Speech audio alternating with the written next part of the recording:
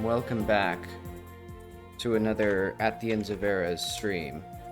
Today will be very thrilling, very exciting, because I'm going to do some UI reworking. And that is, I think, you know, the thrilling content.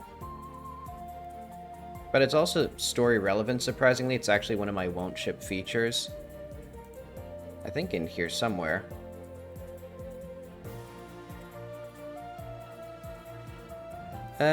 It's somewhere. Where is it? Hang on. I'll bring this over eventually.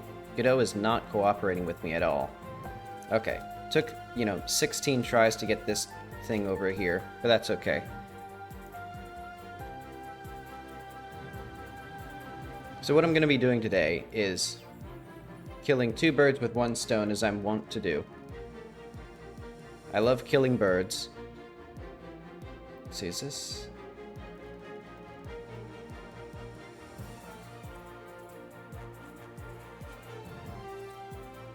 Hat's hair?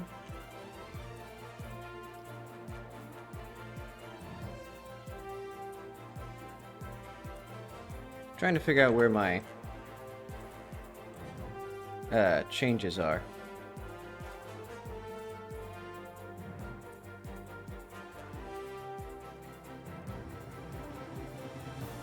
Ah, well, let's just put it in gameplay. So we need wardrobe rework.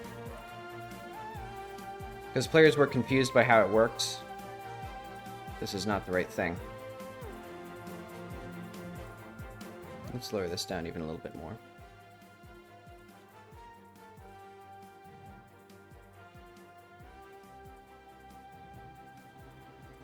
Yeah, because if we go into the game, I'll show one of the issues, because players were, just completely confused by this UI.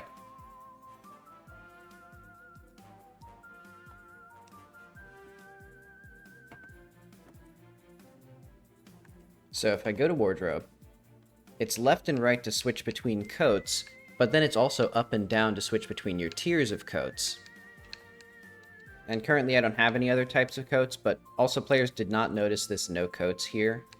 So what I'm going to do instead is I'm going to make it a proper UI where there's like probably going to be, well, also if I do like add item, no, item, what's it called? Flight jacket.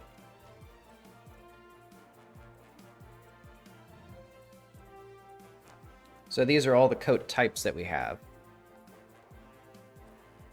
So we can do left and right trigger to switch between them, which is not very intuitive as well, and it's just too many buttons. So what I'm going to do is I'm going to replace this with like a little menu where it's like, it'll say like coat pattern, coat shape, and then eventually I also need headwear and pants. God.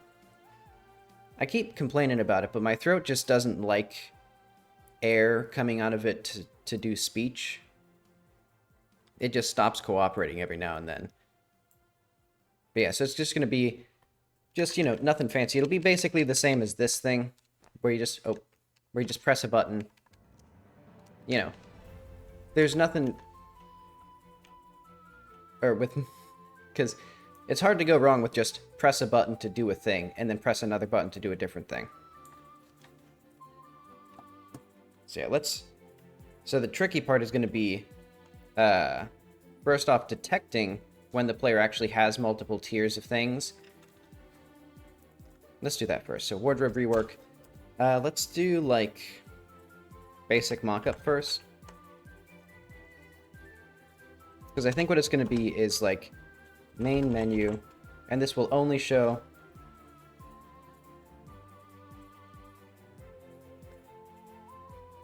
so like it shouldn't tell you that you can get multiple coat types or like provide the button if you don't have it, and then it should like have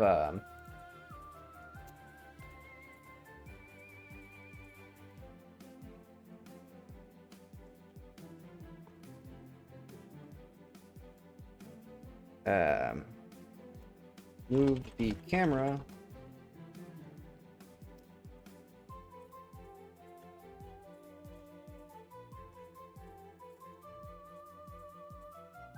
Because eventually there's going to be coat pattern preview, coat shape preview, hair preview, custom hair. And it may come as a surprise, but custom hair is actually story relevant. There's like a main part of the story that requires the player to change their outfit or change their hair.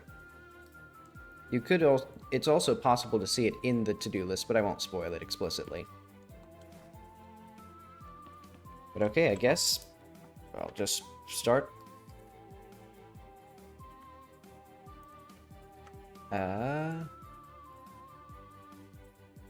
I think that goes the way of the dodo.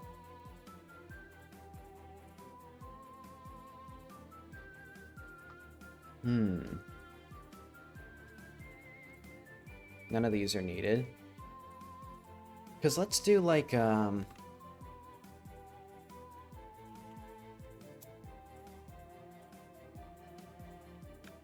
actually should have kept this.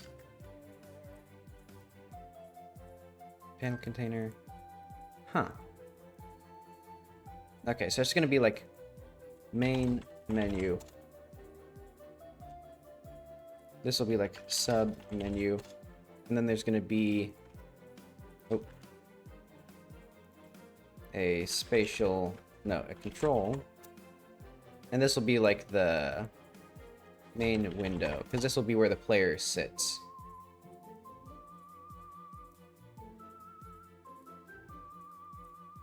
Do these, like... Ah,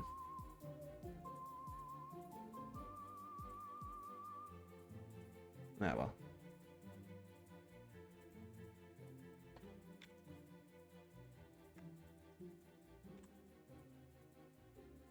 Well, actually, let's have welcome to the wardrobe still.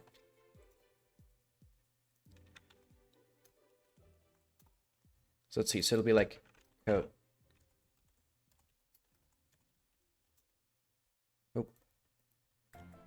Pattern.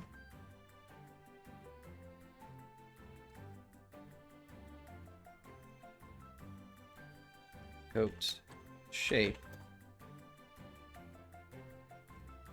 Or like coat style, I guess. And maybe it'll be like, I don't know what order I want them in. I guess it doesn't matter too much right now. And then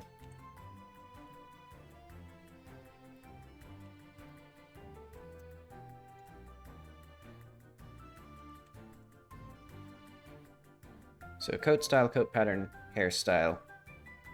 That seems fine.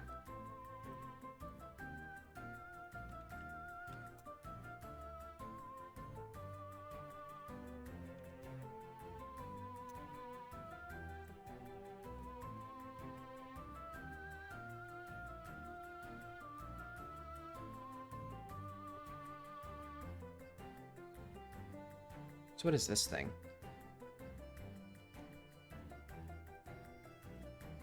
I think I want, actually... Now that I think about it, I don't need these to be two separate things, because I can just have these parented to the left and right, and that would give me more control. So it'll be like... center left.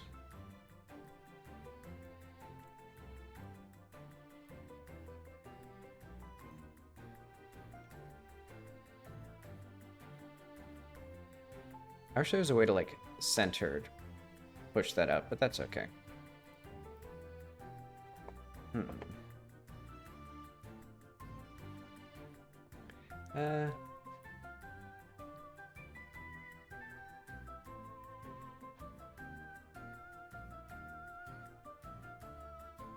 And let's just make it a little bit bigger.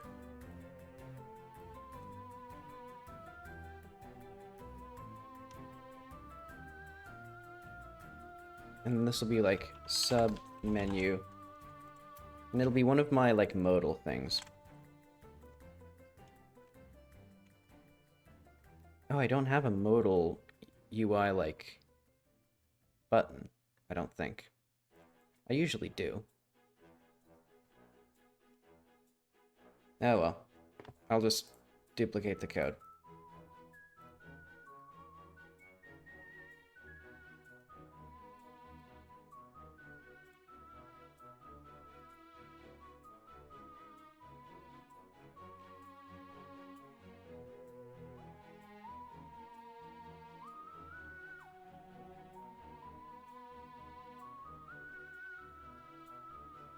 Do we have margins here?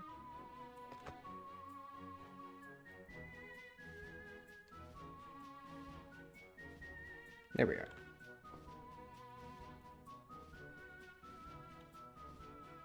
Let's do, I think 12 is what I'm doing normally.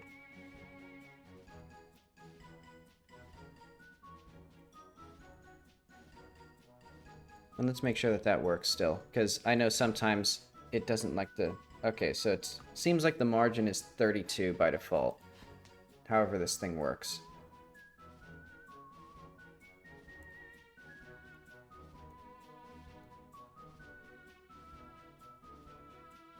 Ah, that's fine.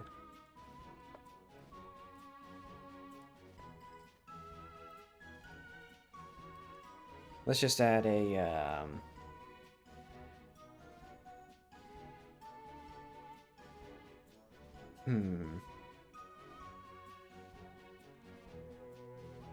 I'm trying to think of what I want for these. So this would be like coat style, or coat, so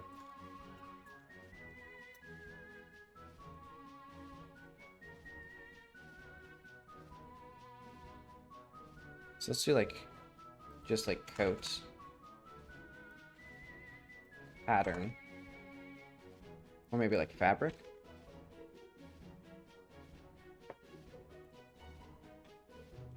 I'll have to figure out the names.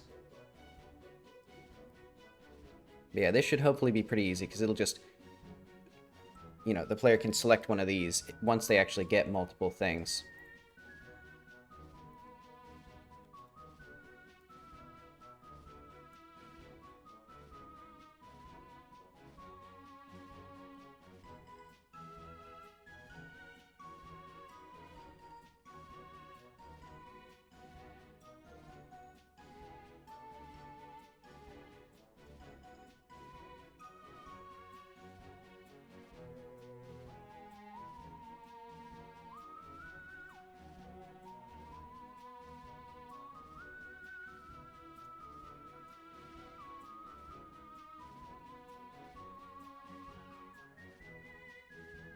I'm thinking how do I want to do this?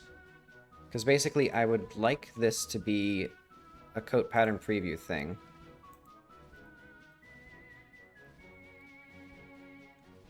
So like,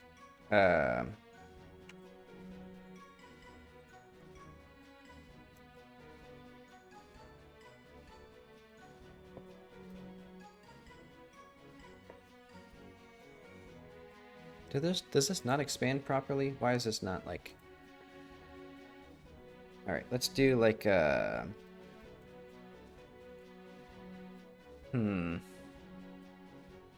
trying to think how I want the direction of this to work. I'm thinking a V-box, and then the different rarities of coat, so that way you can still do up and down to switch between the rarities of them, but it'll be like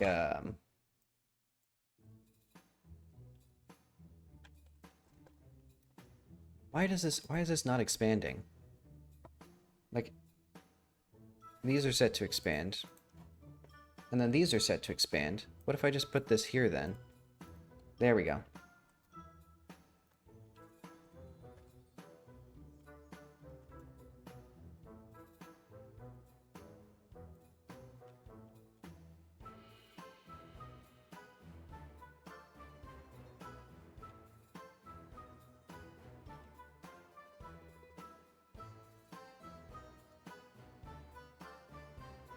So to preview this, let's do like, yeah.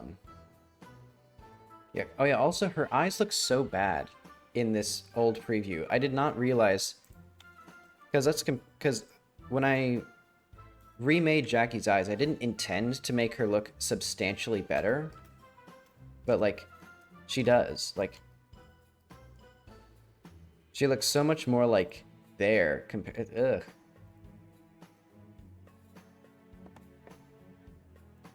Like, how did I do that? How did I make her look so weird without even realizing it? And someday I'll look back on this face and it'll look disgusting, I guess.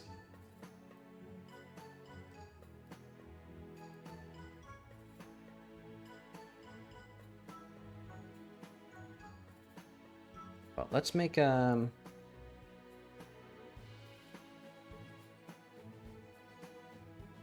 this is gonna be tricky.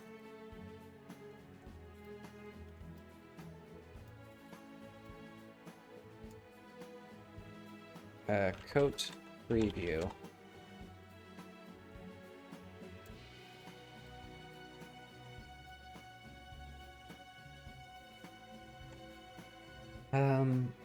What is the...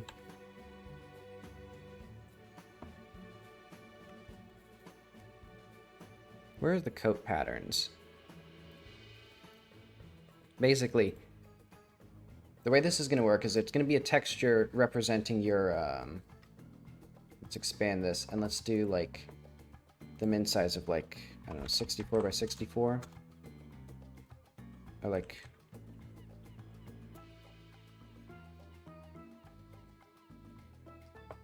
So this will show you the actual coat design.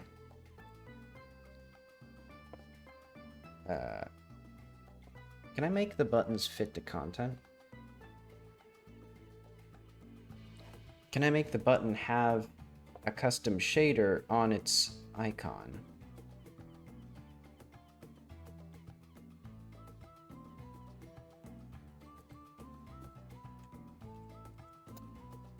Because basically what I'm thinking is, you know, you hover over this pattern and it like highlights it and it shows you the rarity and it'll actually show you the proper colors. So if we go to like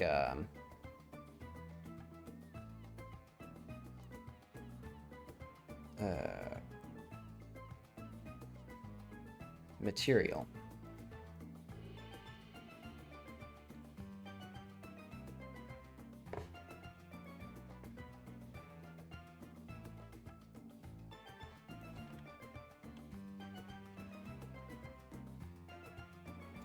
Let's try making this coat shader.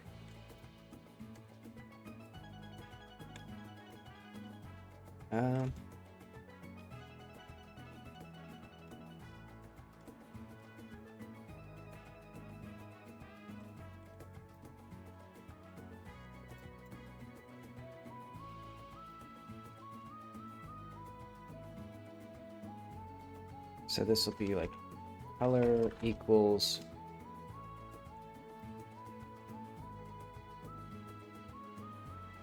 back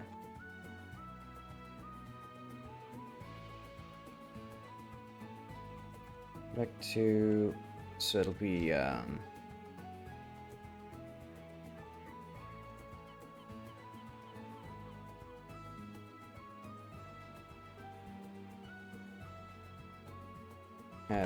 0.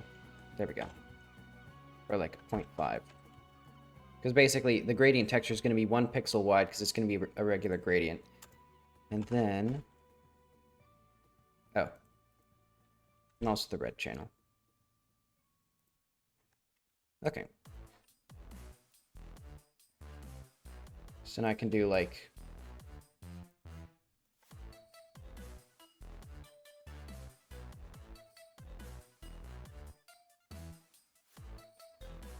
so now this will do a better job of like previewing these coats.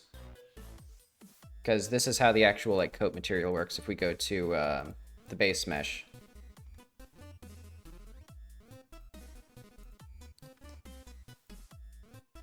So, you know, like here, I can fiddle with the coat and change all the colors that I want.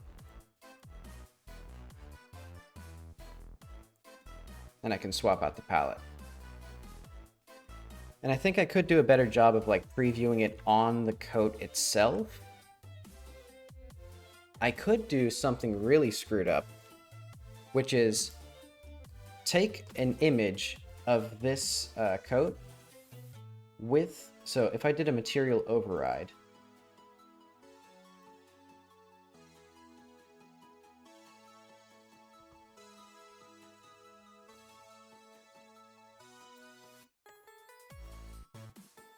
and then render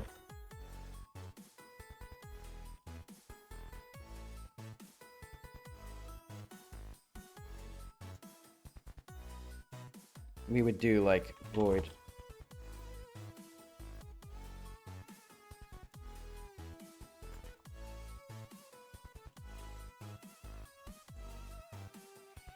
so this will be vec4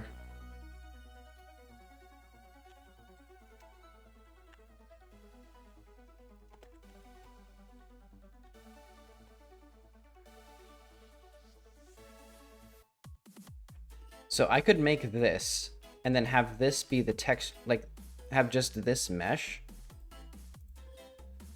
rendered to some sort of abstract thing. And then we do the UV, we just have like a little 5 by or like 32 or 64 by 64 texture of this. Use this to UV sample the palette and then use that to sample the colors from the actual like gradient. That sounds messed up and evil. And I kinda think that'd be cool. So what I'm gonna do is I'm just gonna save this as tools debug uv.material. And I'll probably just make a new scene with that.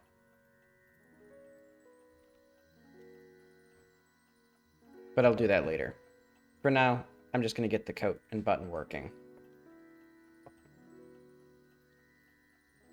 Actually, I guess I can just do here.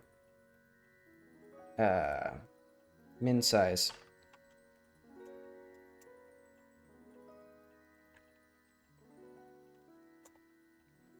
There we go.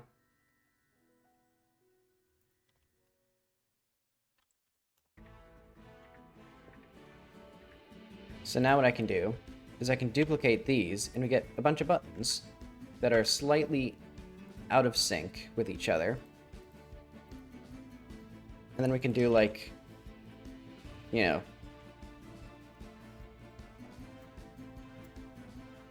fancy coats or whatever they're called.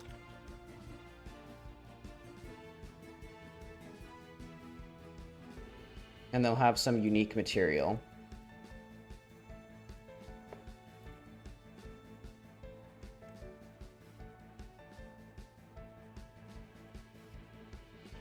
I do actually think it'd be really funny to have the, hang on. I'm gonna actually make that little debug thing right now, I think. Or at least try to. Let's go to,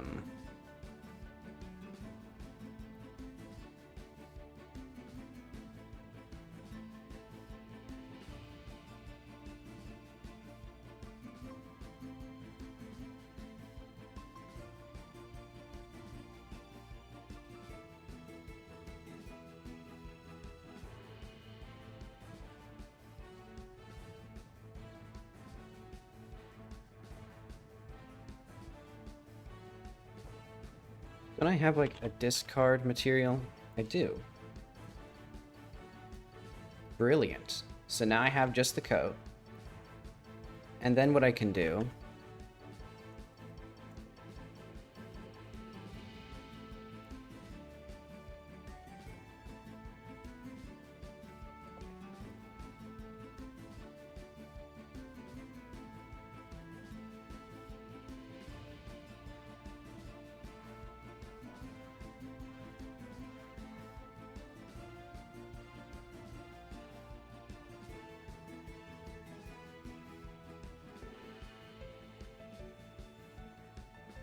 And this way I don't have to have a viewport to render like each coat model individually.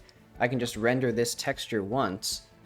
Let's also make this, so this will be maybe orthogonal? I don't like that very much.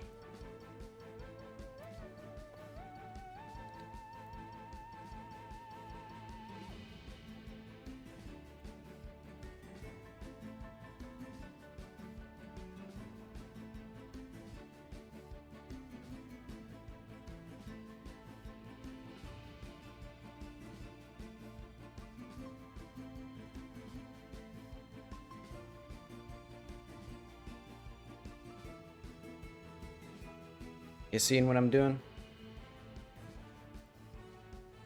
Let's do like that. Global.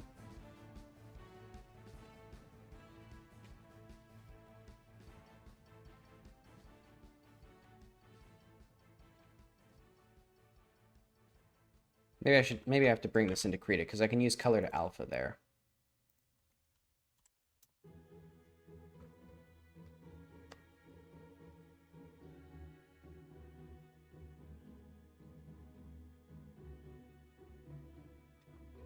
This will be fun to see if it actually even works.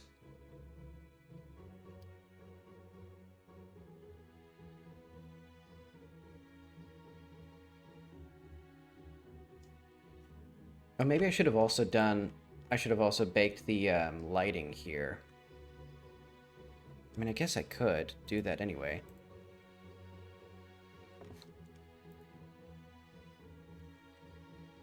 Ah, well.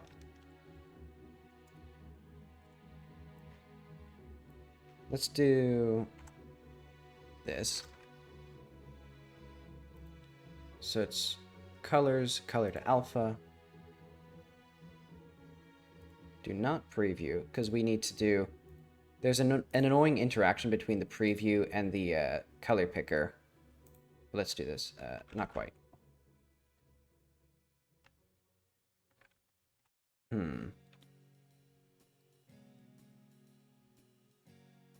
Maybe what I should do is have the environment be some... I know.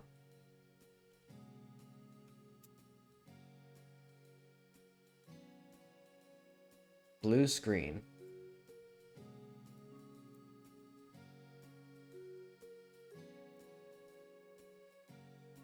Because we're using the red and blue, or we're using the red and green channels, so if we do this, then there's no blue whatsoever. And then we should be able to do color to alpha.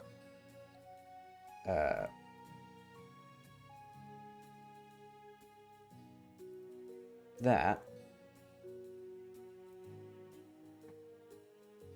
So let's do a maximum threshold. That's not quite what I want. How does that not work? There's literally zero blue. There's literally no blue whatsoever. Let's...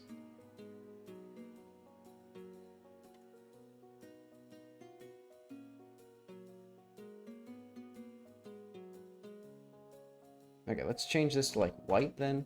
See if that works. Okay, I think it did work, actually.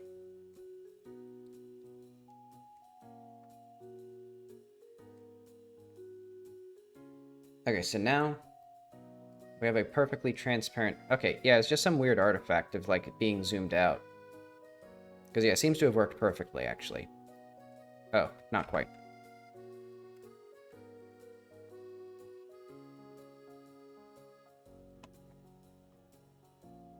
Hang on. Let's check. What are the blue... Yeah, there's zero blue. There's zero blue whatsoever in here. So how do I turn the blue transparent? Any blue whatsoever.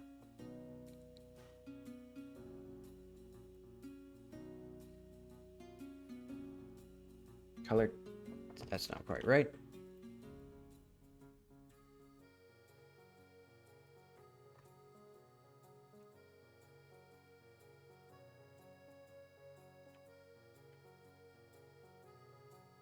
Oh, wait.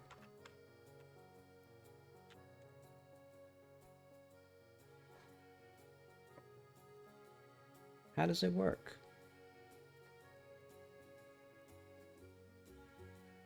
So I want no blue. But it's like there's clearly blue.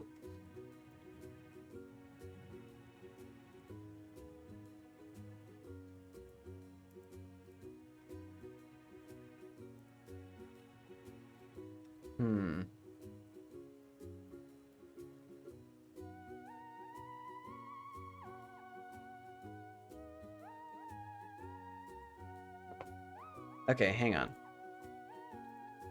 Krita remove color channel. Or something like that. Because maybe I can split it into the red and green channels.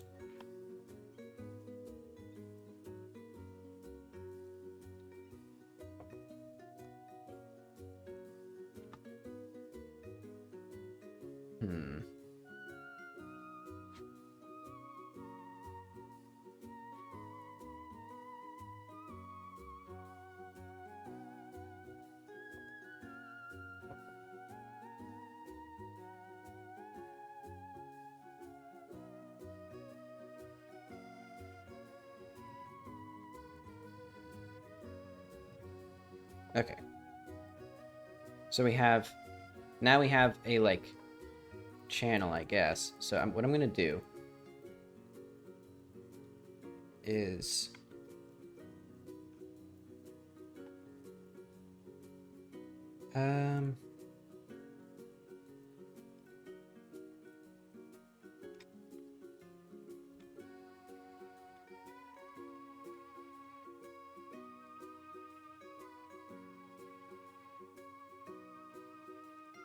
How do I get the alpha mask?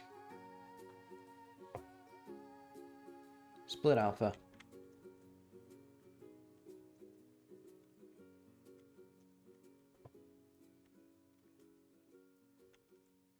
How do I put the fucking color into the alpha? How do I put that? How do I merge it into the alpha? How do I paste a color into the alpha?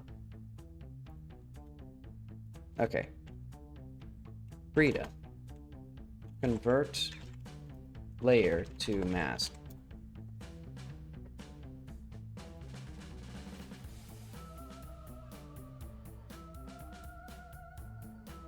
Okay, that's what it is.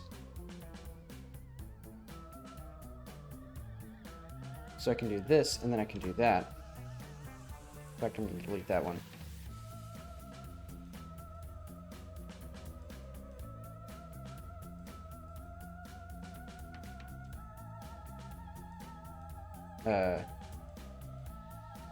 Do that again with this. Oh wait, I have to change this.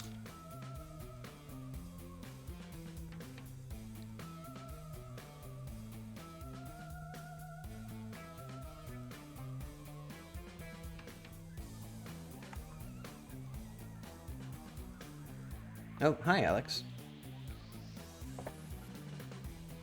Krita invert color.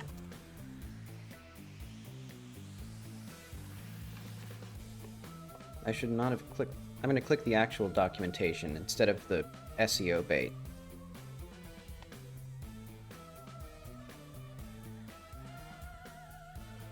Was not what I wanted.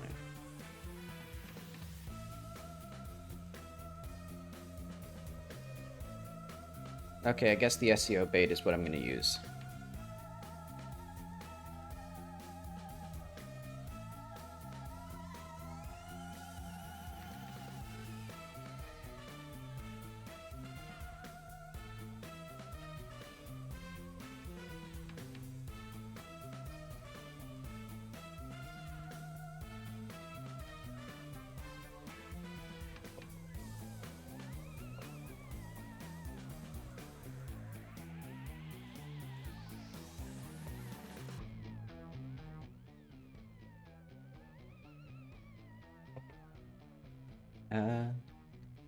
And I guess I can just do this way.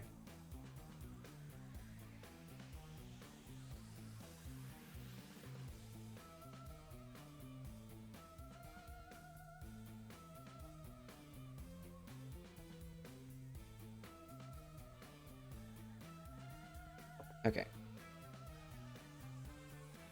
And then I'm gonna do,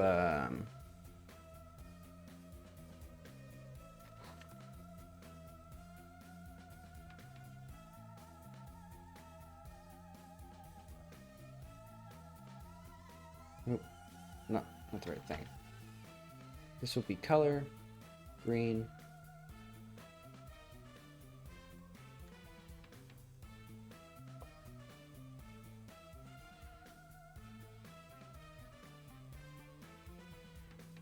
And then this will be, that's why this whole grew.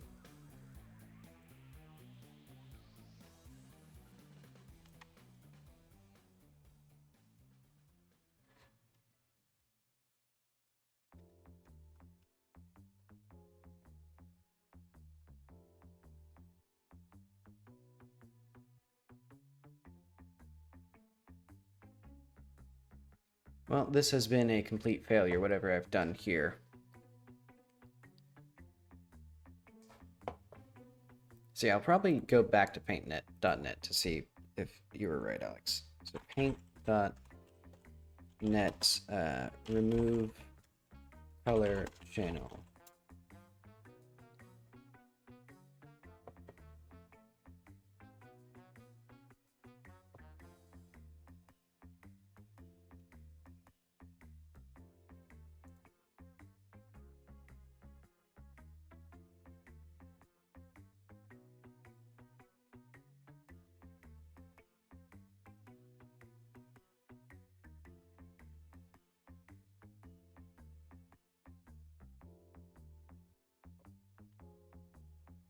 So this must be... Yeah. This is a mess.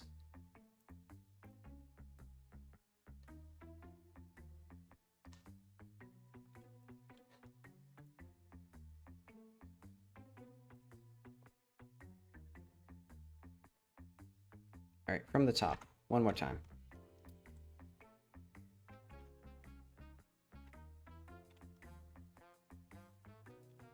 And I'll have a backup just in case I can't do this. Okay. Because I think I really should be able to do it from Krita's color to alpha. You would think, because there's literally no RGB channel. So like RGB.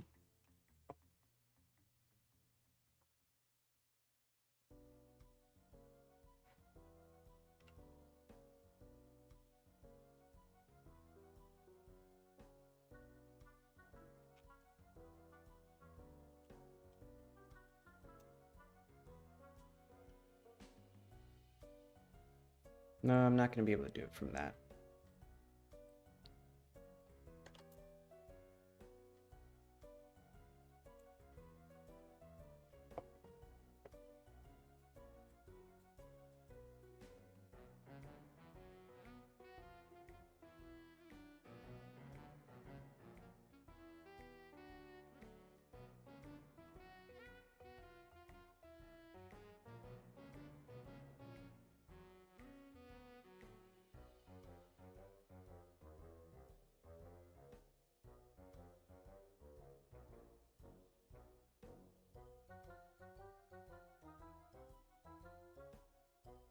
Yeah, so I think it uses some like wankery filter instead of just using the RGB differences.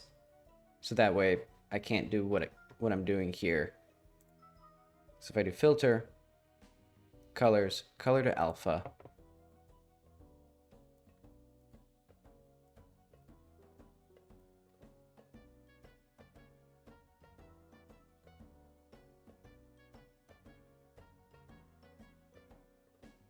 It just doesn't work right. It just doesn't work right. It makes it partially transparent, even though they're not similar at all.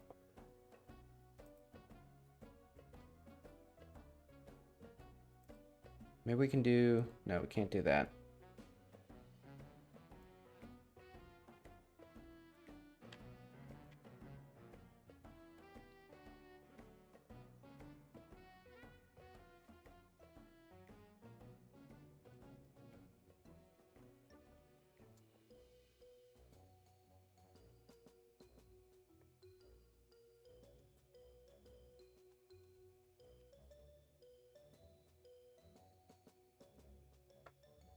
And the problem is, this is a very specific thing that I want to do. I want to convert the blue channel exactly into transparent... Well, I guess what I could do, actually, now that I'm thinking about it,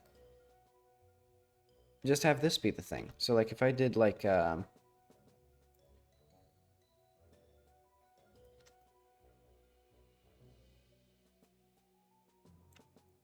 if I can figure out how to get just a square texture of this.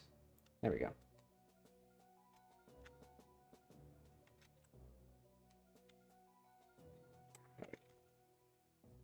Uh,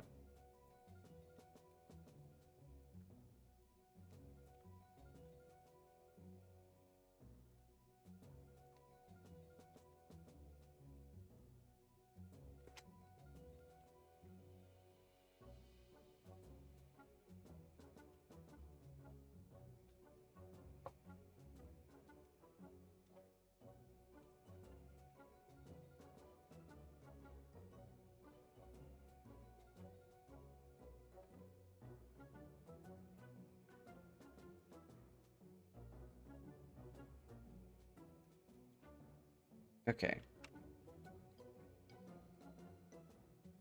So now we have a square.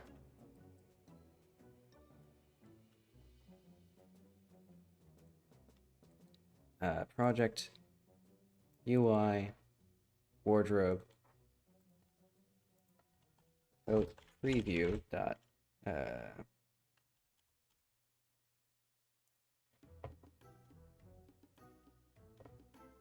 okay. So this will be like, this will be coat preview.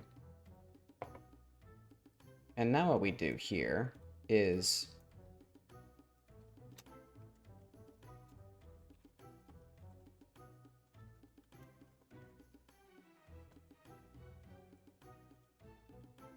so we're going to do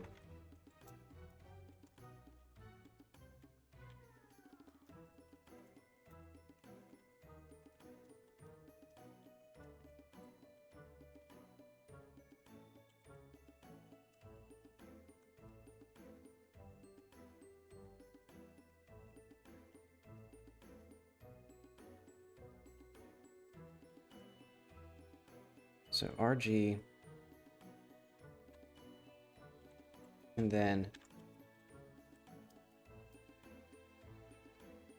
float,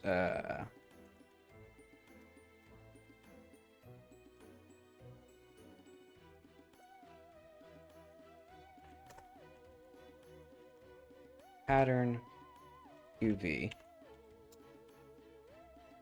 and then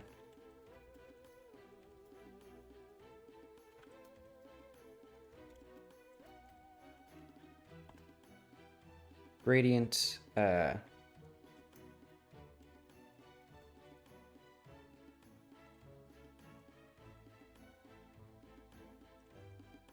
RGB, and then 1.0 minus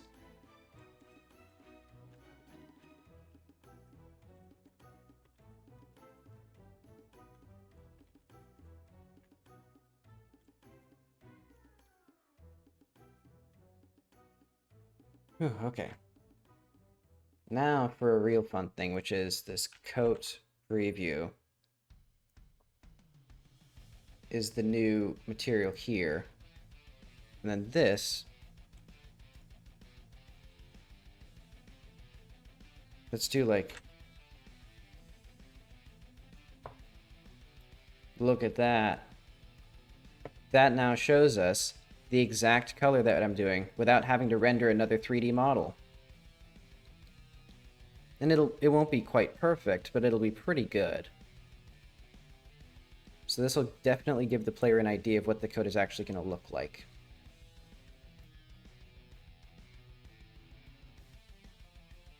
I mean, kind of. Oh wait, I just realized. I think because it detects the 3D and 2D usage, I'll have to figure out how these work.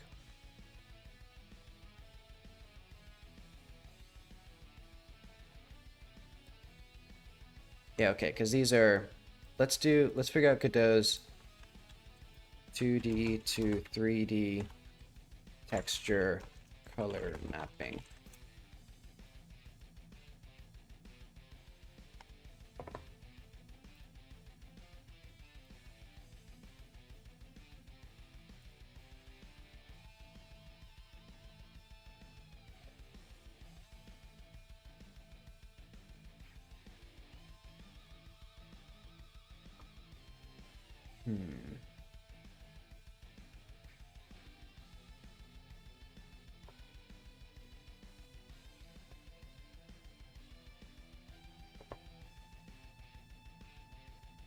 Because if I also get... What should I get?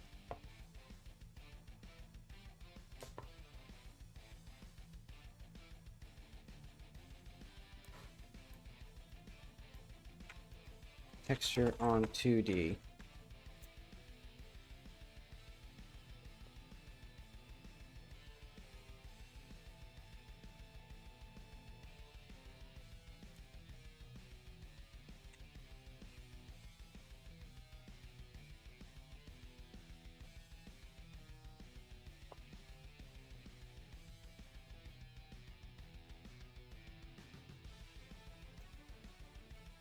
Because I had the same issue with like UI prompts that would be either in 3D or 2D with the same texture, where the colors are different.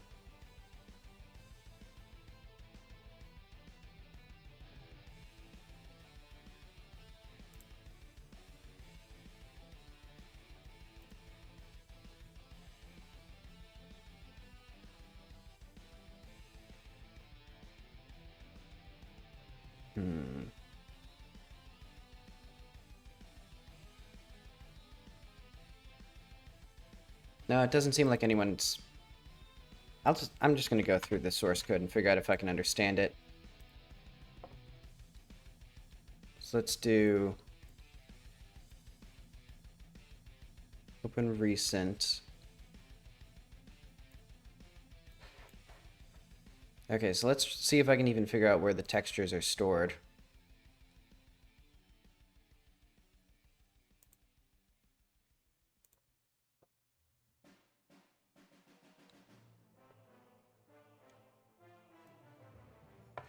I want more relaxed music.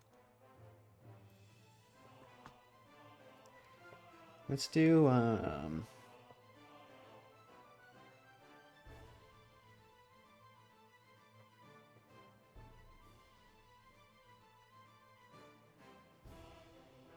the obvious choice, I guess, Card City Nights.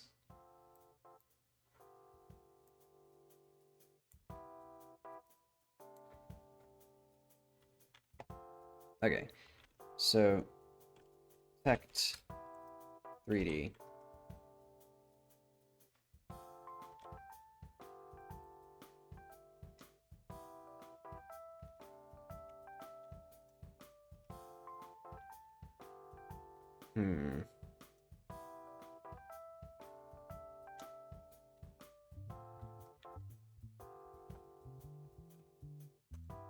Wait, if we texture set detect 3D callback, we set it here, and then that just calls the text request.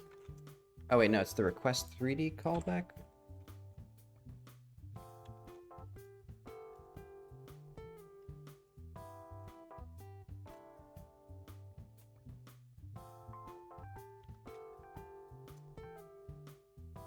Oh.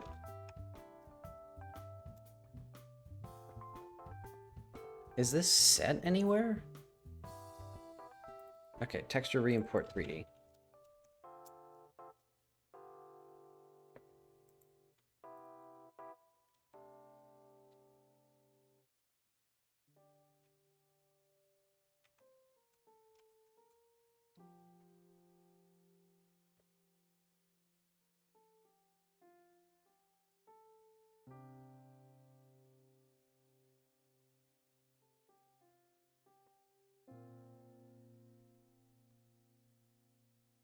Hmm.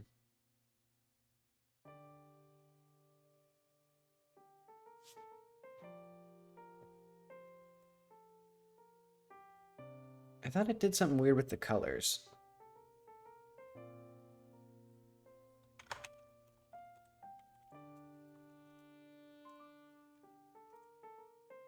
Maybe it's sRGB that does it? Because I think it's specifically the gradient.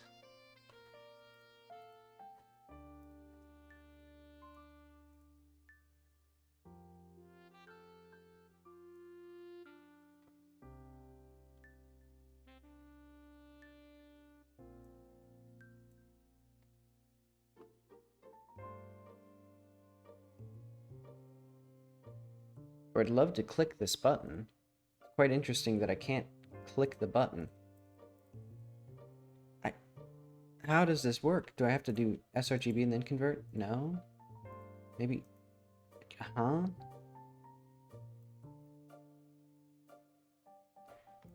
Alright, I'll do it in the shader then.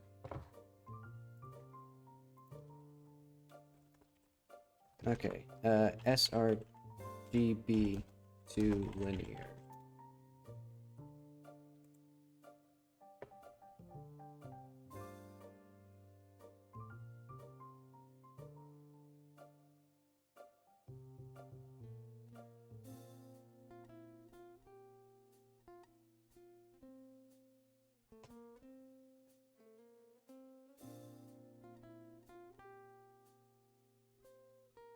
By applying the sRGB electro-optical transfer function.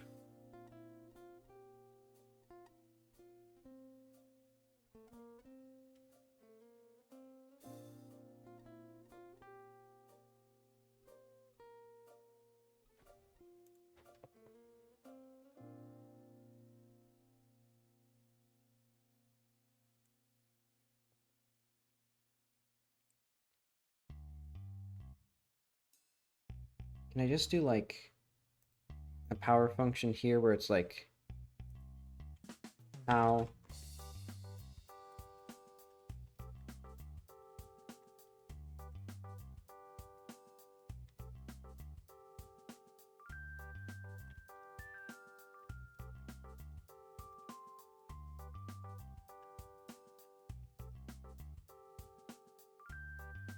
it didn't quite work.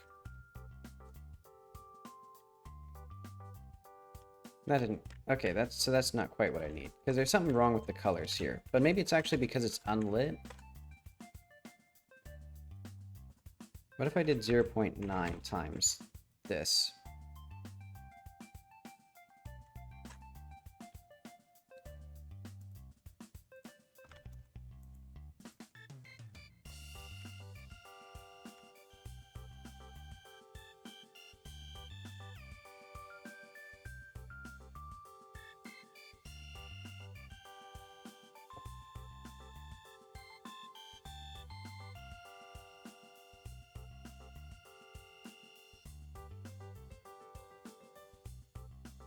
Let's try...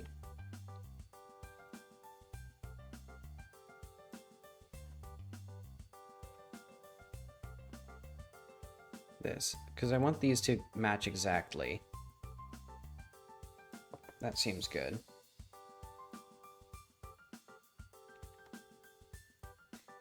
And then we're gonna do...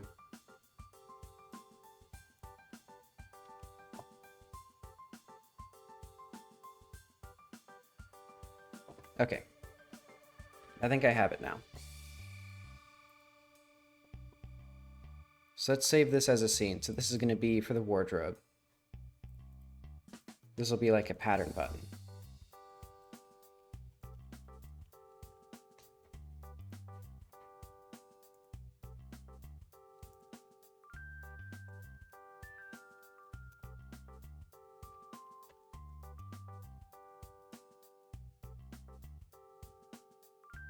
Okay, and then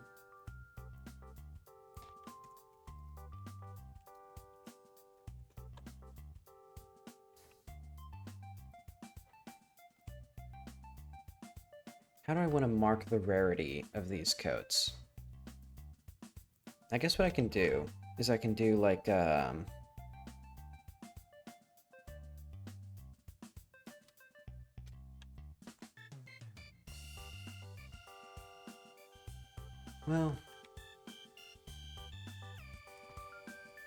I guess I could just not bother with it.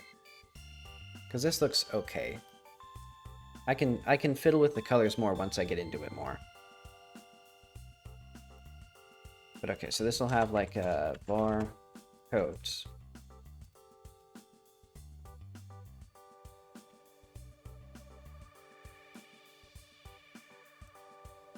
That's not quite what I want. This is.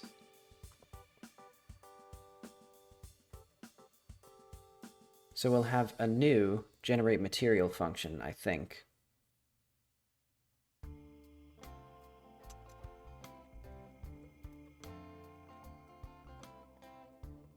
Or maybe like, this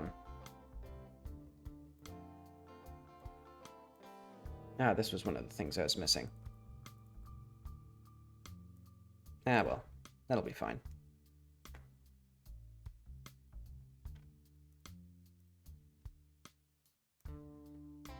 And actually, now that I'm thinking about it, I have another cool idea for this. Oh wait, I don't have the normal. Because I was thinking, like, I could fake the shading with a simple dot product, but yeah, I have to encode the normal with that.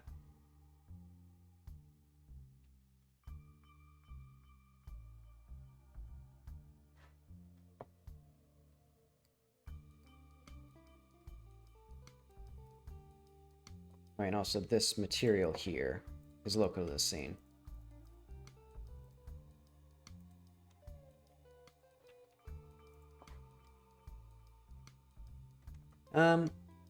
I guess I don't really need any, but I would like to have just a little bit to see the contours of the body. Because I could just get a normal texture from my little preview scene as well. I'm gonna do,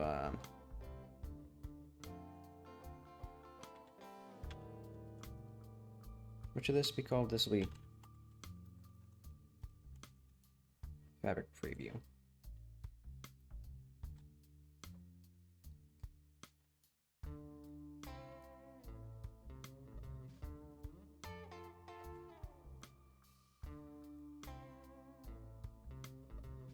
So let's say the coat will actually get like function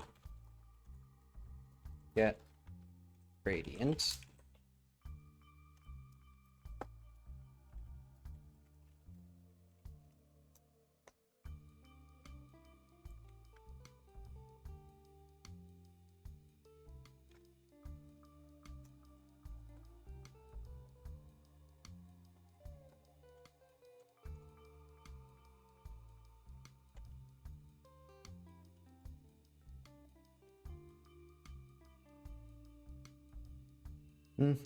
Yeah, that's what I was thinking, but I just don't want to bother with getting the... Because then I'd have to get the normal maps aligned, because I just have a scene that I just took a screenshot from.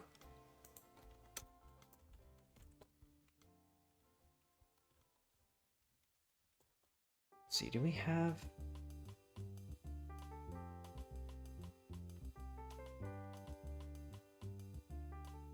I think that's all I need from here. I think everything else is actually generated upon getting it. Okay. So let's do like function set coat.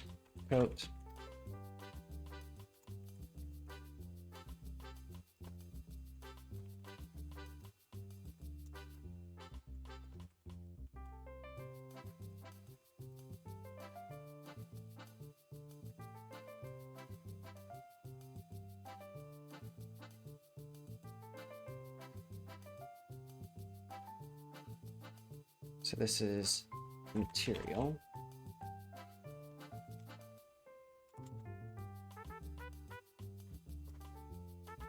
Is this? Oh, there we go.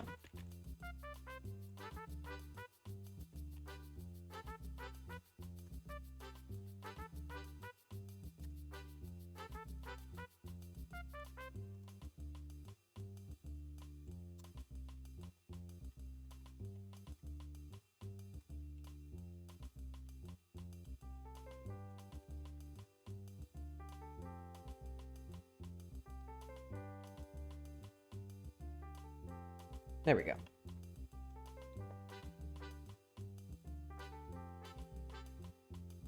So now we have the fabric button, and I think for now, I don't even need this main menu here.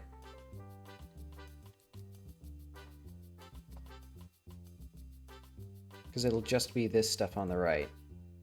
And then let's make this, so this will be like our row.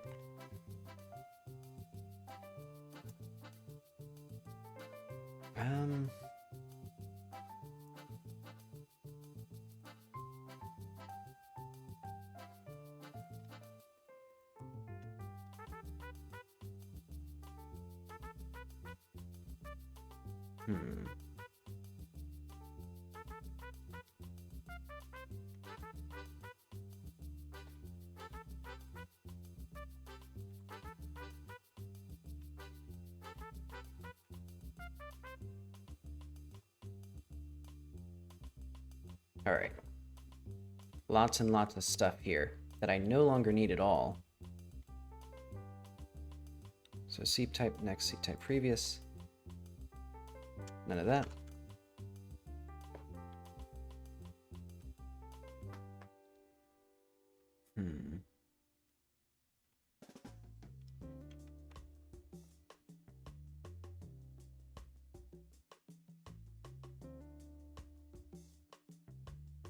Alright, this is going to be now a disaster, because none of this stuff... Yeah, none of these are needed. Instead, what we're going to do is... Let's get a packed scene. Our fabric.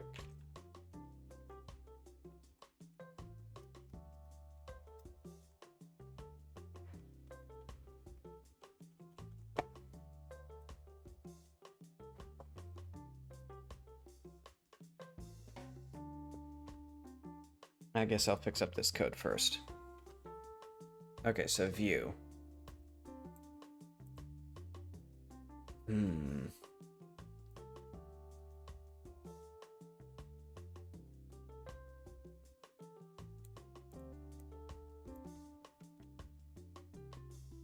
of that.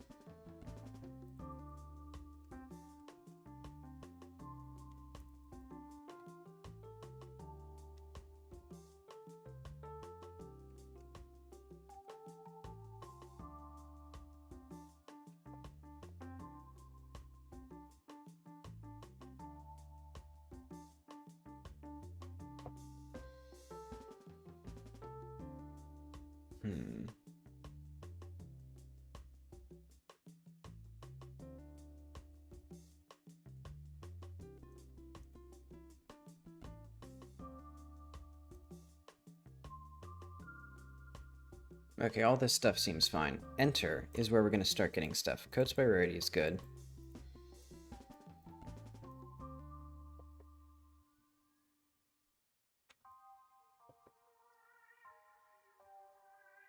So we no longer need this function view at all.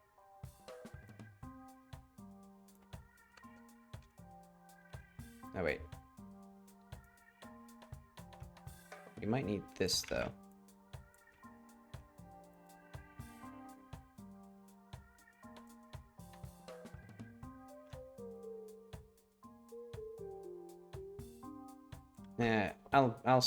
I'll set the code type later.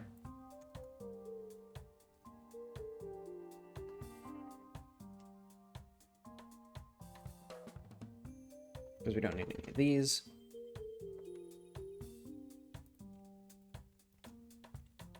format. So let's do like...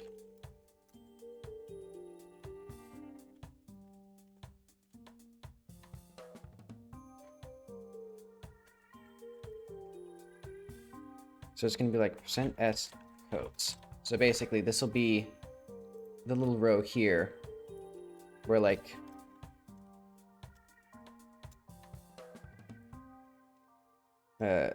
plain coats. And then our list of coats, and then it'll be like fancy coats underneath it.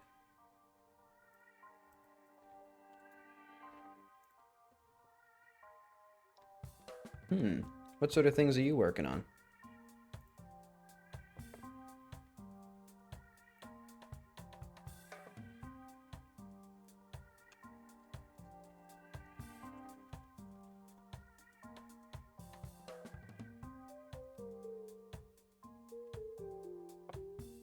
Ah, okay.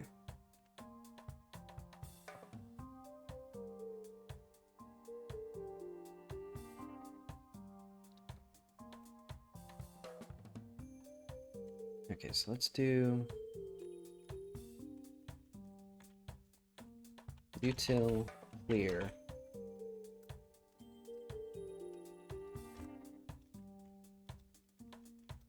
I know, if we're exiting,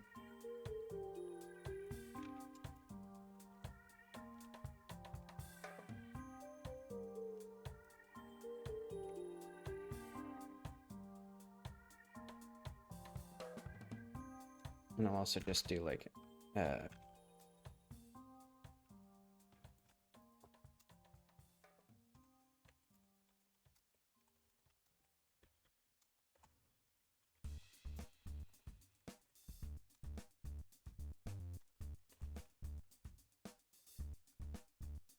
let's do like patterns list. And this will be like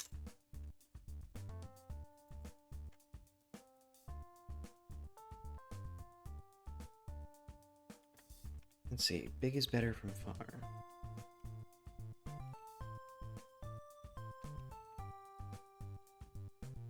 Let's see, I'm not sure I've heard that phrase before.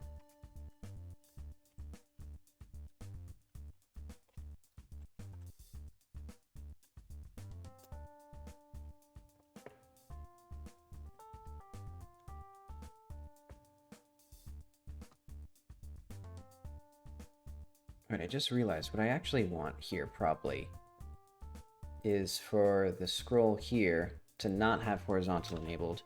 So it'll be when you create this, it'll create the label. It'll create a scroll container. Then it'll create an H box. And then in that H box will be these.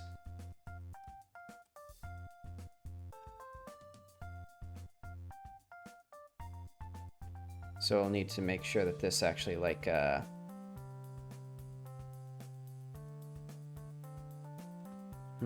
do we deal with this?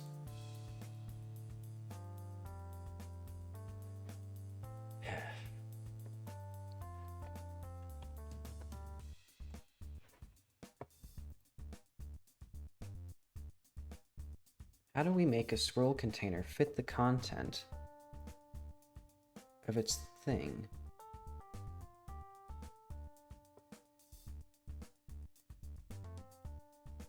Because I guess what I could do is I could just set this to have like a minimum X of like, what if I just make this expanded?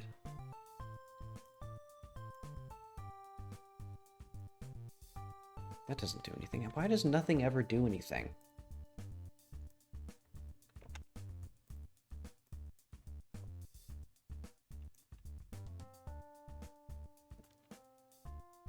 And if I do this, what happens if I do this? Just as I feared. Okay.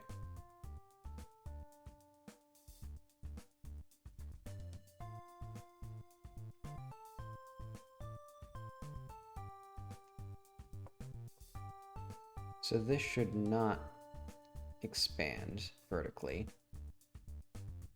But it should at least have, like... that, maybe? That seems okay.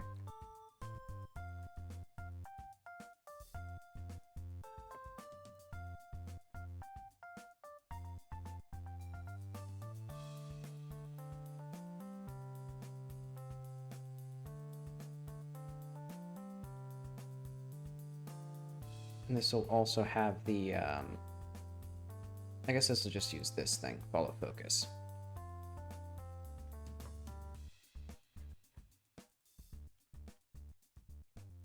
Okay, so now I have how these are going to be set up automatically.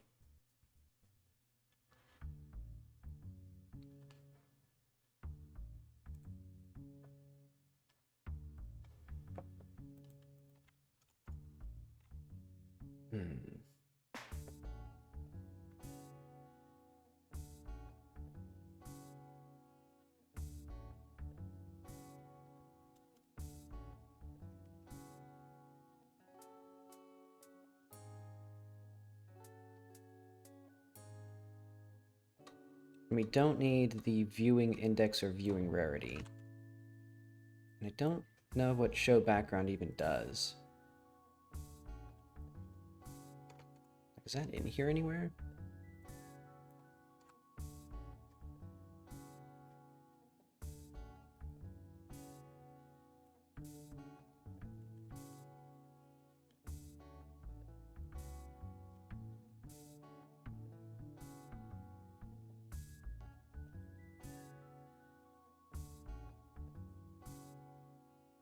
Okay.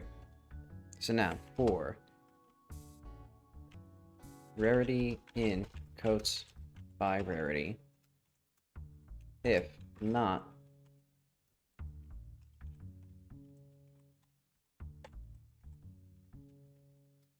if it's not empty,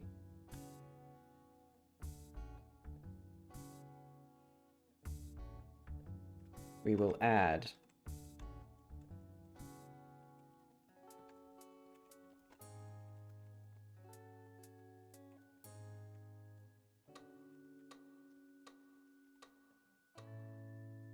need the rarity names here. Oh, my mom's calling me.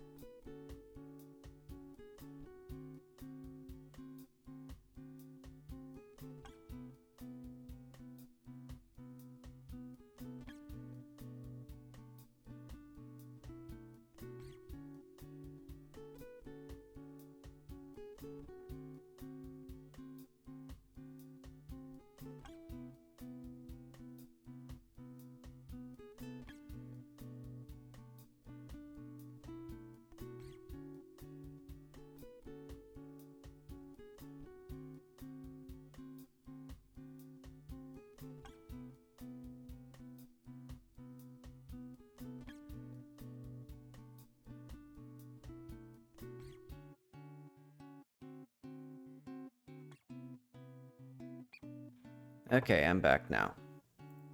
My mom had a rather stressful Christmas, it turns out, because she was about to travel somewhere, but the cat got in the under the hood and got sucked into the alternator belt, it sounds like. So it sounds like the cat is actually fine, but it was very injured, very stressful to get the cat out because she had to cut the belt or get someone else to cut the belt. So yeah, it sounds like she had quite a time there, so. So I'm hoping the cat does alright. It sounds like the cat's actually going to do okay. Which isn't universal for cats getting stuck in alternator belts.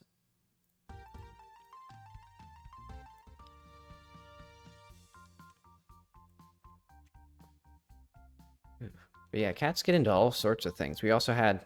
I won't go into it. I don't think cats dying in horrible ways is the Christmas spirit, especially for the last stream of the year, because I'm just gonna... Because I've realized I'm sort of like... I think it's probably winter, just mentally draining me. Ah, well, it's okay. I think I got most of the logic for my wardrobe, though. Let's see, so let's... I don't need this one. So I'm going to do... Where is the coat color?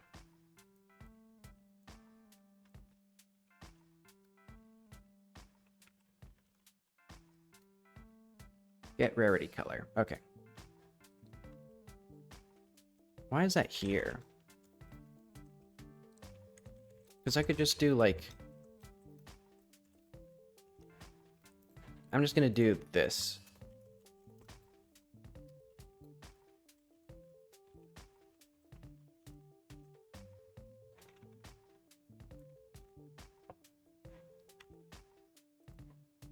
And we're going to have a static function here.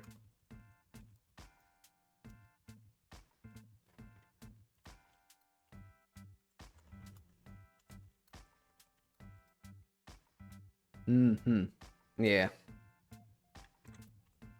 Yeah, I grew up on sort of like a Nebraskan, like, homestead thing. So it's sort of a farm, but, yeah. Animals die a lot out in the country. You know, because there's just the big vehicles and the animals and all that stuff. Alright, so I think...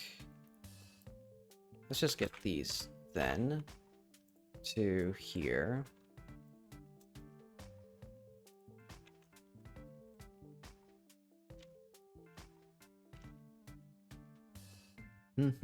Yeah.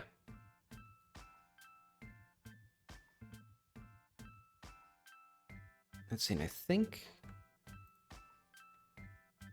I guess let's... Oh, wait, no. Didn't quite work.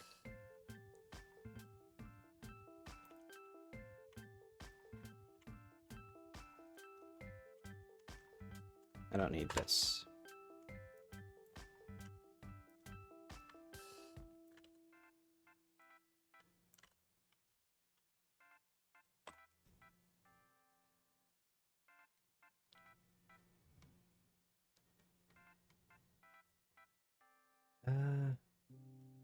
Oh.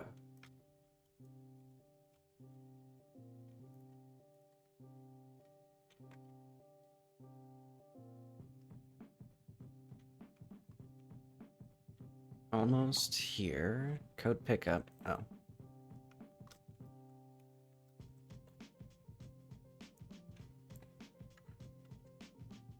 Wait, can't I just do...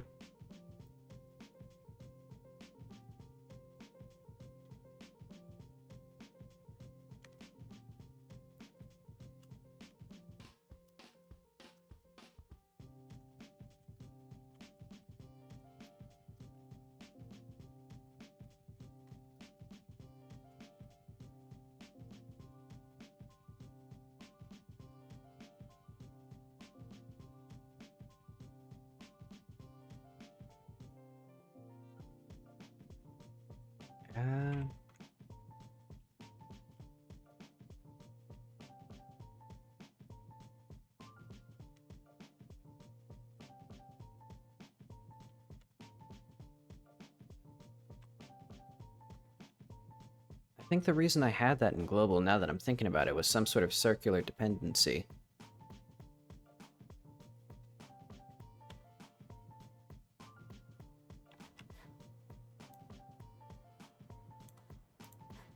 And also, I guess the worst part about the, like, frequency of, like, animal injuries is that they tend to happen when you're already really busy. Because, like, she was going somewhere for Christmas, and that's, like, you know, so then you can't, like, an Indiana dairy farm. Yeah, I can imagine, like, a lot of... And also, cows get some, like, bizarre, like, issues. Oh, wait. Didn't actually set this up properly.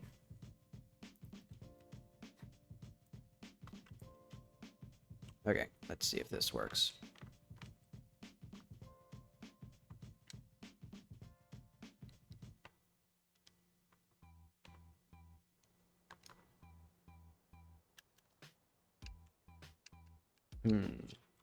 Plain code. Oh wait, there's more stuff that I need to set here, isn't there?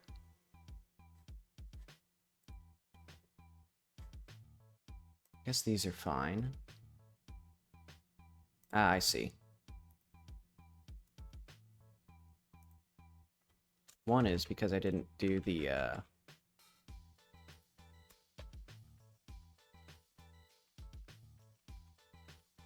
need to add this here, and I also need to do,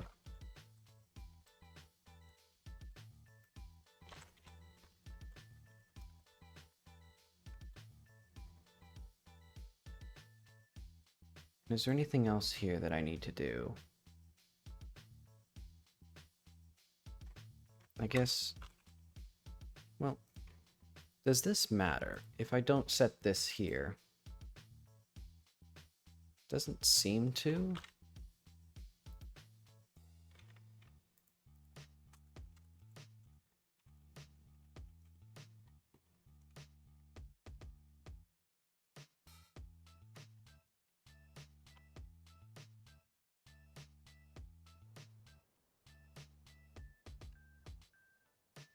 Alright, so now all I need to do is get the colors looking better, and also we can focus in. So, like, let's do,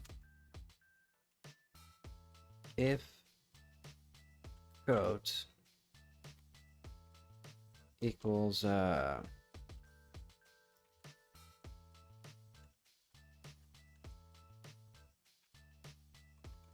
let's do, like, old coat. Call deferred, grab, focus. And this should inevitably happen with all of these.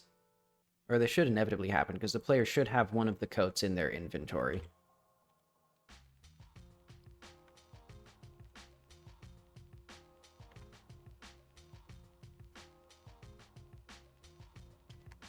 Alright, let's see.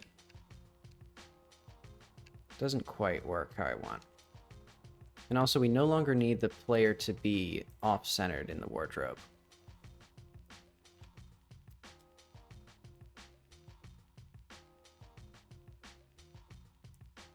So I think it'll be like... X... No, it'll be like this, maybe.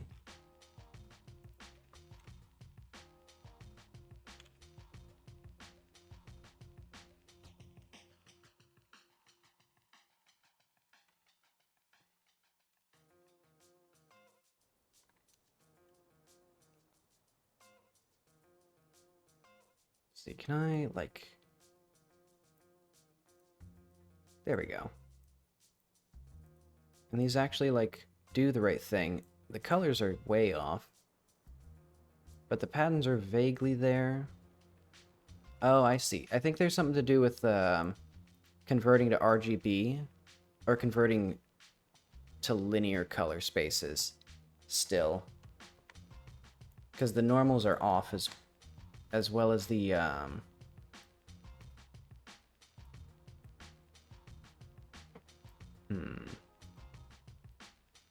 How do we fix this? Because Godot does some weird things with its converting from sRGB to linear.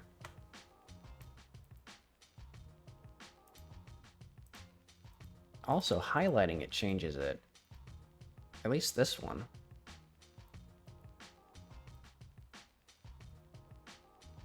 What's that about? And only that one, specifically.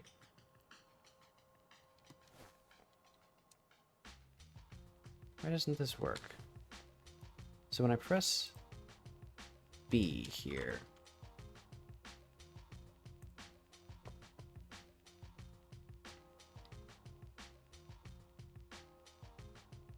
Enter... So... UI cancel. Set current code, old code. Why does this not work?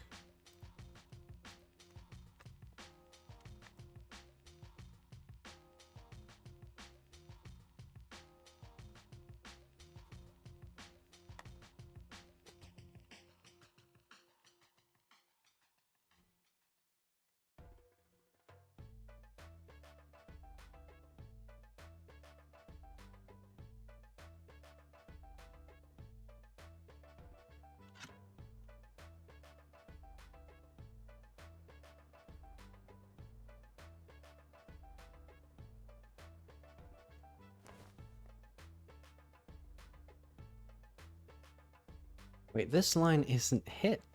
What the heck?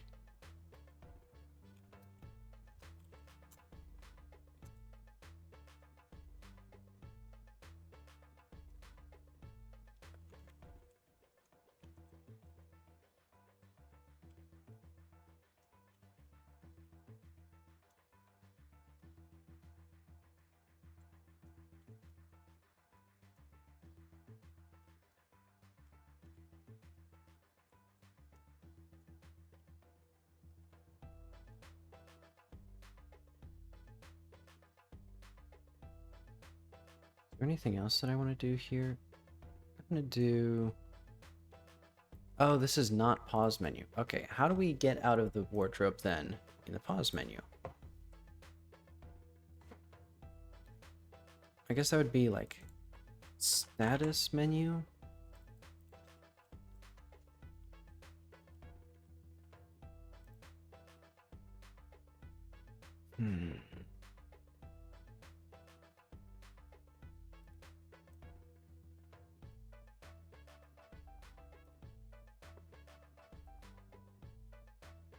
So it just does UI unpause here.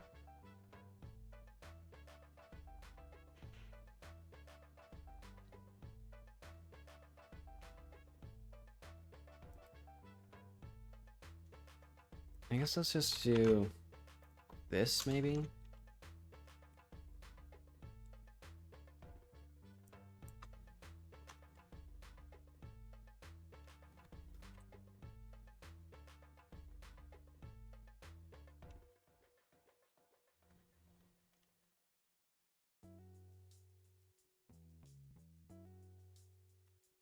Okay, let's see if this does what I want. Because basically when I press B in the wardrobe, it should cancel and switch me back to my original code. Because that's been a minor bug for this entire time. Okay, so like let's click this one, and then I press B. There we go. And then let's press A, and then it confirms it. And eventually I'll need to do a little bit more than that. Ah, well.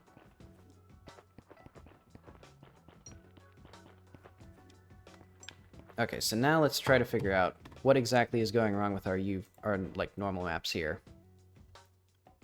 So I think the first thing is, or not normal maps, UV map. Because I think, let's go to base mesh. Let's just copy this material.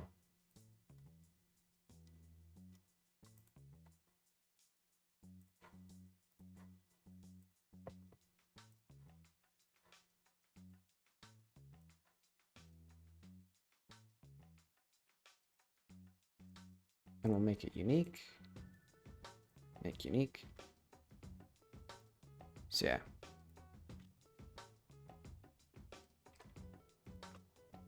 pretty clear that it's not the right colors. So I think what it is like...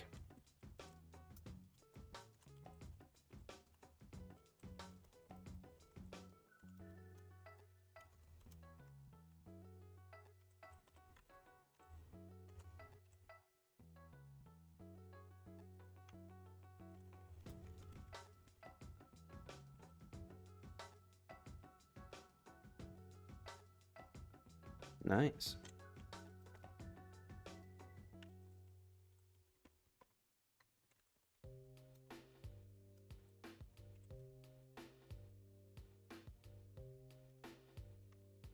This looks... Is this better? Is this closer to what I want? I don't think this is.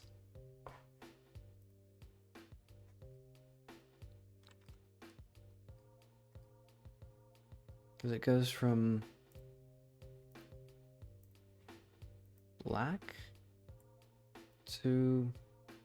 Okay, so blue to black, purple to blue. And this one kind of does that.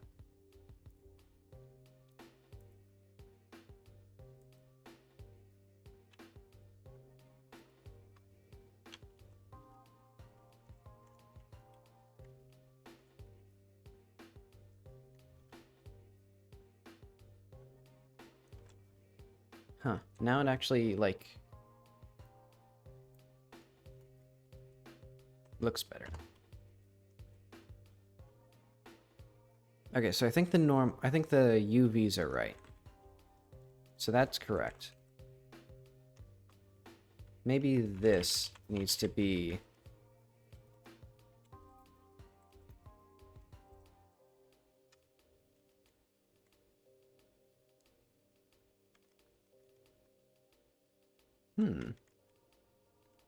Let's see. Oh, no worries. I've been liking 2020... Well... I guess it's been okay. There have been some incidents, I guess, outside of my life. But it hasn't been too eventful for me specifically. So this kinda... Where does this go that I don't want?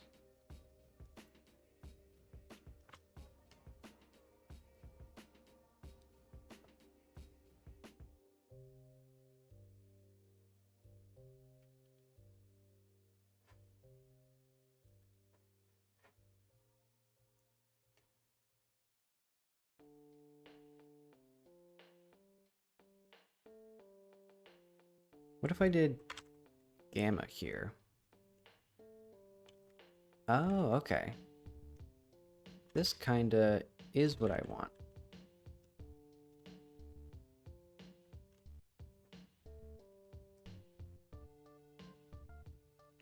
It's a weird, like, texture there, but otherwise this is okay. And then what if I did the exact same thing here?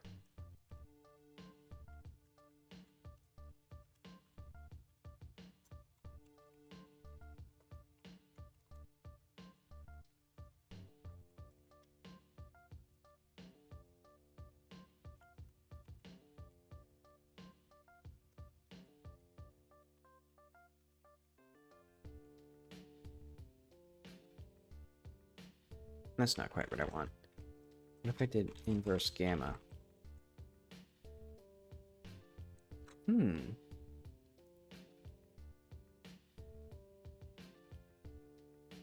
That kind of works.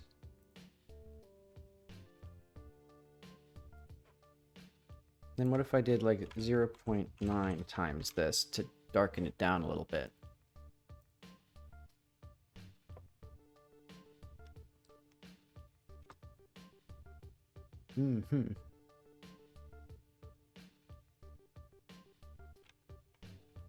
Yeah, it's been pretty, I guess, serene. At least for me specifically.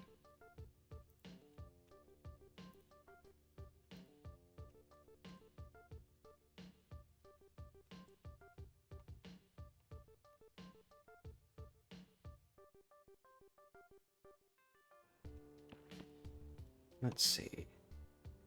Now these are looking better. And I think I may want to actually wind up doing the normals.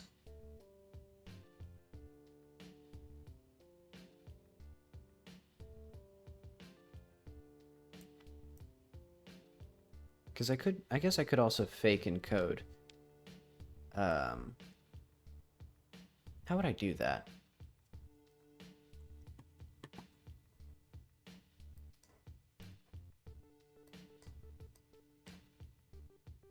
Because I'm thinking if we go to this coat preview scene. Oh, wrong thing. Coat preview. Let's get a viewport.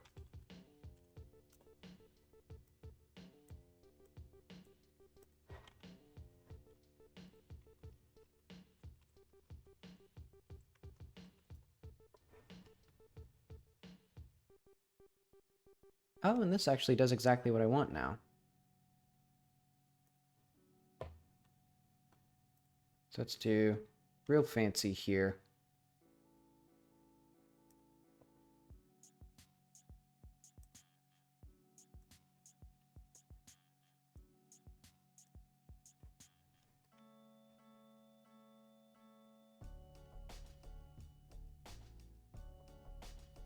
Let's zoom this camera in.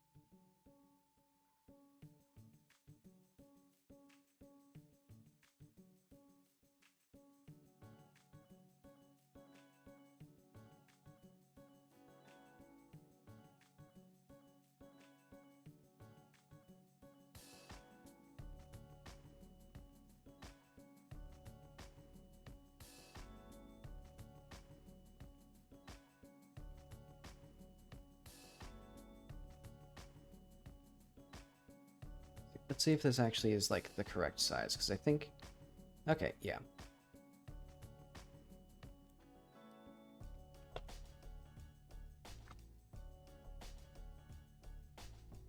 Oh, nice, yeah.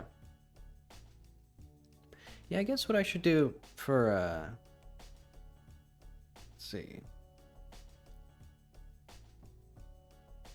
Yeah, because I've been running regularly, so I guess I could try... What would a target be? Maybe running 2 miles in 14 minutes. That could be pretty cool. Because I'm at, like, 16 or... Yeah, I've gotten to 16. And I'm aiming for 15 now. So getting all the way down to 14 would be pretty cool. Because I would be definitely faster than I ran a mile in high school. But also,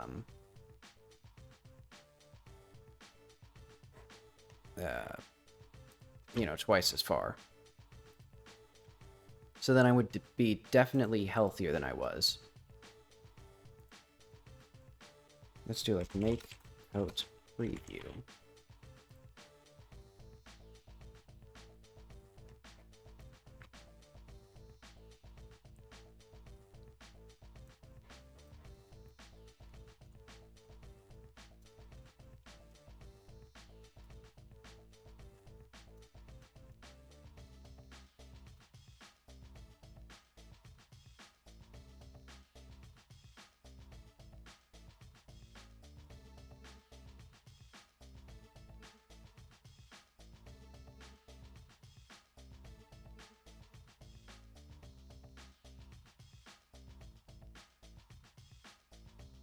So this is...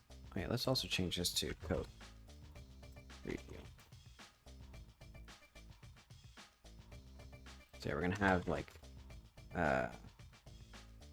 var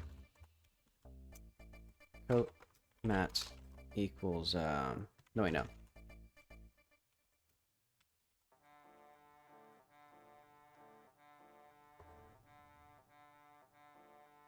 Tools, debug UV.material.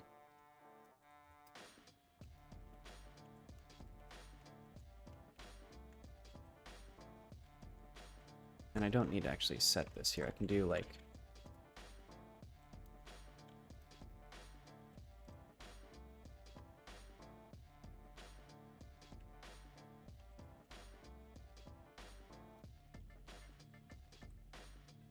So is this what this is called? Debug UV.material. And then I'm going to have another one for normal materials.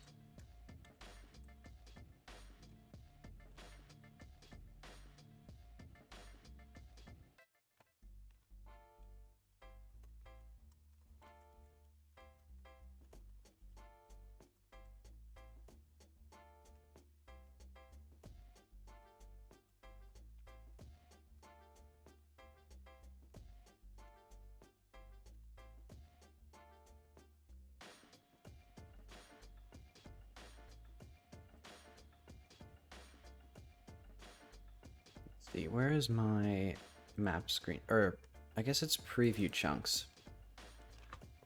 Yeah.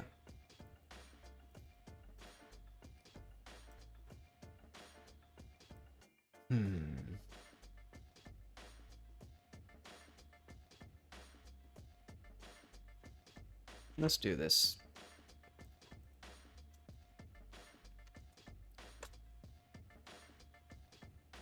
And it'll be,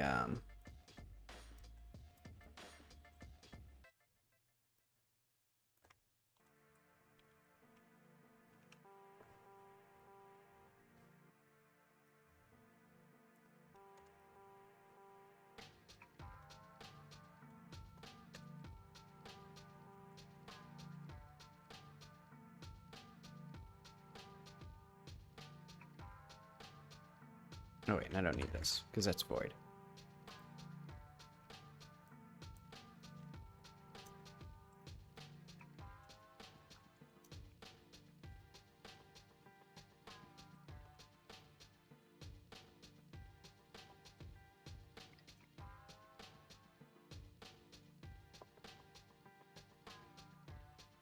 Okay, so now I need a new material.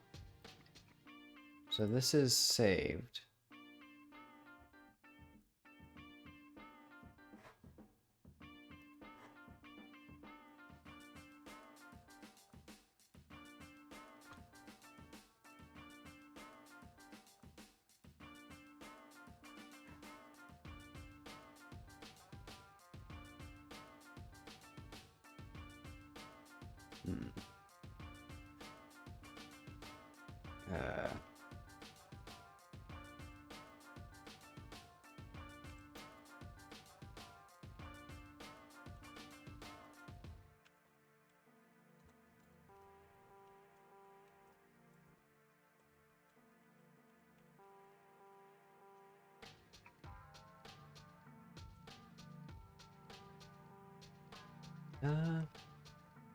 What if we did...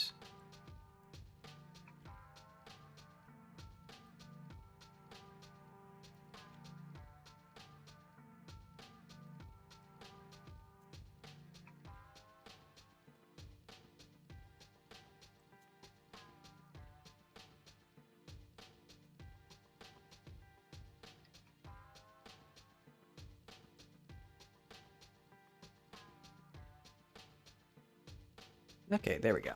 So now it's consistent. And now what I can do is maybe have this. Oh. And it'll be like... It's like UI, wardrobe.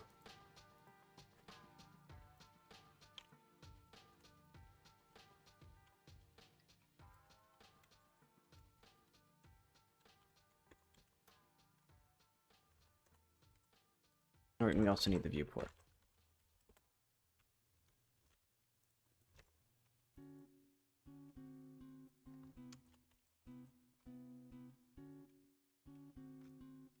Let's see if this worked.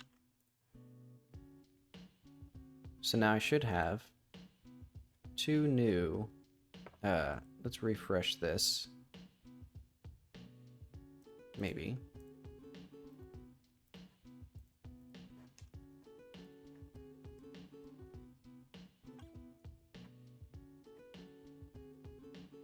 Oh wait, did I save the... I didn't save the coat normal. Oh no, I didn't save that material. Okay, well, that's what I get.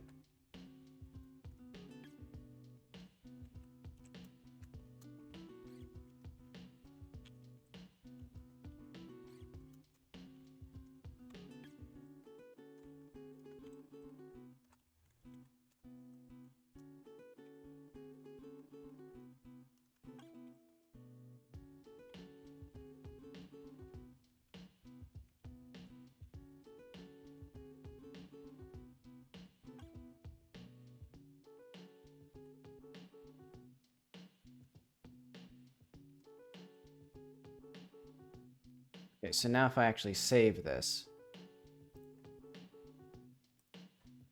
to tools, debug normals dot.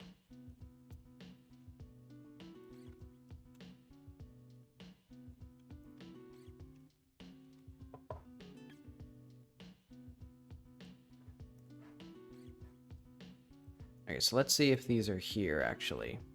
Coat normal. Look at that. And then coat UV. Not quite. Oh, because it's not yielding, I bet. So let's do this.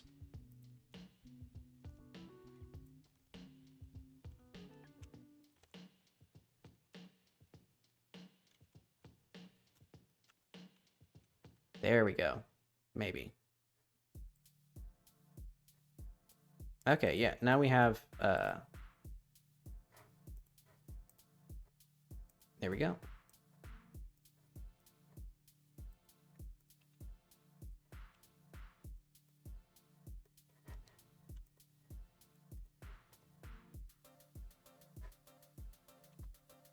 So let's do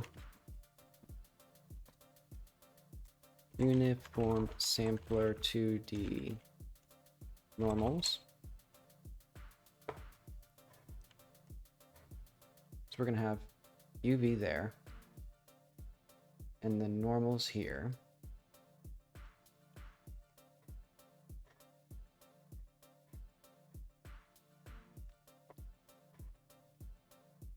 And then this is no longer going to be uv.z, this is going to be uv.a.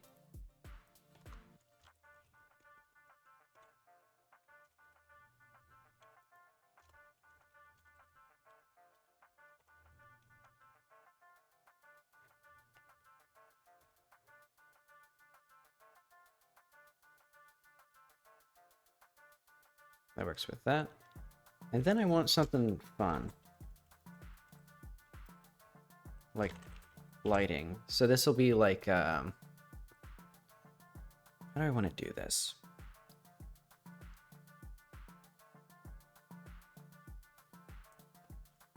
Times,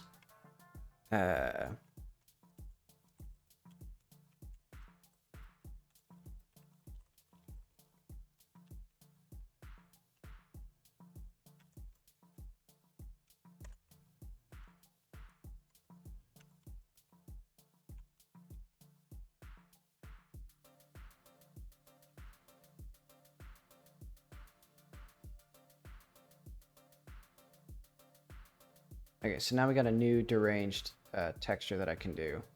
2D texture.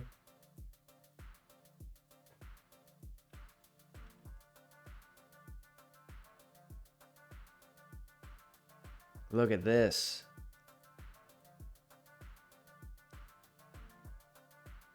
Now I can do all sorts of crazy things. Oh wait, do I only have... Oh, I only have 2 directions though. That's a bummer. I thought it was like multiple directions. But look at that. I have a beautiful thing. Let's do like a yellow color and a blue color.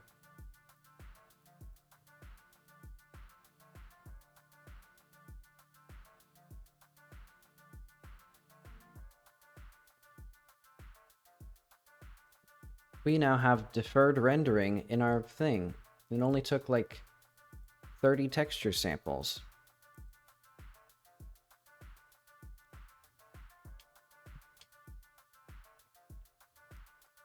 And I can also remove this.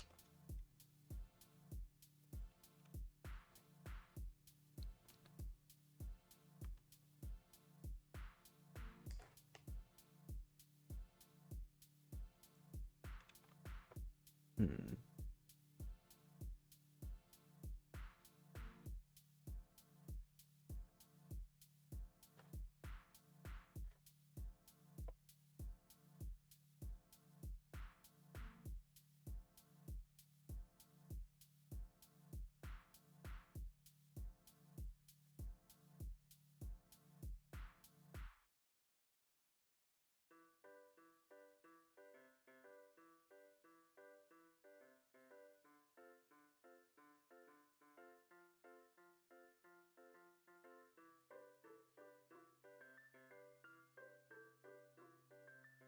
Let's make this a little bit brighter.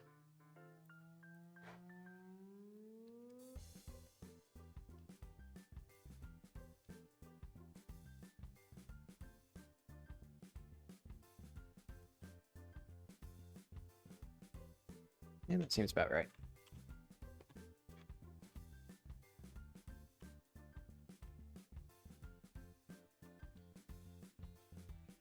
And if I wanted to go really crazy, I could change this texture here. But I won't, probably. Yeah, now these mostly look accurate. Oh wait, no. This arm here is wrong.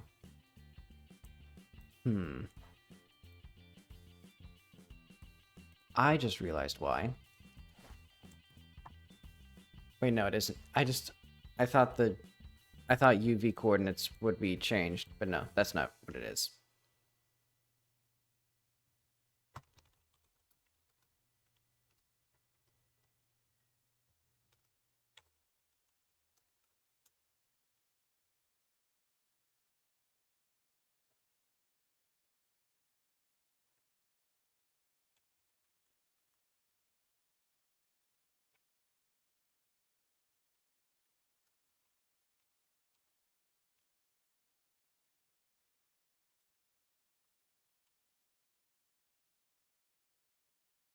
So now all I need is the ability to actually, like, when you pause at the wardrobe, it should show you what it actually has.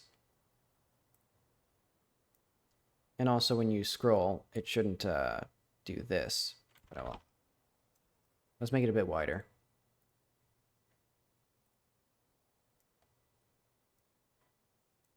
Oh, we don't have any music looping anymore. Let's do Dreaming Sarah.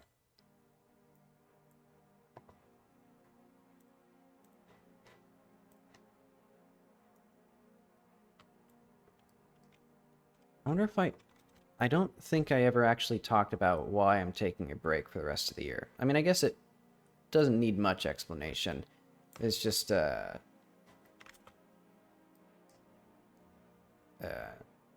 mentally drained.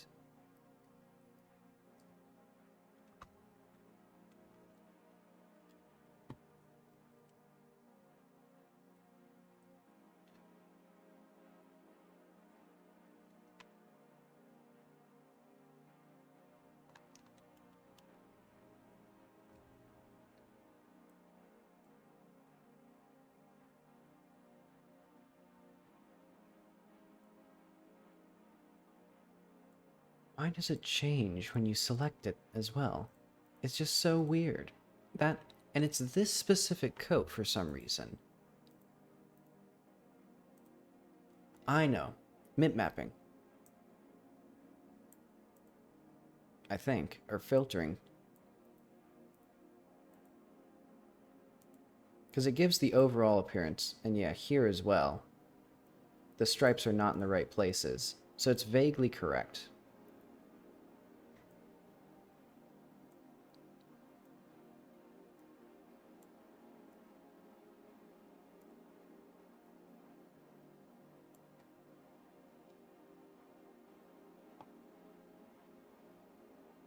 Also, how big are these textures? Like, this one can be like...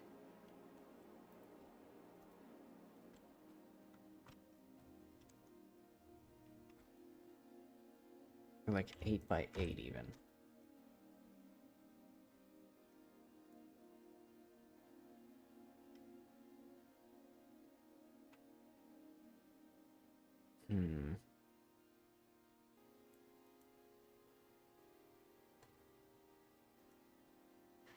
I'll just say that that's good enough for now. So we'll say, like, main menu, basic mockup, automatically select coat patterns if there are no other options. Not quite. Coat pattern preview.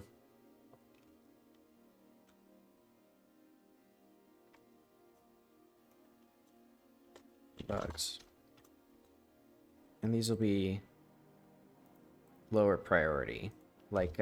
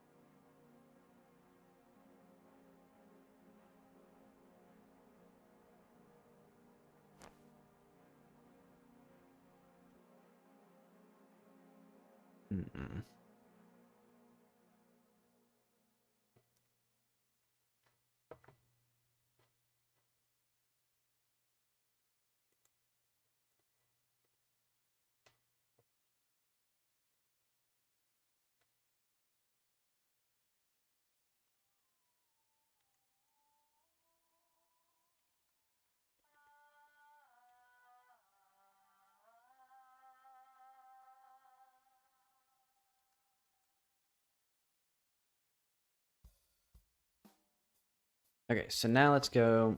So what I need to do next is actually grab the button and focus on it. So where is that?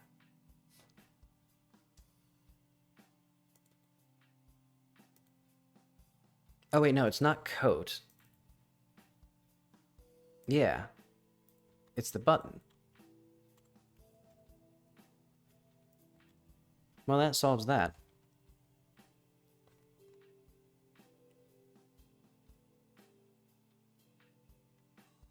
No mana. What does that mean?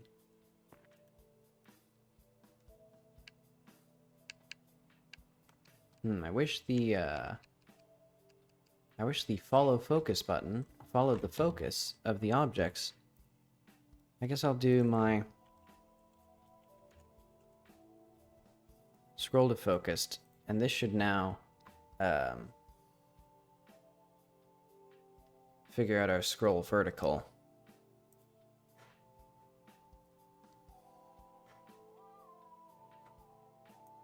And it'll also be here, I guess.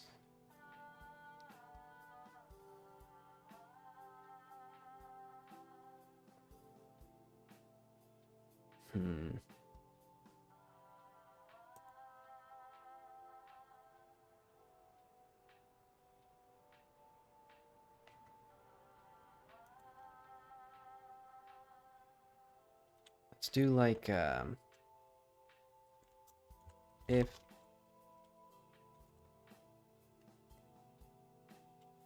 vertical scroll bar is enabled,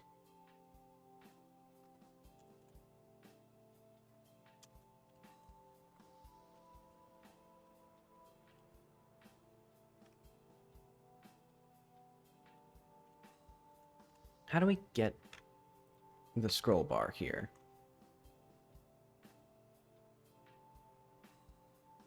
Get H scroll bar, get V scroll bar.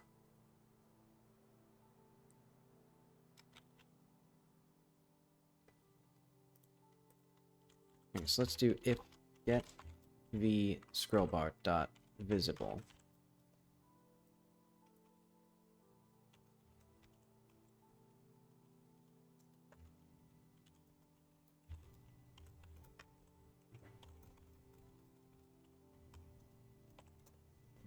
We're gonna have var right equals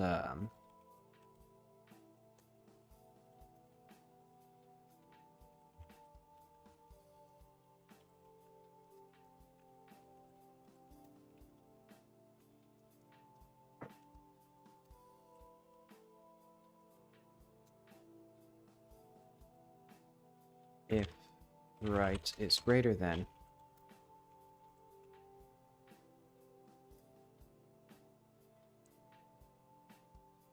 What have we done here that's not the same?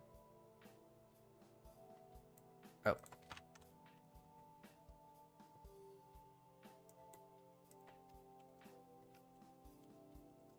Between two, so this is now.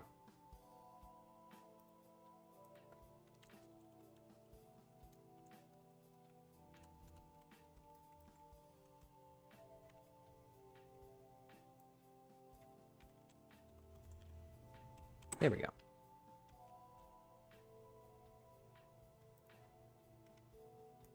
Well, let's do like var vertical equals true.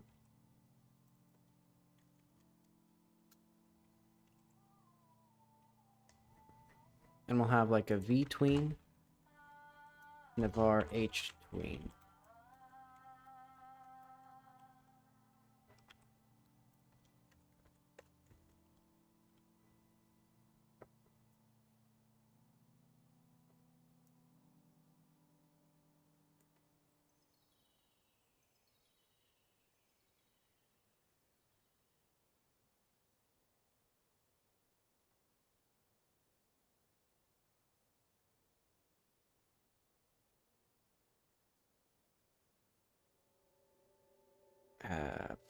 Let's do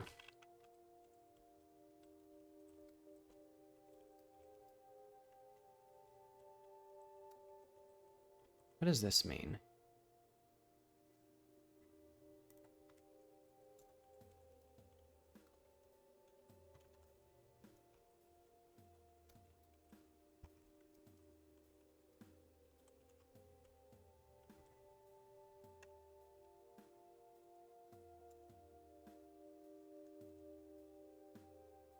Oh, this is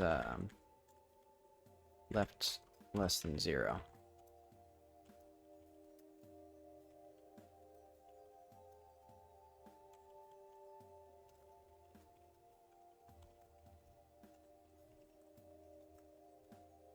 Okay, scroll horizontal plus right minus x times 2.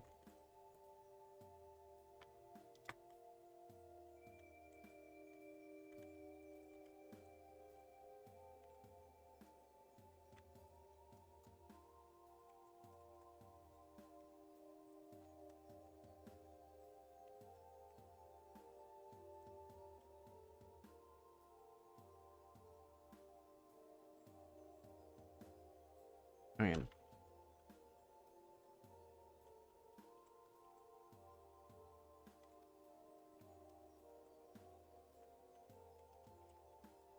Okay, so active tween equals v tween and vertical is h tween.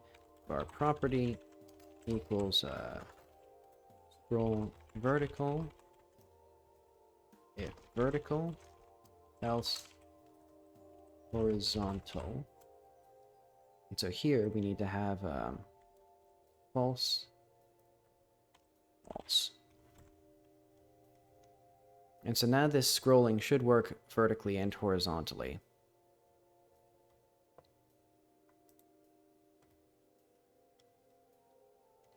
I guess nothing else to do but try it.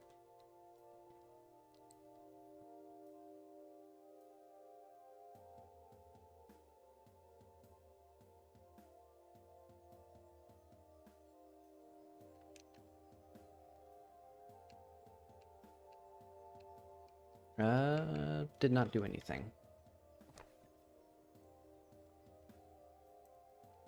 Oh, the node must have a linked container.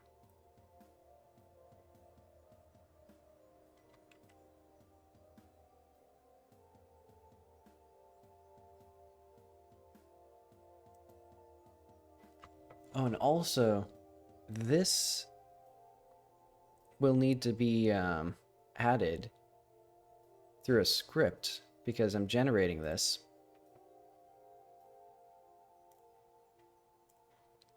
I guess this can be like, it's this one. And it'll accept input. And then for this other one, we'll need to have this scroll set script.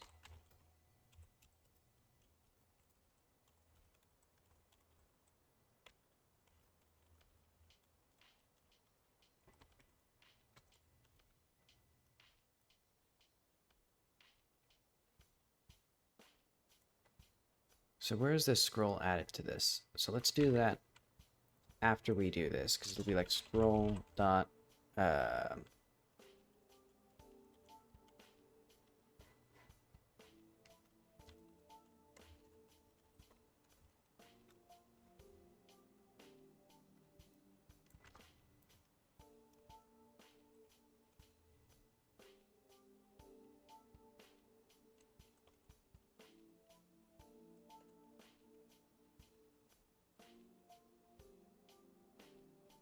okay.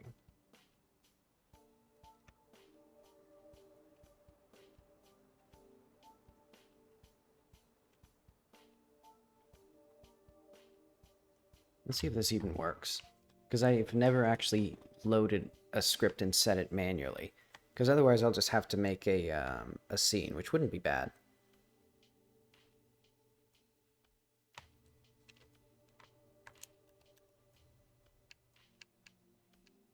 Okay, so that didn't work.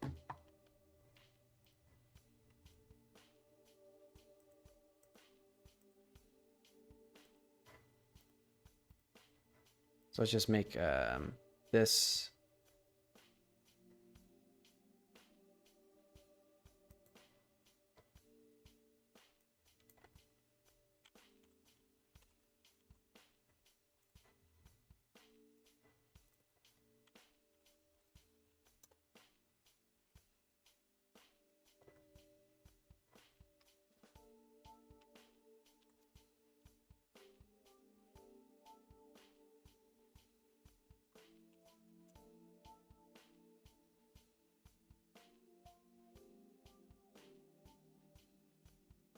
So now we'll need a new. Oh. Oh, that's fine. One of these in here.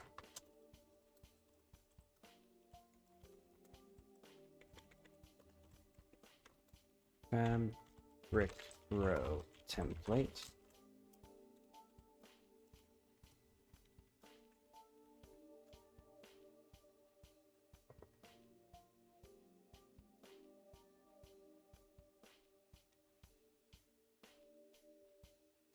That'll be in here.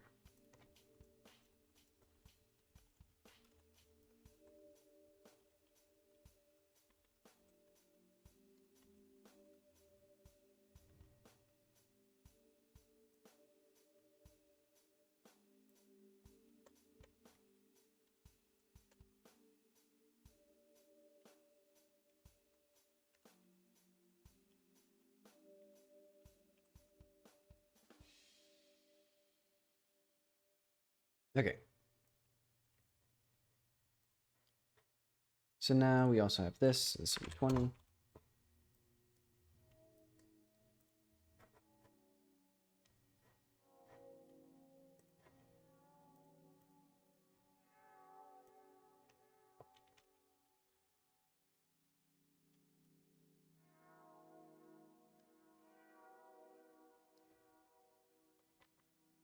Let's see if this works.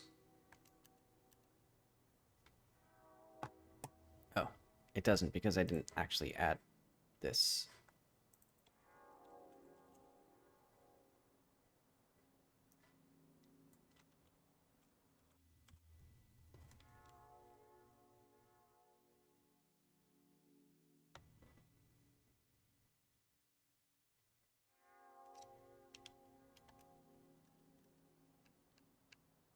Look at that. It actually kind of works. It's a little fast for me, but... Oh, wait, and I just realized it's probably because I forgot to set scroll focus. I forgot to set follow focus. I just realized that was why it wasn't working at first. Oh well, let's see if it works now with the smooth focus following.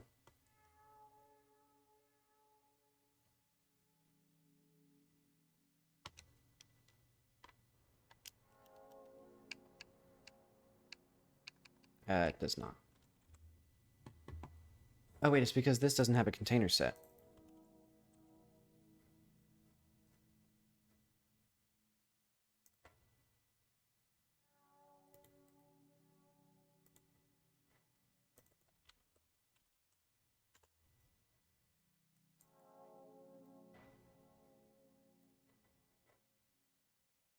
And also... There we go.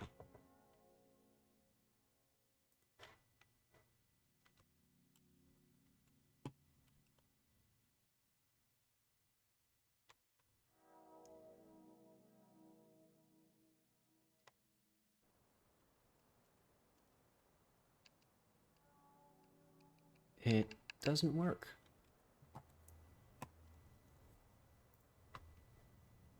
Scroll to focused. Tween 2.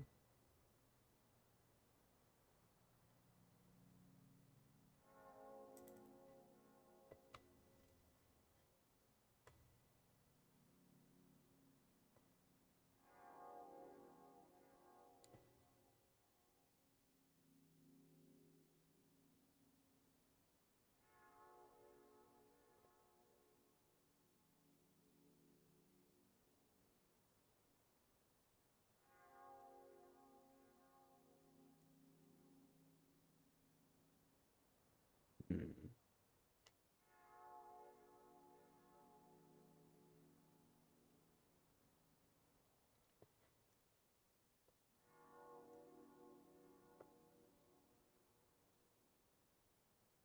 Child focus. Scroll to child. So this should be run.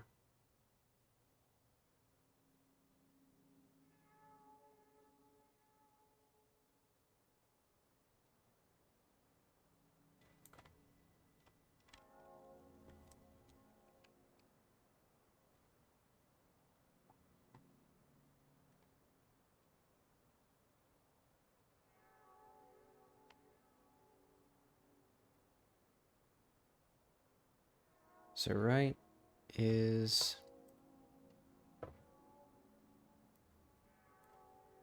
rectangle size dot x 491. Okay, so that seems fine.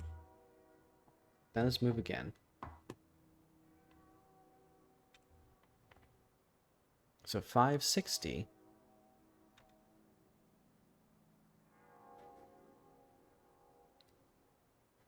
And that is bigger than our rectangle size.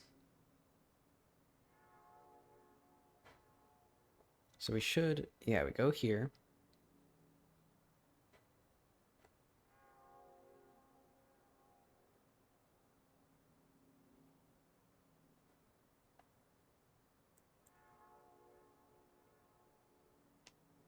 And I think that's correct here.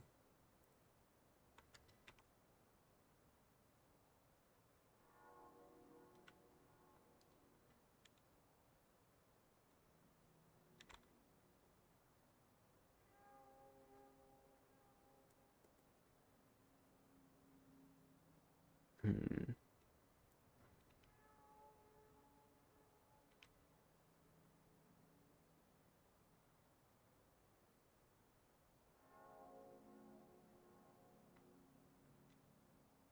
So wait, where are we? What's our H scroll currently?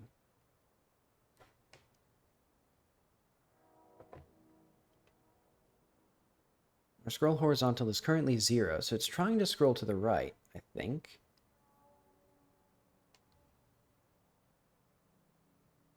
And I think this is how this works.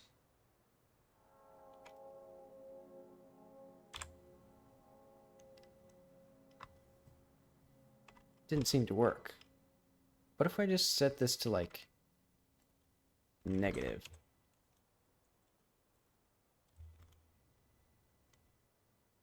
Like, what happens then?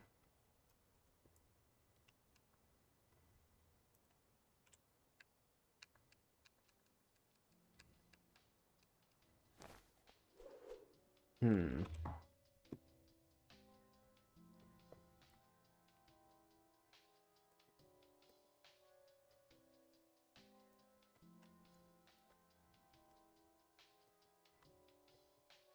Oh, it's because there is no property scroll or horizontal.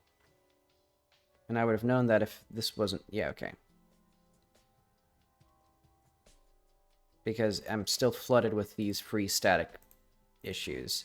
These are actually getting to be pretty, like, annoying.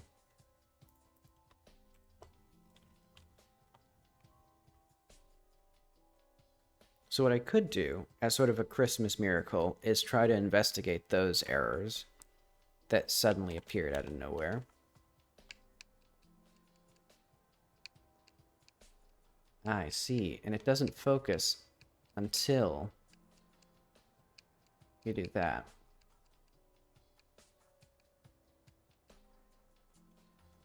Alright.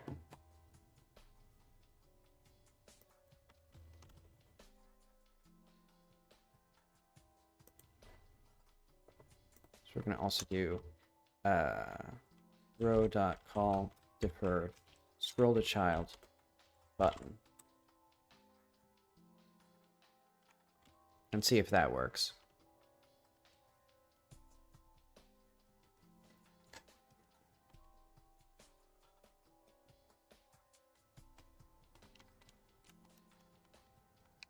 Did not quite work. Okay.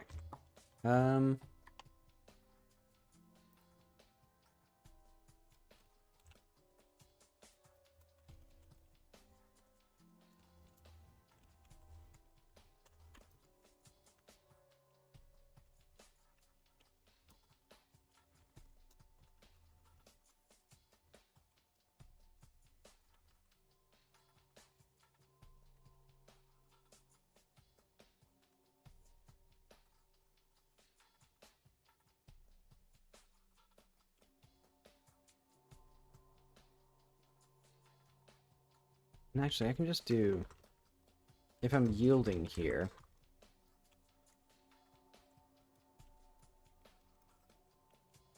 Create timer 0.1. Timeout.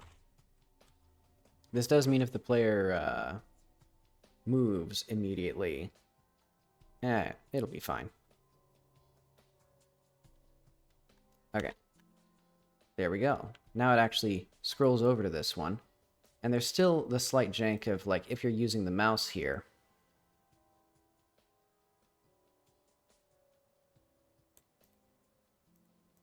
Oh, wait. I don't like that very much. How that changes there. How do we...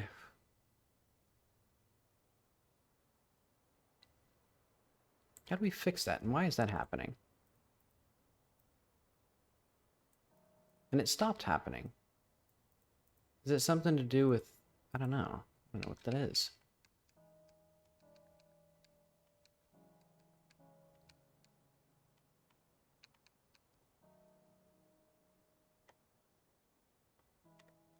And escape still cancels... Oh, wait. Escape cancels us out of that. So how do you... Oh, you can press enter to confirm.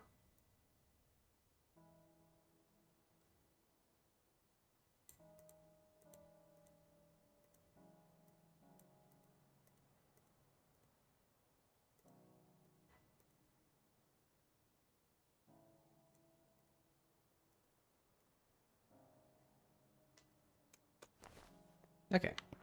That's okay for now.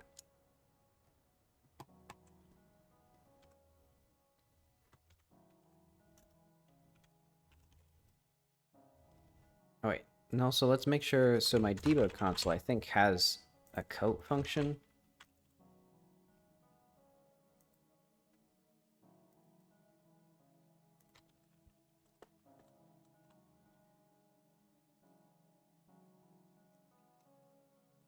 I don't know why these have stopped working. But okay.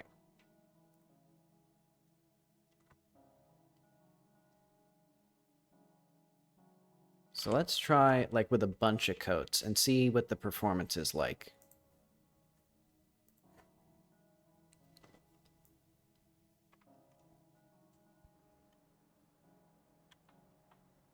Is it gonna, like, go? Hello?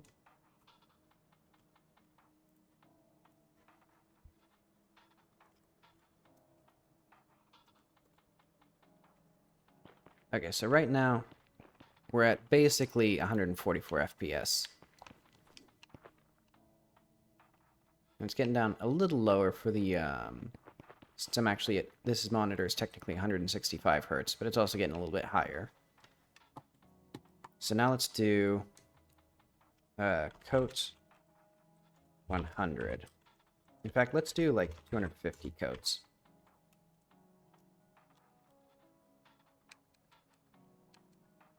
It feels pretty smooth. I will have to make it so that... Ah, I see. Okay. So I'm going to need to maybe just have this do follow to focus. So, like, where is this menu? This one, follow focus. There we go. Not as graceful, but it's okay.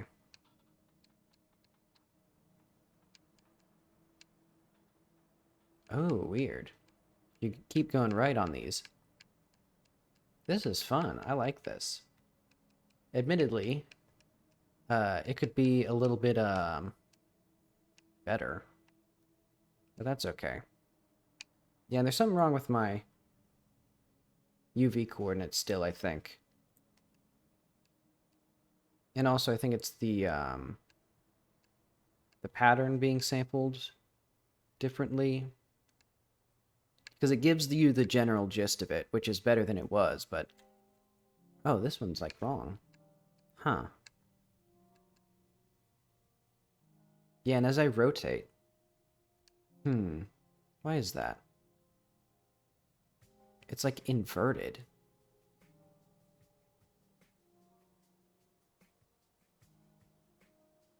Such a weird thing.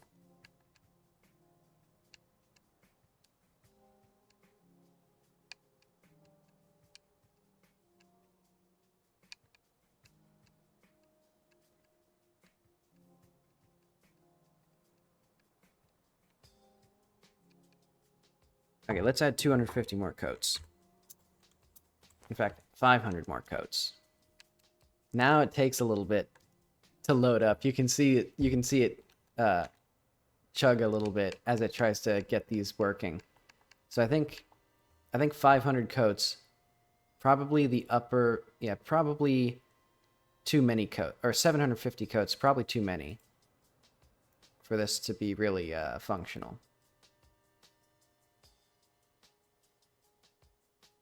And also, why don't I just make this, like, bigger? Like, if we go to here.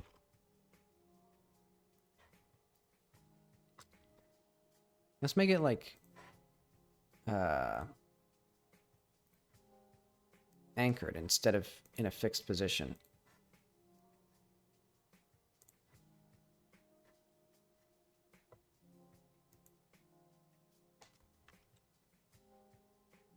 It's like, no, top.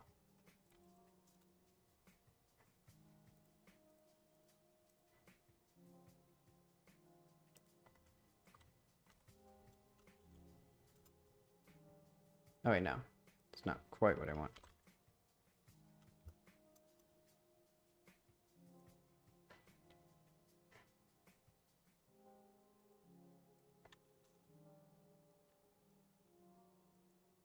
Or, like, let's do, like, 0.75. And then we'll do a margin here.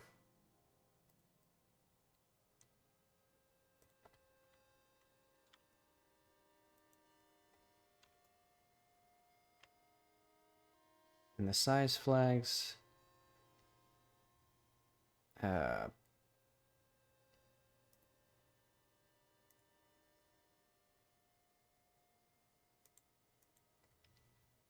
Let's do like 400 maybe?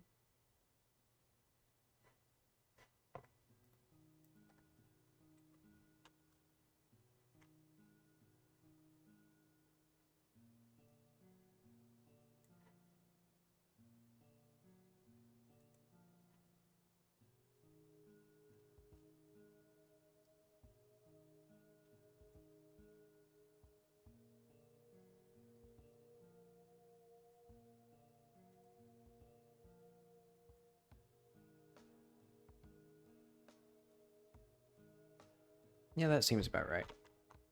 Okay, let's see what this looks like in game.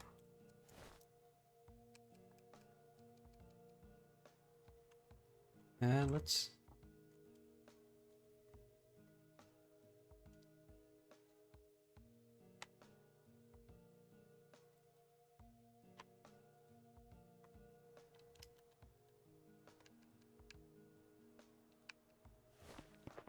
Alright, coat 250 again.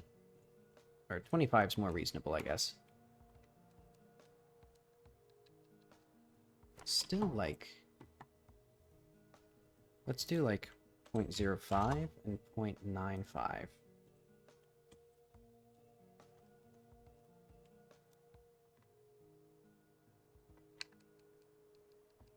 Just slightly. Not where I want it.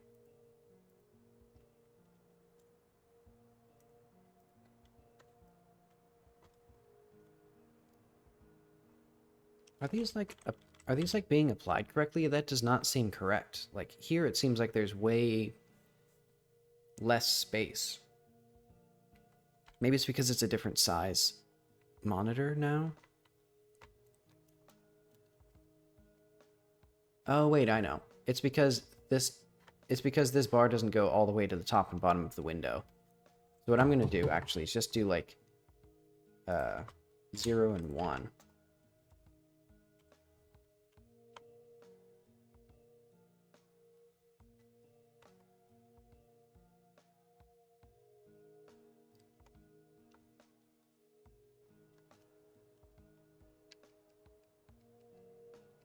Okay. That'll be, I guess, as good as I'll get it, because that's as much space as I have. And then we can do, like, coat 25 again. There is a little bit of a stutter when you pause. Well, oh wait, no. That's from the, that one frame stutter is when it turns off the UI to take a screenshot.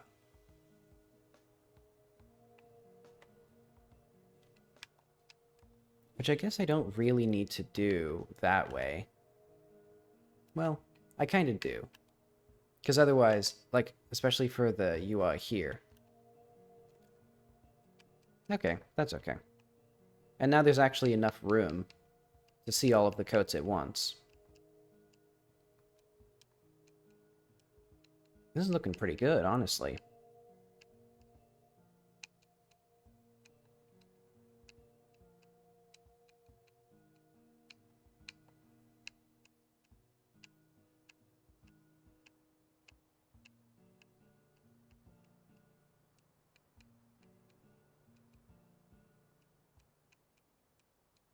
And you can go up real fast. It's a little jank with how it handles the up and down, but that's okay. Because yeah, if you go, like, down here, up here,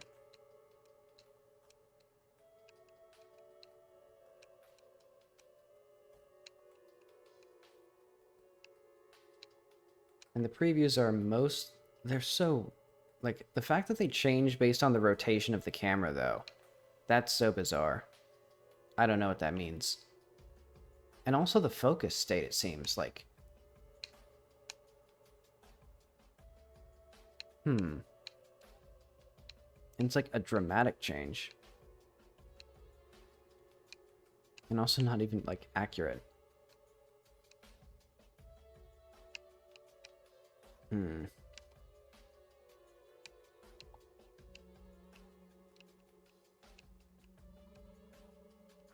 Ah, well. Oh. Didn't quite work correctly there. Oh, I know why. It's because, this H bar. What was the dumb bug that I had to fix here anyway? So this is scroll bar, plus left times 2. What if it's just times, like, left plus,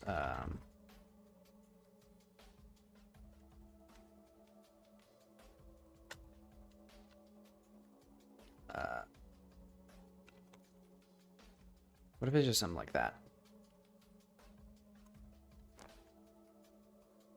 That's not quite right.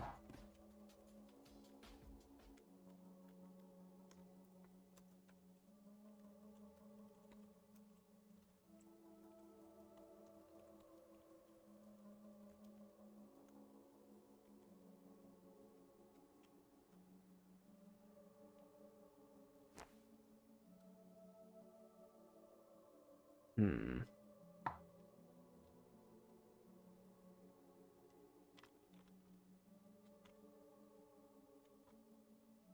Wait, is it scroll right then?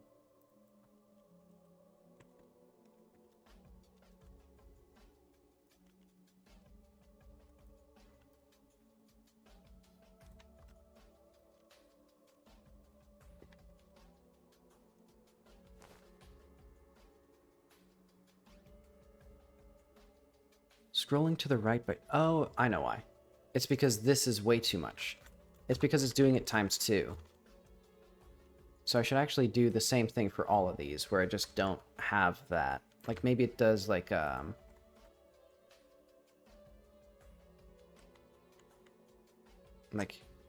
how much space do we want? Maybe, like, minus, no. Plus child dot rect size dot y, maybe.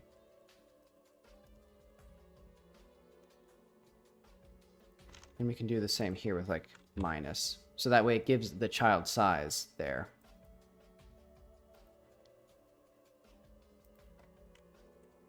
We'll do the same thing here with, like, x. And minus x. So that way.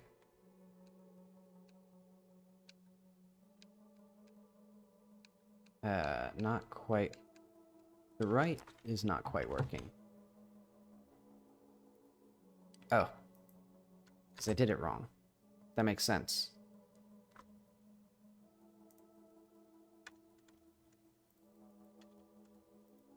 This will be left minus, okay.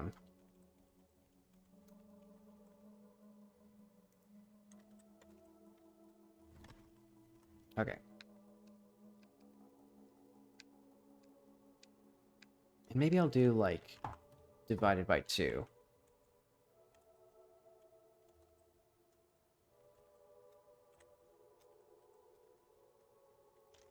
So that way it's only, like, it gives a little bit of extra space. So you can see here that it tries to get it so that it scrolls and there's just a little bit extra on the left.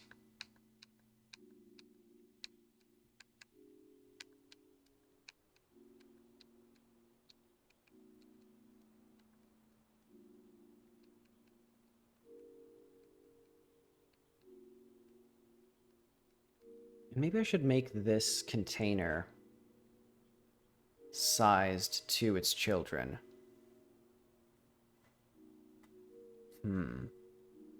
So that way if you only have, like, the top row of coats, it doesn't show a bunch of extras.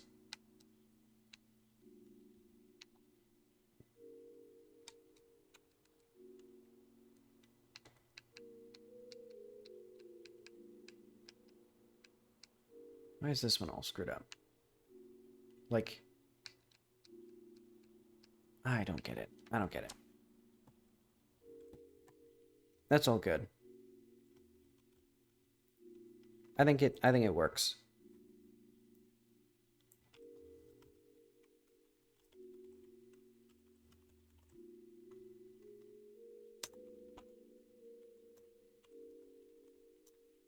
And I think all of this... Oh no, there's so many things that aren't related to, hang on. Let's get reset.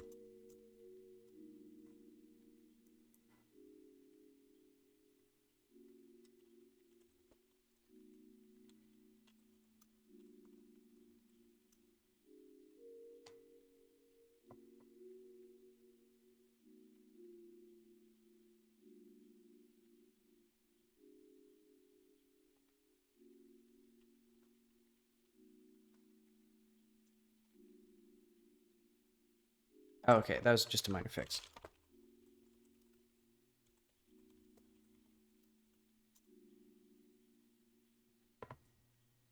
Actually, I guess the rest of these are actually wardrobe stuff.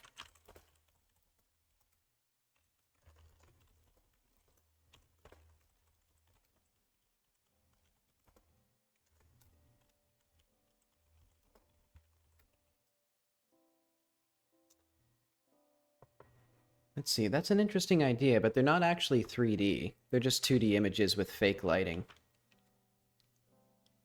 So I think, because I'm thinking maybe it's because they're 2D textures that it's like there's some filtering that they do, because the filtering on these is weird because it's like like, this is not a texture itself, like with the green.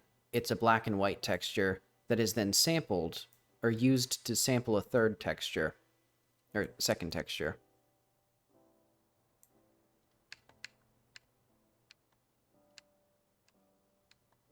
So I'm thinking... Here what I see is that the whole thing is hue shifted. Like the normals aren't actually changing position. So it's it's our texture itself.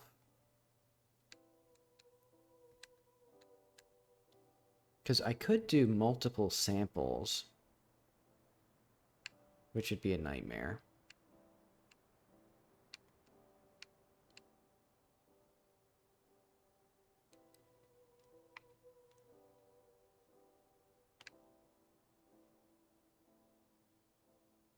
It's also weird that it's only a few of them.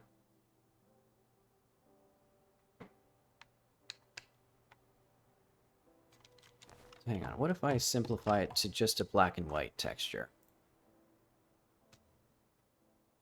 It's like that would be in this fabric button. We can just do,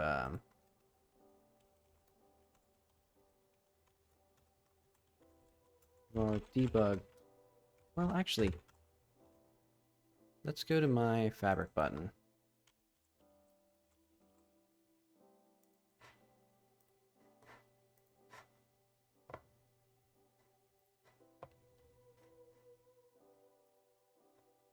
So let's do a test here of like color equals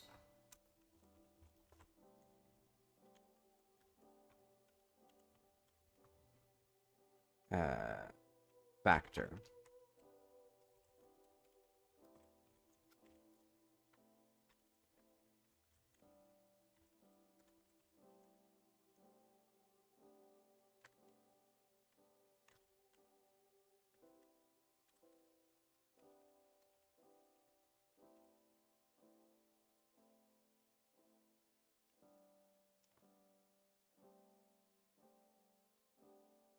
So this will show us the actual texture that's being used to sample the colors, which should ideally not change.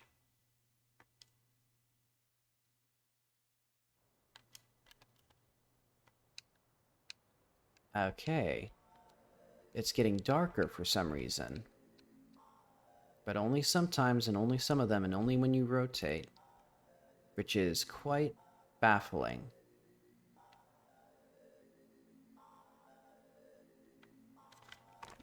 I mean, maybe it is something to do with shading. Because do I have like a... Because like, I don't think I have any like 2D lights, but I guess it couldn't hurt to check this. Because I can't imagine what else would actually affect the positions like this.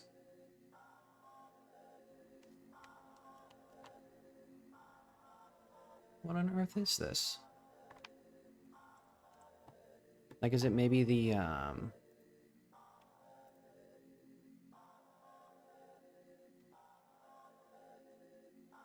So the UV...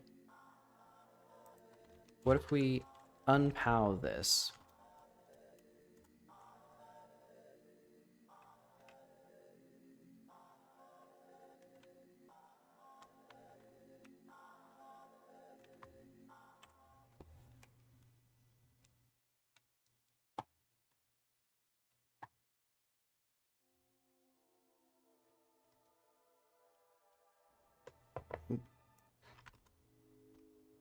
Okay. Huh. Now the blending, what does this mean? What on earth does this mean?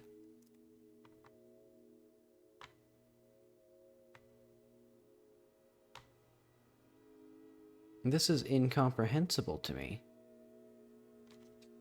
Maybe it's something, I guess, it could be something to do with filtering.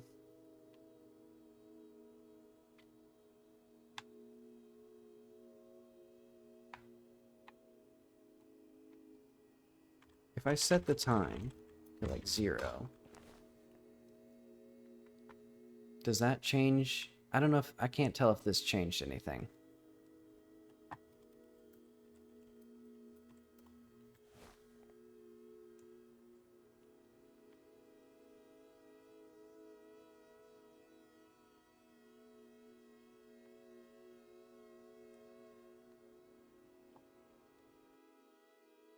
This is beyond human understanding. So is it like this? What if I just did UV here? So nothing to do with this UV texture. We're just printing this factor.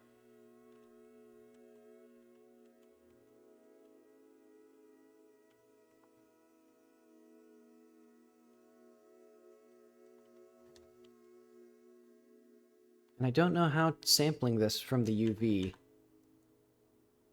What does that mean? Okay, what if we don't even have a material? Okay, so let's do like... Let's just comment out this whole thing.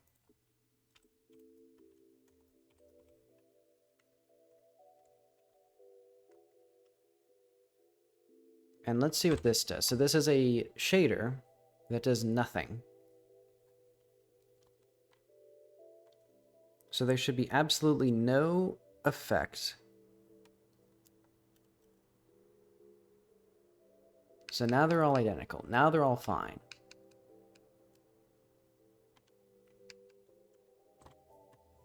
And then what if we, instead of that,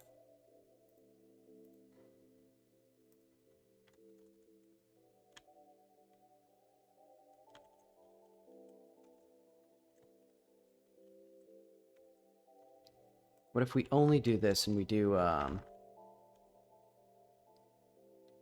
so UV equals texture UV. So if we don't need that, and we don't need this, don't need this. So what if we did, wait, I think I'll do this. So like, it'll be like color equals texture, normals, UV times UV.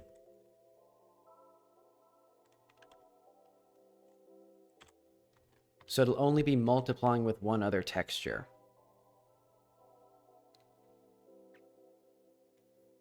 Because it seems to be something is broken with our,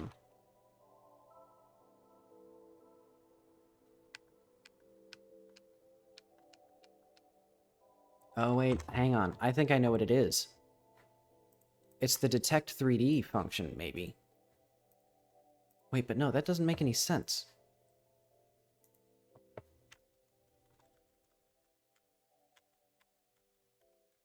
Well, I guess...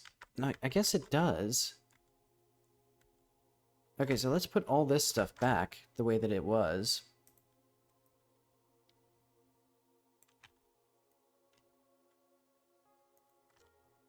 Because, yeah, it is something to do with... The textures are not staying the same as they were before.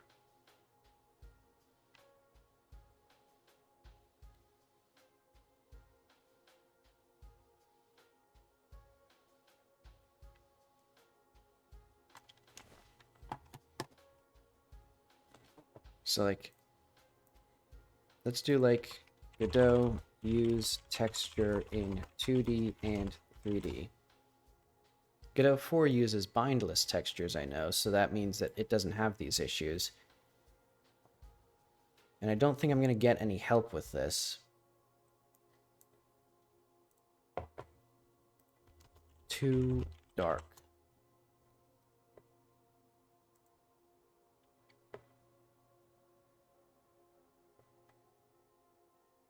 Okay, so the only solution here is to have 2 copies of the texture.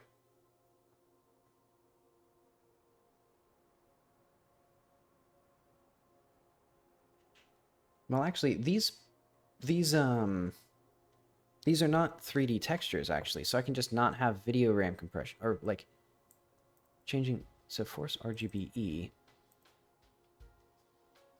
Yeah, so I could do that. I could try that. Oh, wrong thing.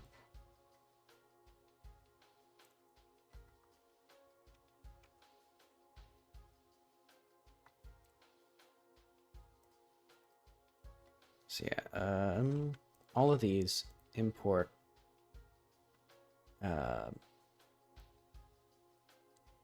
Let's do like disable.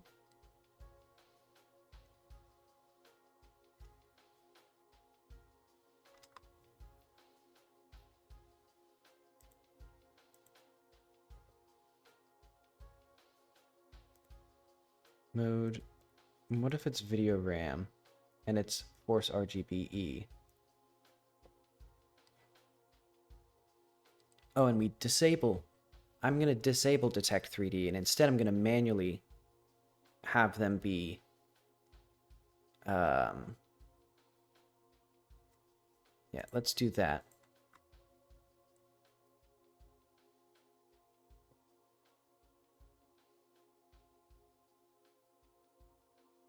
Because these don't need to be these don't need special treatment for 2D versus 3D, because they're an intermediate texture that's used to sample the actual color.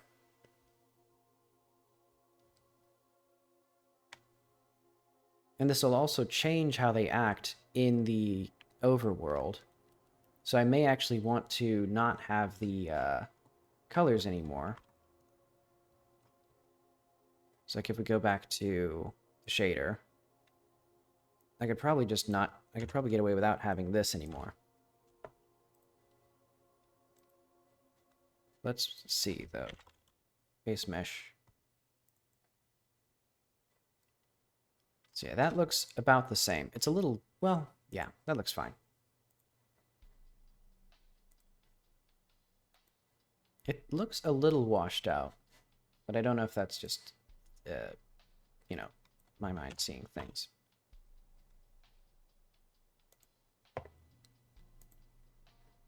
Okay, but I'm also seeing... I do think I need, that.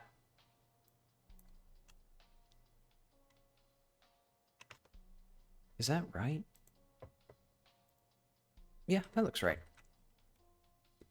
Okay, so I think it was that detect 3D functionality. I don't know how, and I don't know why. I think it just didn't work right.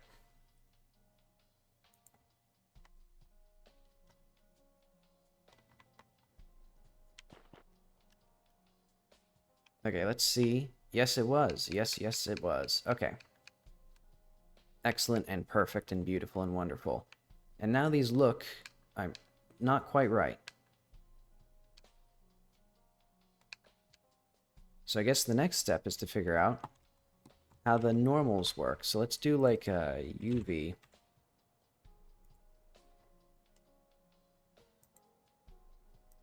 Let's try like enable.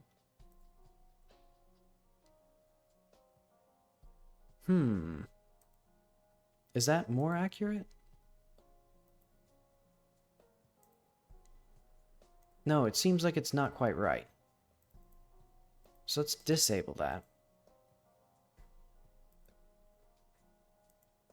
Okay, that does seem right.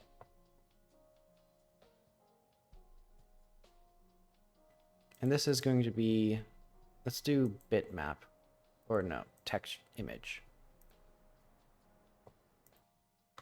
Oh, that's weird. You have to actually save it as an image, you have to do that. That's, okay, whatever.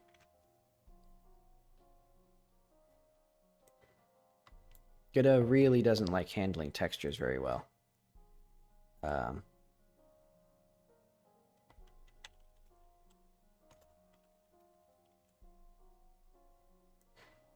I get this? Okay, so I made the wrong decision.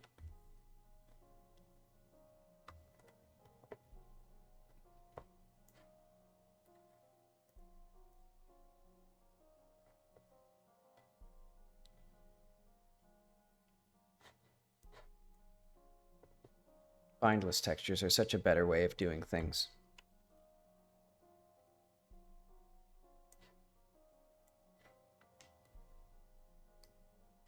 Okay, so it might be because of like sampling issues.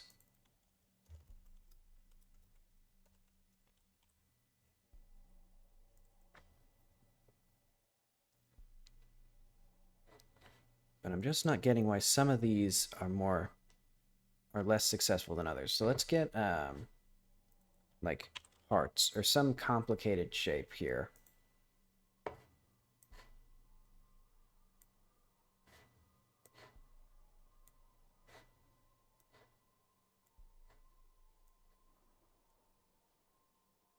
I think this one's the most complicated here.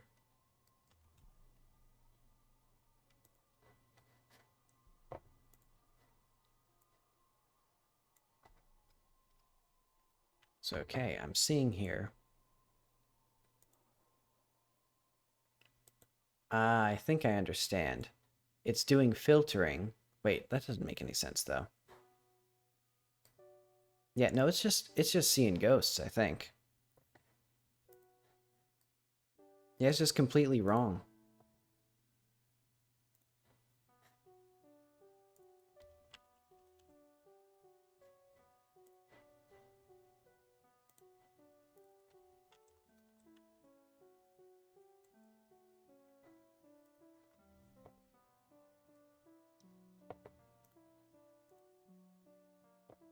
So let's say video RAM, force RGBE. Not quite. Oh,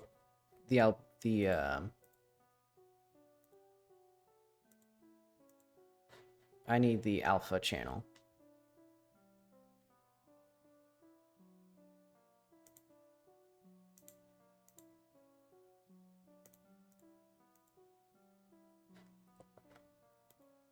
Okay, that is correct. It needed that sRGB there.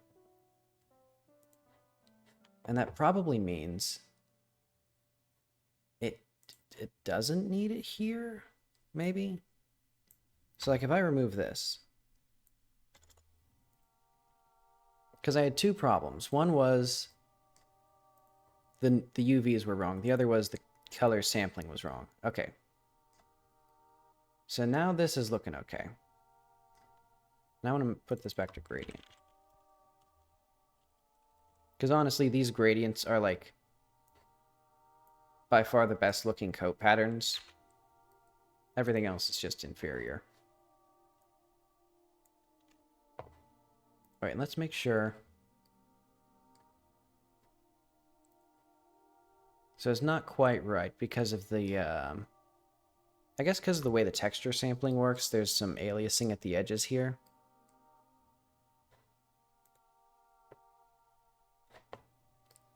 Ah, well.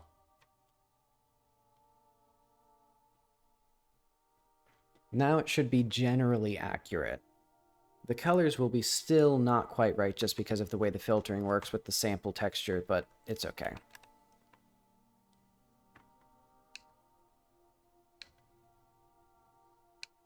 Yeah, it seems broadly correct.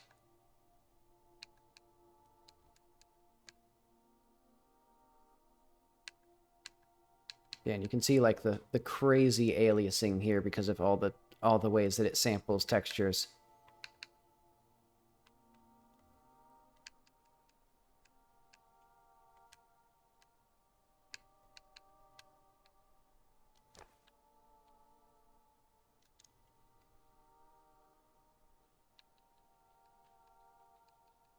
So now the next step of this will be to get the other what have yous done. Ooh. Let's say fixed bugs with code preview.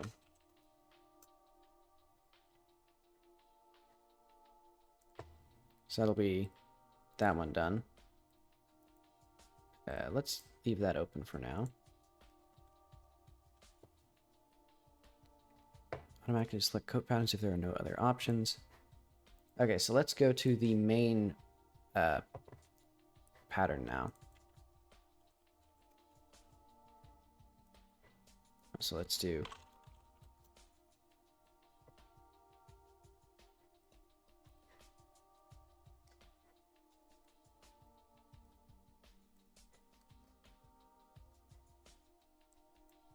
fabric coat style or something.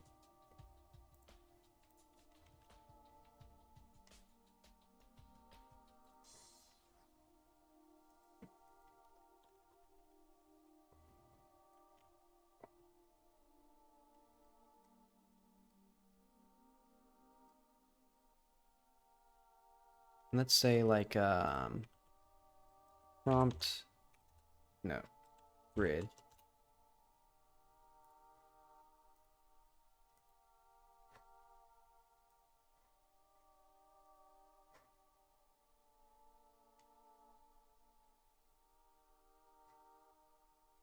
So if we want the anchors,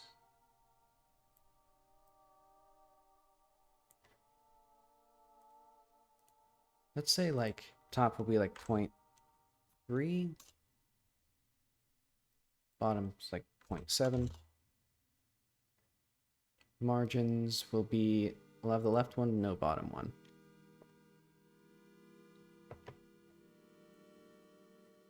And then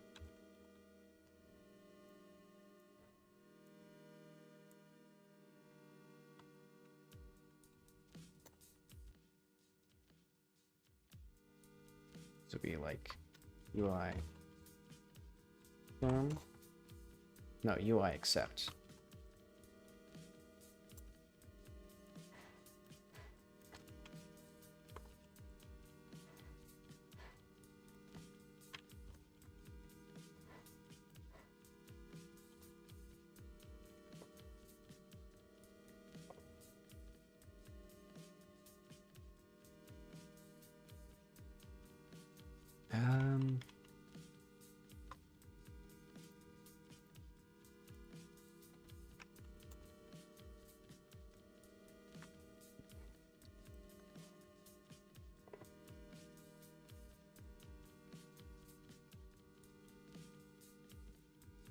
Oh, right. Okay, so this fits to its content.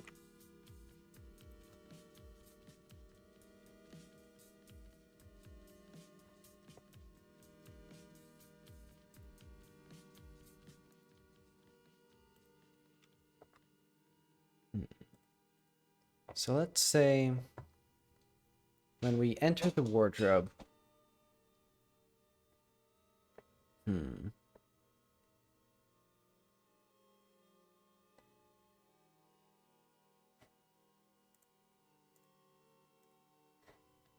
let's get the, so enter here,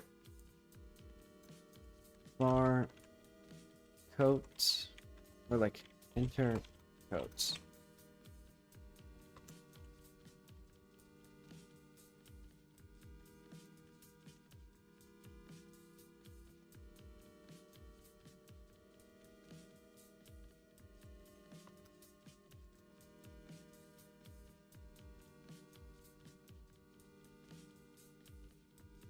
I need to check the old version of the code to see what I was doing for... because I deleted the code for, like, the coat shapes. So let's see that. So that's in here still. Oh. Whoops.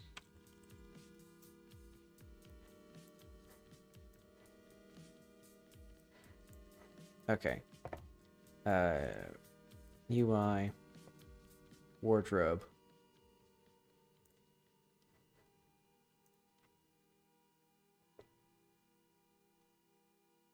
Oh wait, this is at the ends of eras. Well, let's go let's go here then.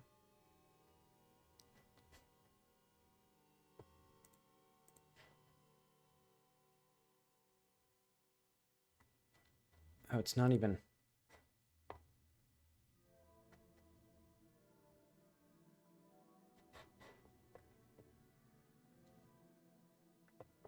Okay, where's the coat type stuff? Available coat types.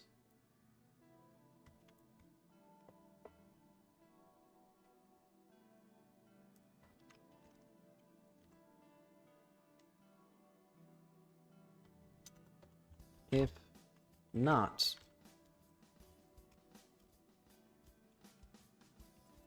well, let's do like if available coat types dot empty, else enter main menu, and we'll do like a main menu dot hide.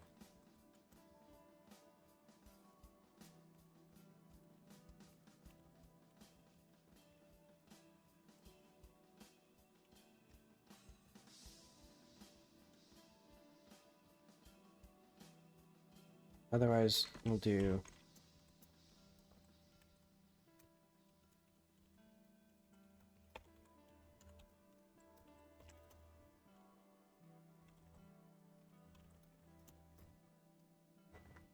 and it'll be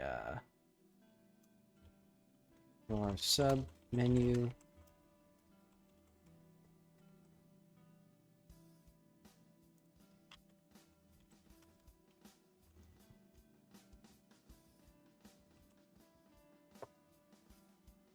we'll have eventually we'll have something else there, but this will be okay for now, because we'll do like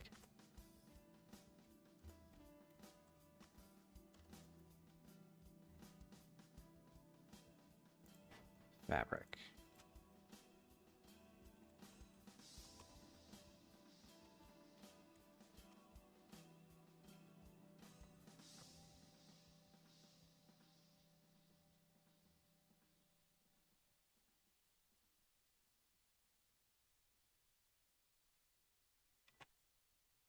Hmm.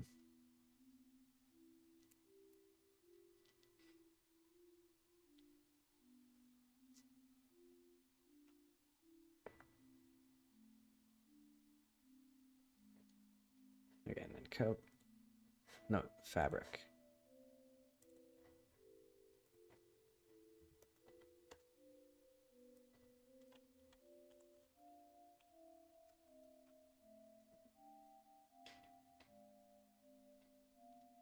And I'm also thinking what we could do is, so I have this coat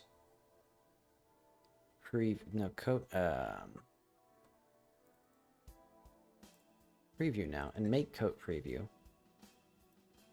So what I could do is like we could have this model here have a special name or specific names. Oh. Function or like constant coat types equals like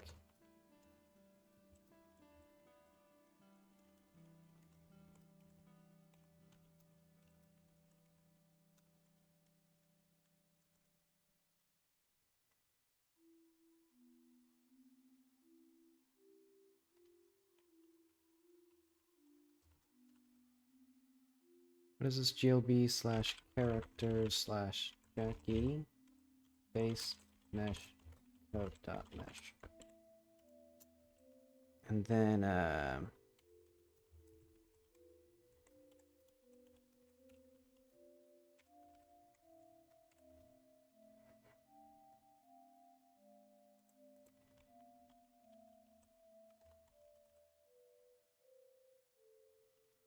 GLB. So I think they'll all be under here. GLB characters Jackie / coats.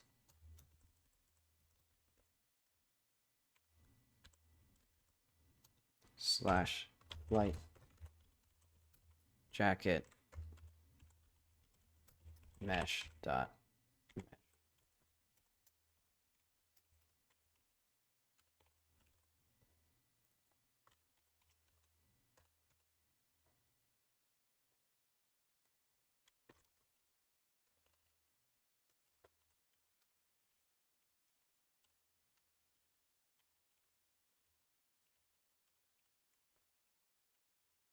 Okay, so let's do like for C in coat types.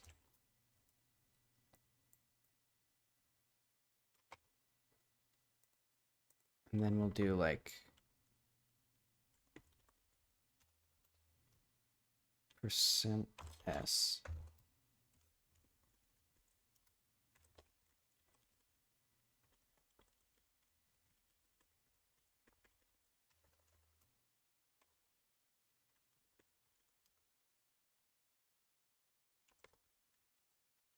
And also, where's our mesh? All right, we can also do all this stuff outside of this. So basically, I'm going to take these two images, these two preview images for all of our things now. So I'm going to do like a new folder like coat preview. So we wardrobe UI coat preview. Let's get some more music in here.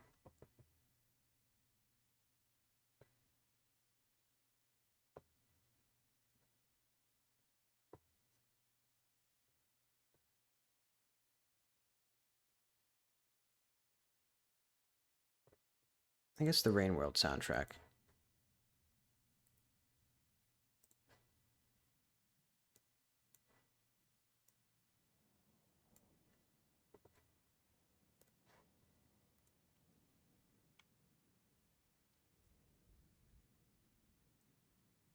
Oh wait, there we go.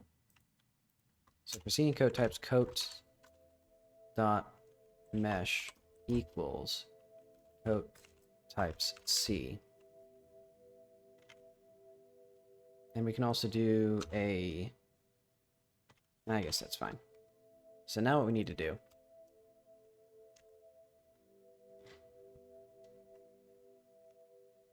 I don't know if that worked.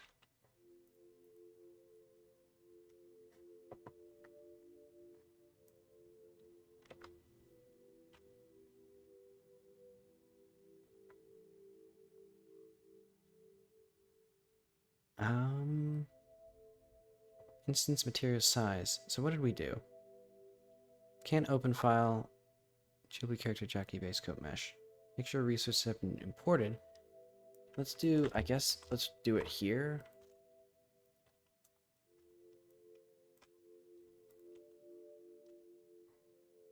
So did this work? It does, no, it doesn't seem like it.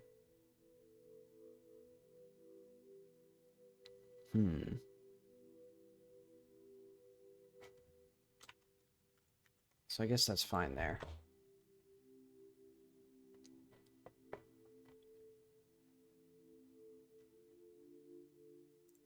So these like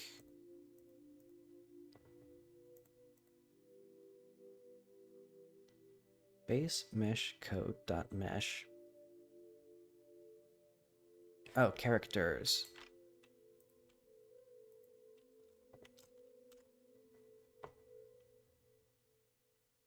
There we go. And now it worked.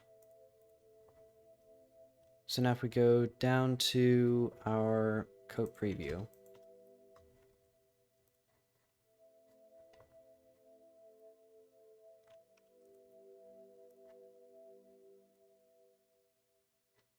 Not quite what I wanted. Nope.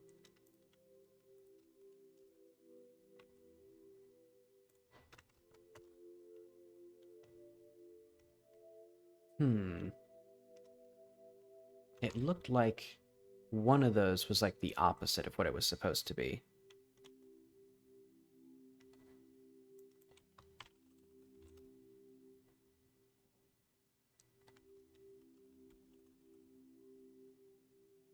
Actually, pretty sure it is. No? Well, this has 3 surfaces.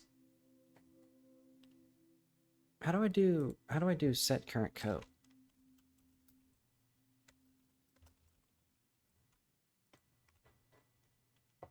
Mesh.show code. Mesh.set surface material 0 map. Okay. So I'm doing exactly what I should be doing.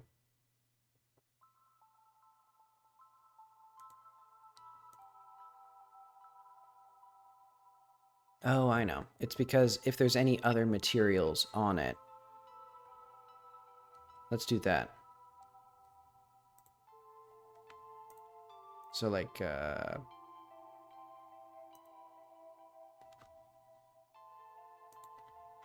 for I in range.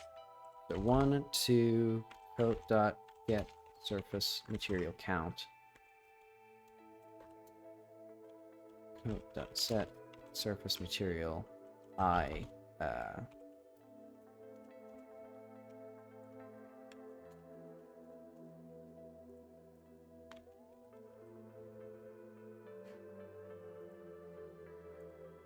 Let's do like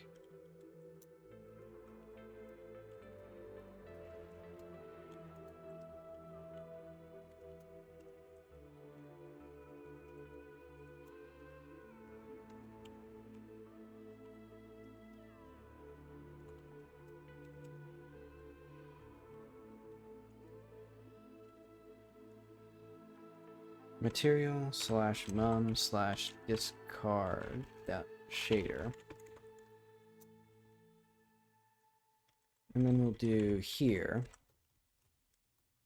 discard mats. Oh.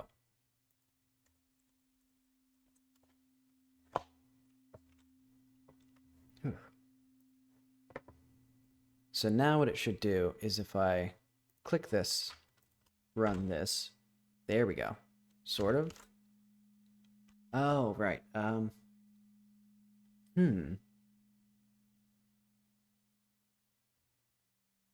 That's gonna be kind of funky. I forgot, some coats have extra materials that aren't used there. I wonder how I want to deal with that.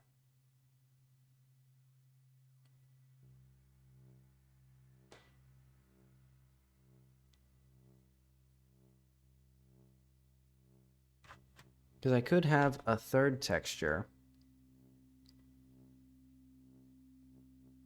that I render on top of this.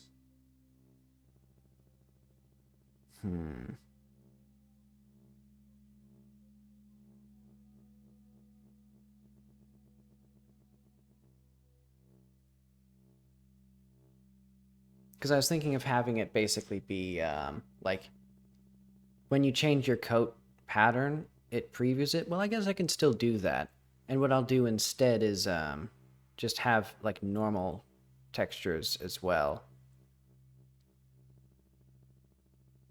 Which I do not know how I would do.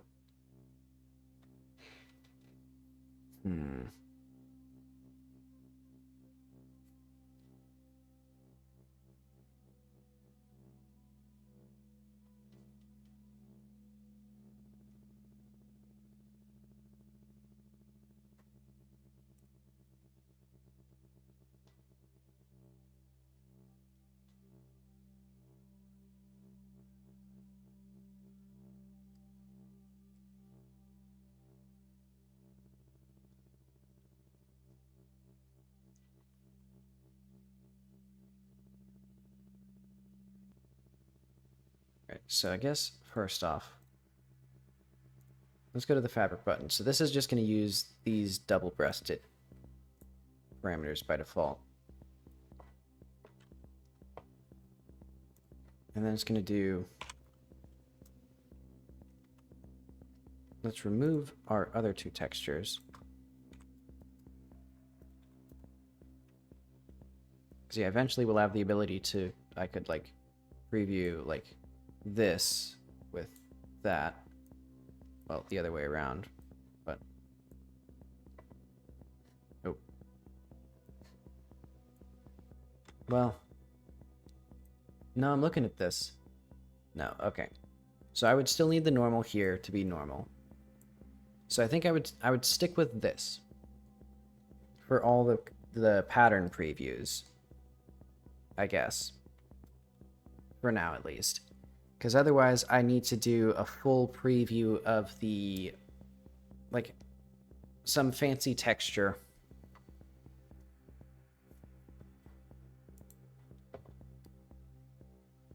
Like, even fancier than this. Where basically, like, I would, like, draw the, like, character's arms on top of this, so that way you can see how it actually looks on the character's body. So I have a great idea. What I'm going to do right now is, instead of anything fancy, we are going to have our different submenu, which will be VBox, label,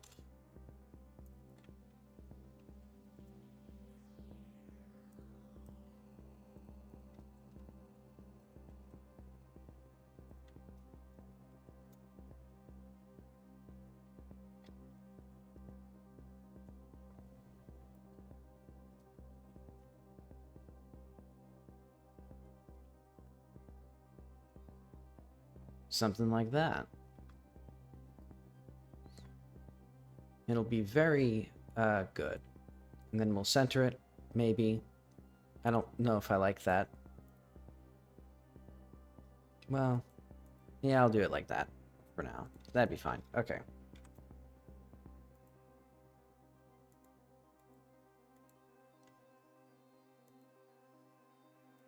And now let's create a new UI. So this will be UI components modal, I guess. Because I swear I usually have... Oh well.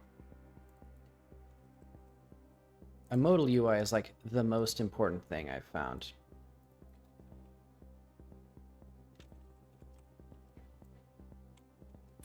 Set mode I.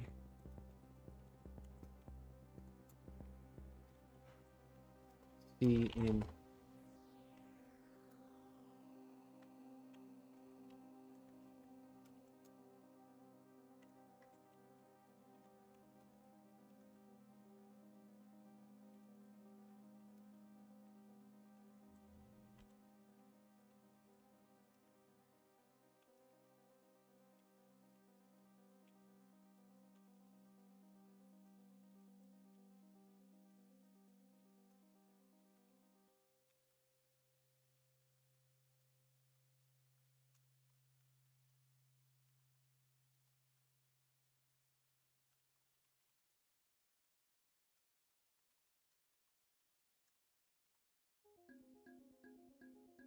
okay, function ready.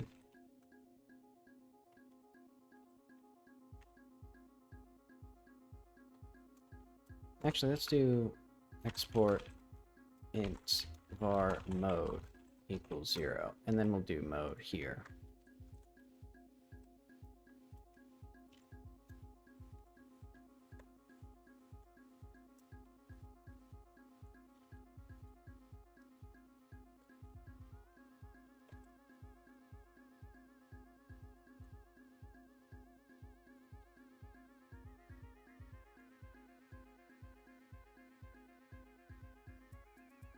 Okay.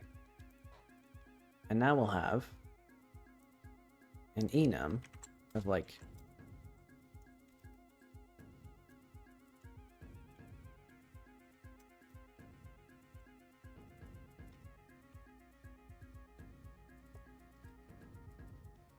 and then enter coats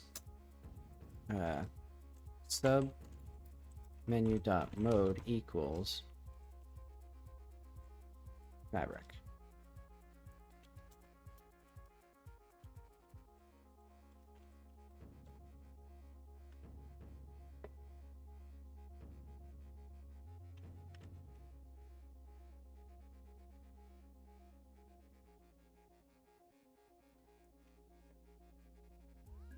Oh wait, no. Enter coat style.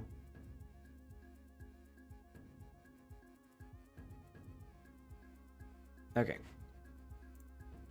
So now what I can do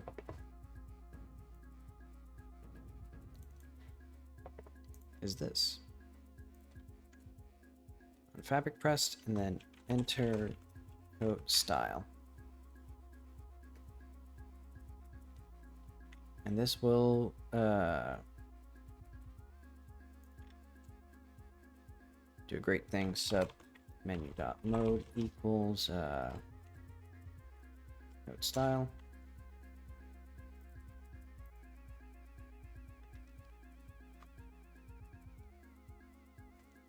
Let's see. So clear can do util.clear coats list.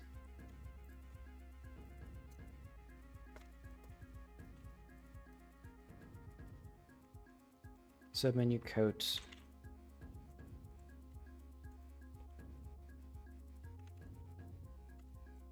I guess that's it.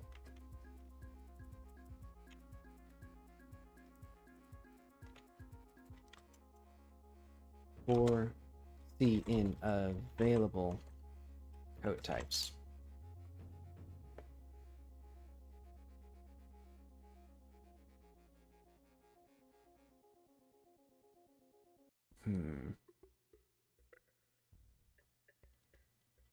Alright, let's also do like coats list dot add child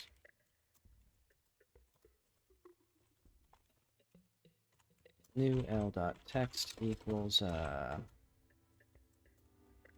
coat style l or b equals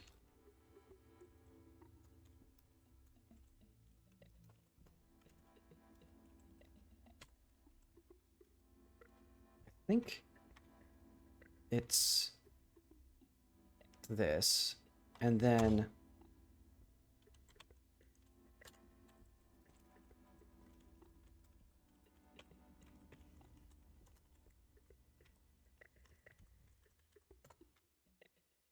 I'm also getting Pascal brain. I'm constantly doing the colon equals because I fixed up some of the bugs in my little to-do list thing. Like, for example, this is a big moment of truth. Control backspace actually does what it's supposed to do now. But Control Z and Shift Control Z do not when you're editing text, because I tried to undo it and I accidentally undone something there. But okay. Let's see if this does what I think it should do, which is it should just generate a list of buttons. Oh wait, and it won't focus properly yet. So let's do wardrobe. Oh.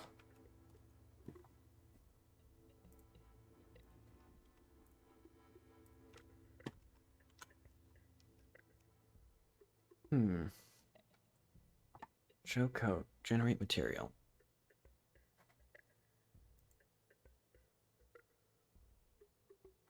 If active and player. Let's do old code here for now. So like, let's just add that when we enter.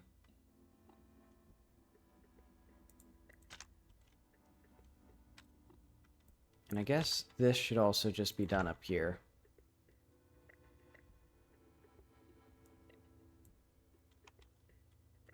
Okay.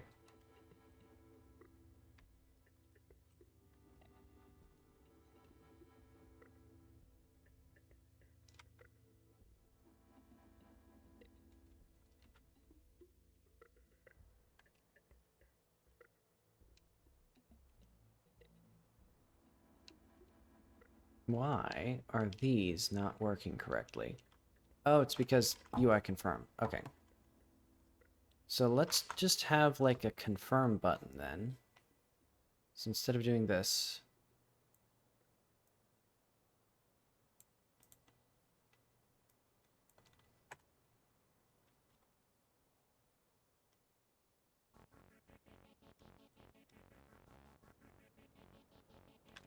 Or let's do like... Yeah, I'll just need to do all these again.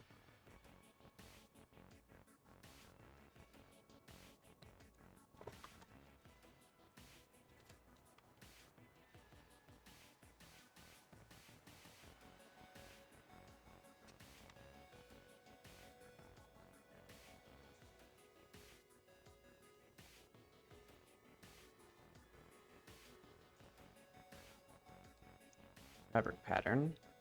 Did not do quite what it was supposed to do. Oh, because it's supposed to... I just realized it's supposed to show it. In fact, let's do that with...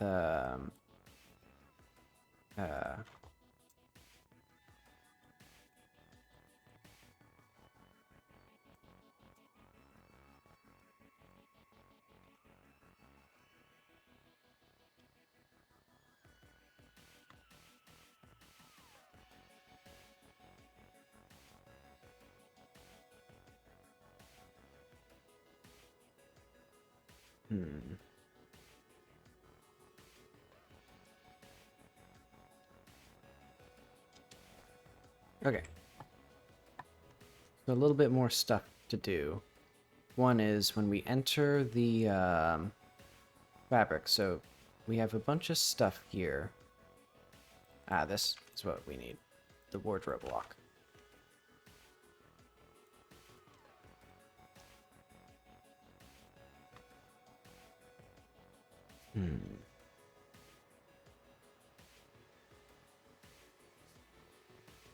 And I think I can just do this here.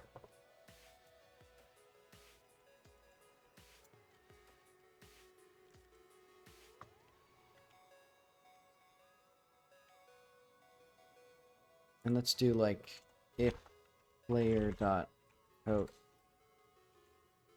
How do we set the coat shape again?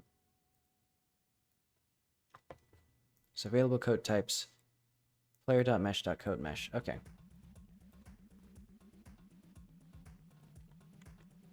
If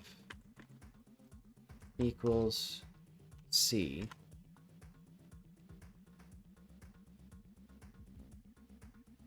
Oh wait, hang on. No, wait, no. I misunderstood how that worked.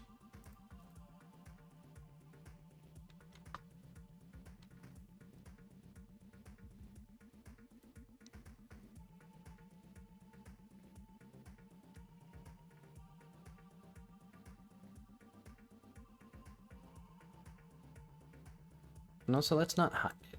Instead, I'll have, like, buttons that'll, like, apply.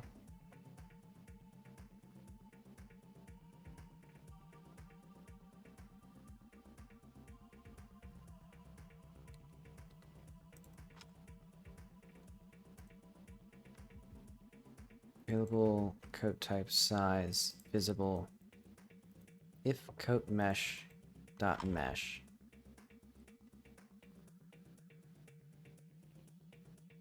Okay, so it's gonna be coat mesh dot mesh equals C.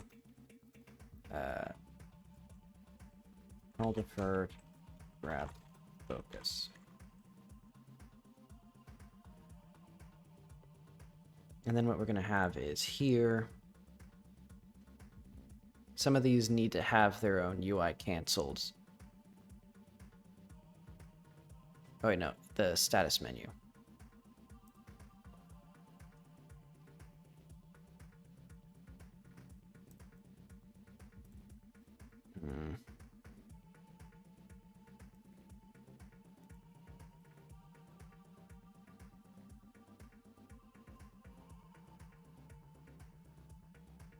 So let's do like elif.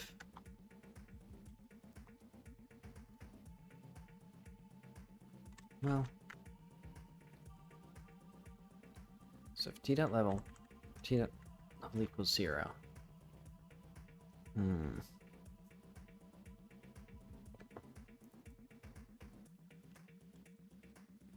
Basically, what I'm getting into is the B button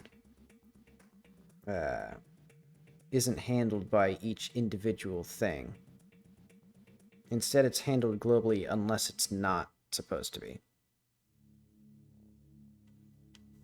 It's like, let's do like if tabs dot has method back, or like if t dot back.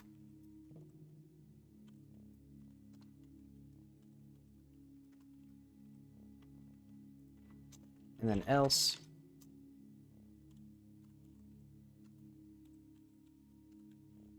otherwise it just does the unpause. And so what we'll do here is this will have a function called go back.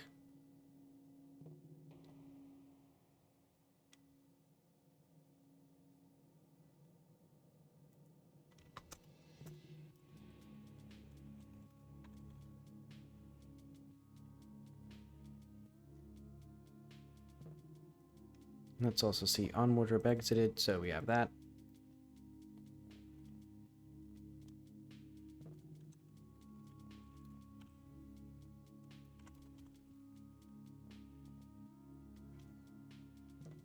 And then let's get the options menu, because that's the other one. So this will now have a go back function as well.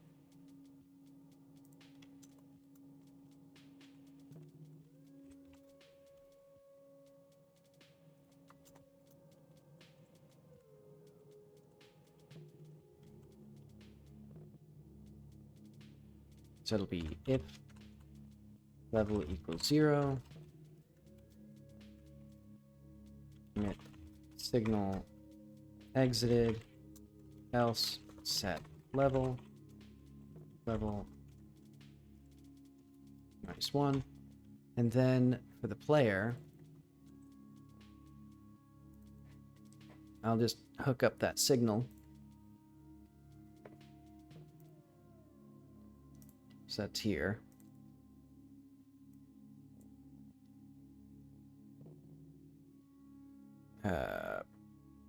Status menu is one of these things in here.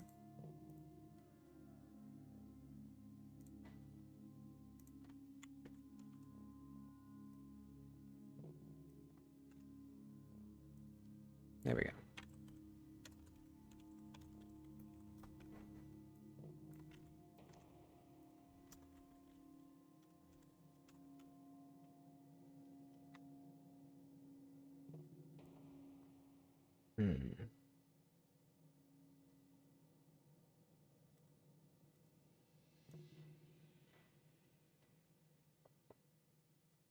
And let's maybe not even have this here, because I could do like a cancel instead. Well,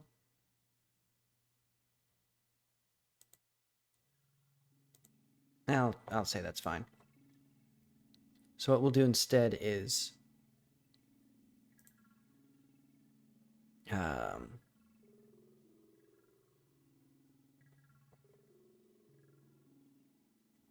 do we actually do anything with input? We don't.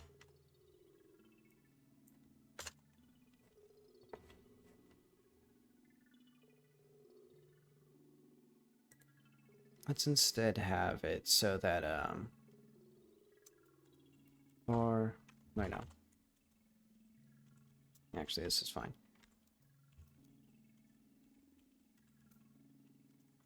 Focus entered. Self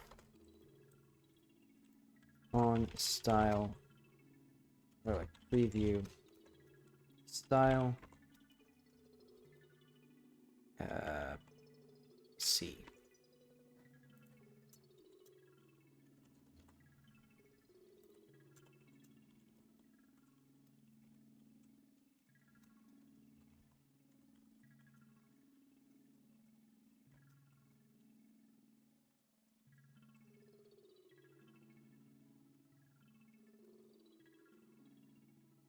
Okay, so I need to figure out how to set coat type. Okay, set coat type.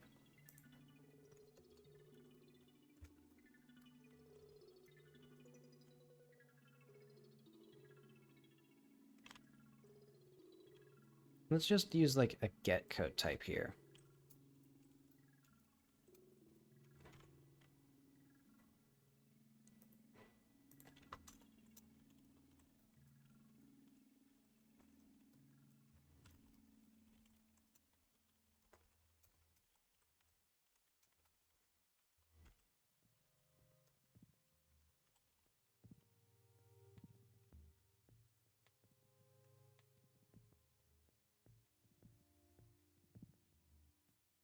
Oh, wait, hang on.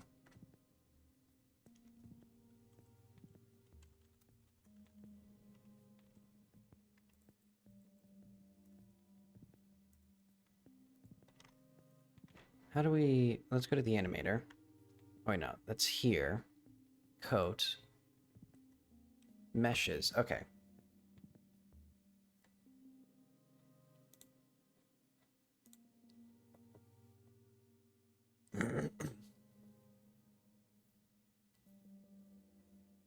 Very complicated.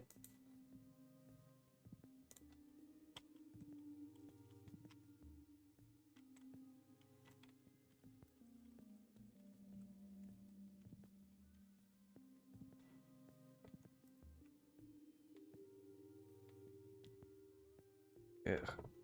Okay. So this is var coat.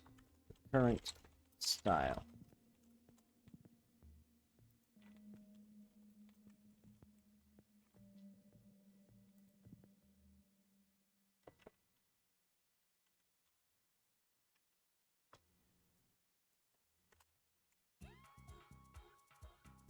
Okay. Let's see if this mess works.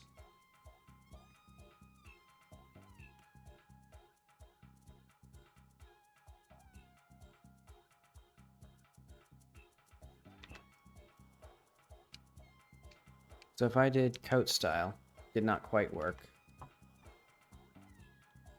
From string to an array. Oh.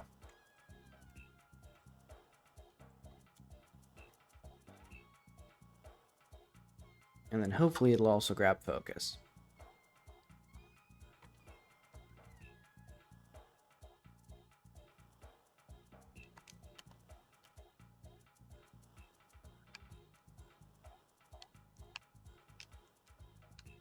Let's do like, can I press, what does the go back do? Oh, right. Doesn't do anything yet.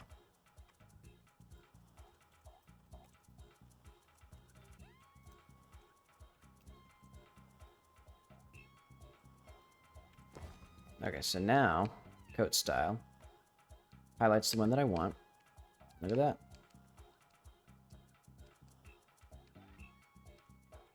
And so now I need to implement going back and going forward, or like confirming things. So let's do like if sub menu dot visible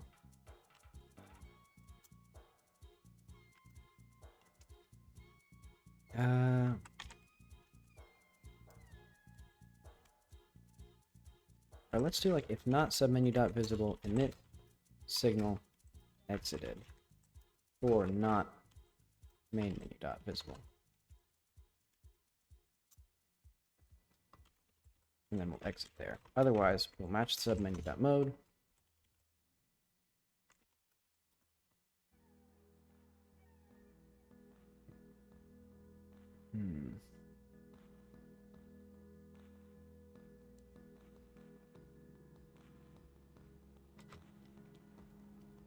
Let's do like player dot set coat.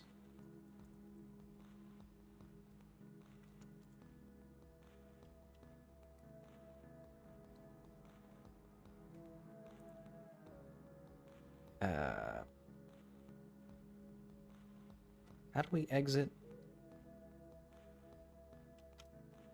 Old code. When do we use old code? Set current code, old code. Okay.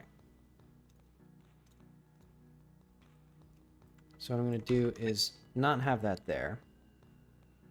Well, yeah, let's not have that there. That'll be here. And then we'll do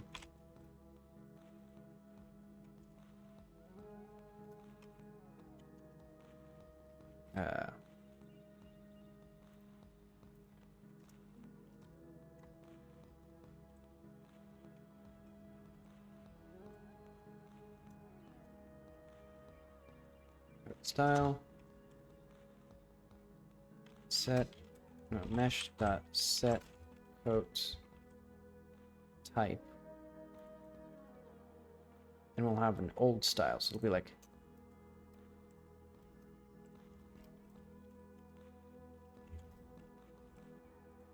Man, old style equals player dot mesh dot get current coat type.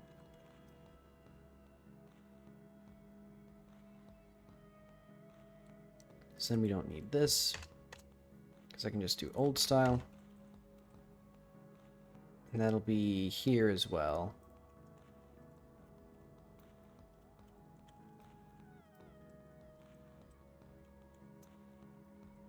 Main menu, coat.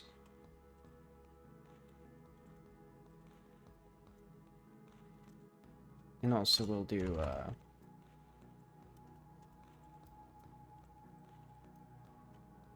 there we go.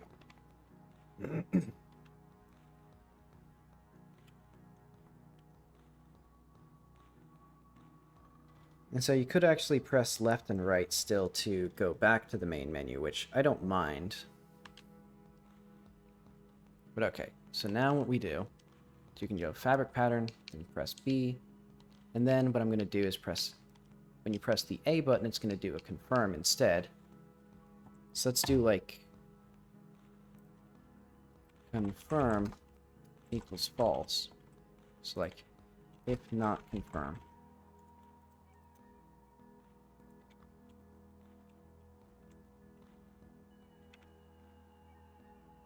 And for each of these, we're just going to have like a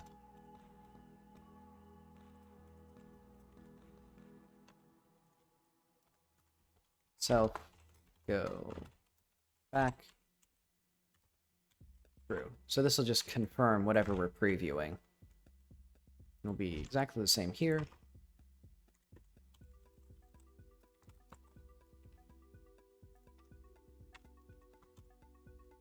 Let's see this.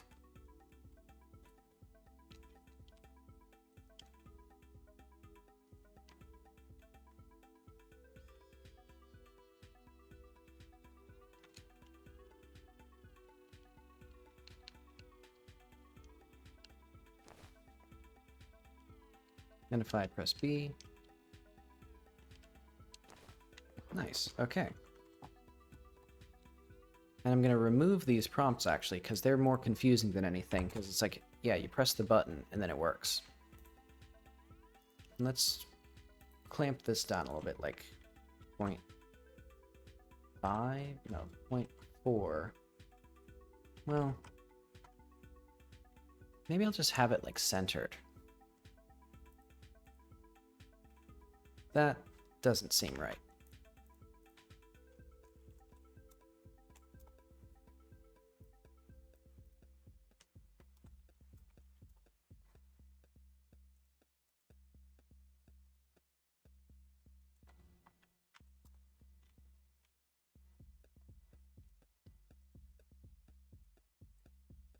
But maybe like that.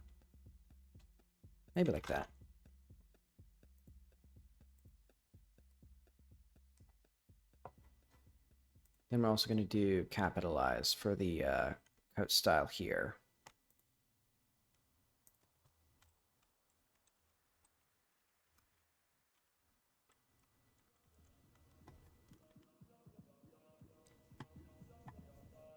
Oh, wait. So we need available coat types. If available coat types dot size is less than or equal to 1, we'll just enter coats directly. Otherwise, we'll enter the main menu. And we don't even really need a dedicated function for this. We can just do that. Do that. Well, yeah.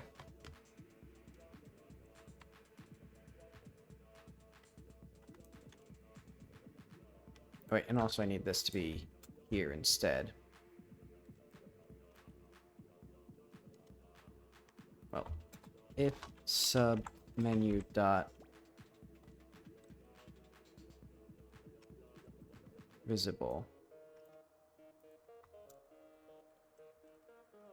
elif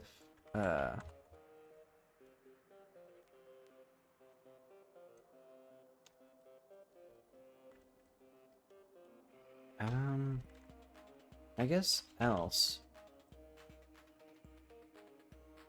Well, Let's just do like return. And then otherwise it'll be if not main menu dot visible. I guess. Okay, I guess this is how it, I guess this is the logic. Because basically, when you pause by default,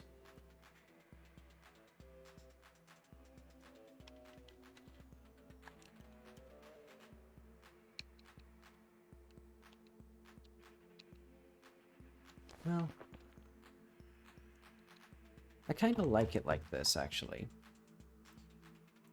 Maybe I'll swap these back around.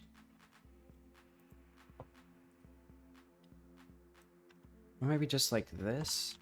Because I might actually just have it so that the player always knows that these work the way that they're working currently.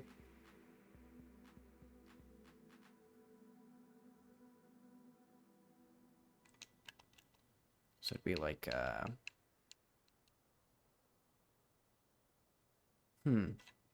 These are still not quite right, actually. Yeah, because we can see here, they're still stretched. They're getting, like, closer, sort of. But it's weird that they're still... Yeah, this ones are, like, rotated.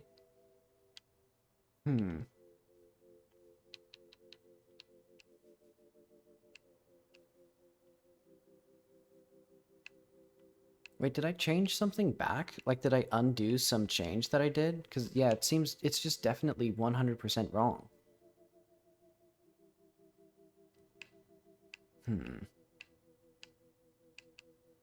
Oh, I did change something. It's because these ones, and actually probably all of these, need to have detect 3D off. And I'm pretty sure sRGB disabled.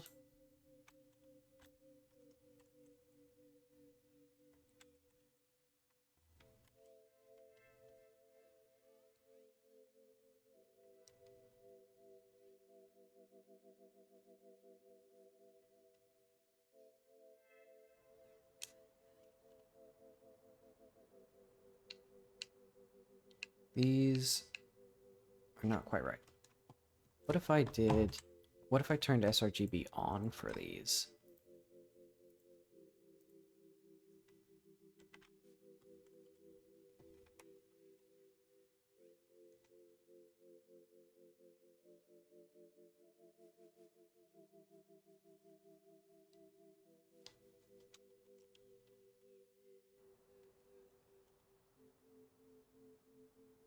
Okay, now it's looking okay.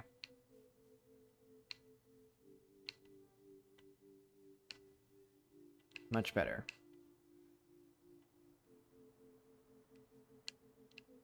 So yeah, now it's just the usual aliasing.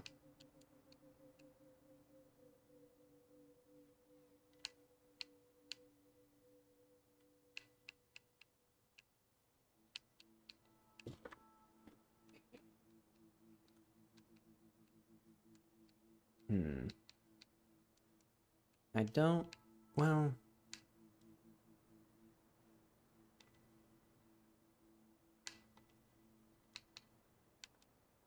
There's gonna be nothing in here.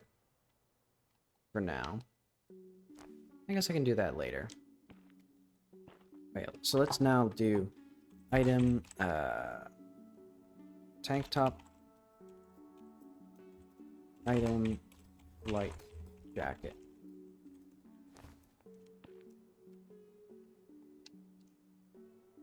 I might actually have it enter with the coat pattern by default always, because that's kind of neat. Well, maybe not.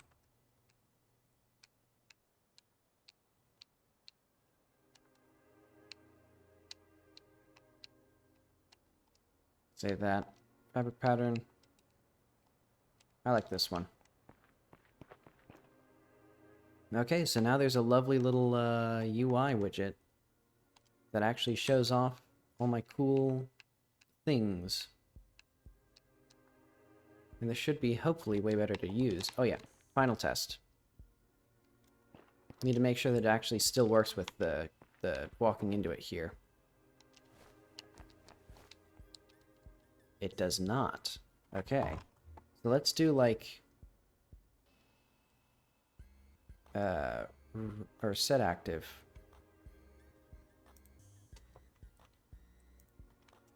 Set process input active and pause menu.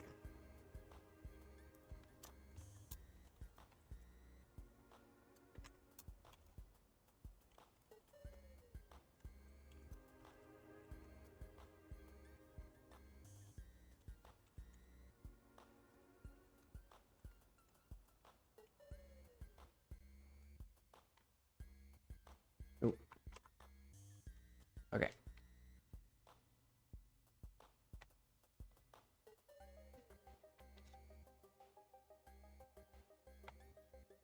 Oh wait, and I also need to make sure that when set active is true, so when we're function ready, set active false, or let's just set process input false.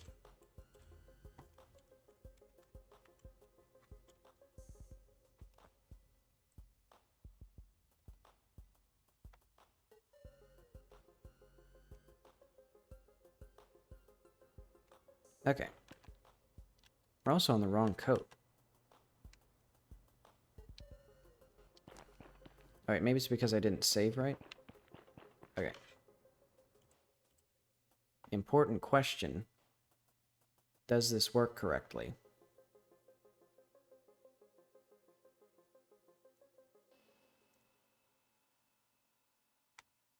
This is critical to the game's functionality. No, it does not.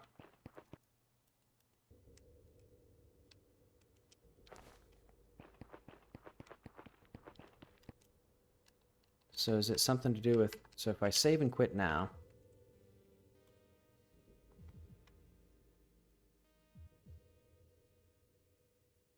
I don't understand how the global state could not have the right thing. Well, I guess I do know. Kind of. Hang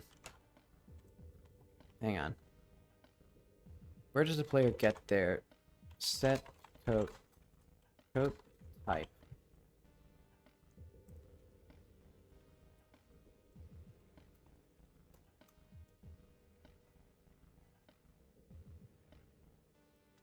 So where is this set?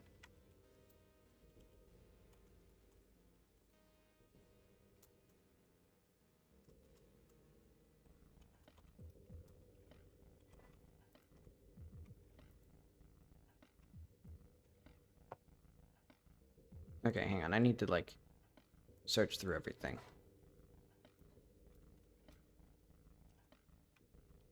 Set coat type.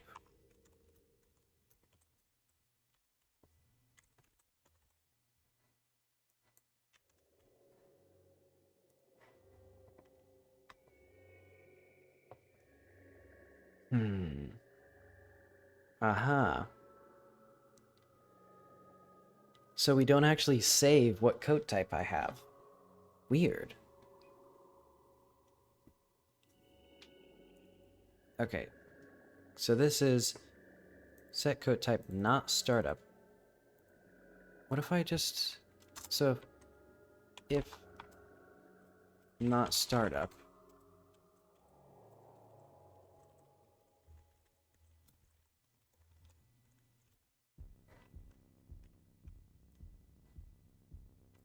Alright, let's do like this then. So that's weird.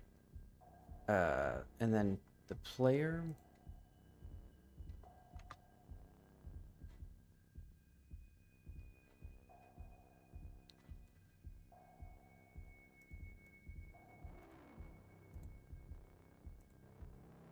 Player scripts.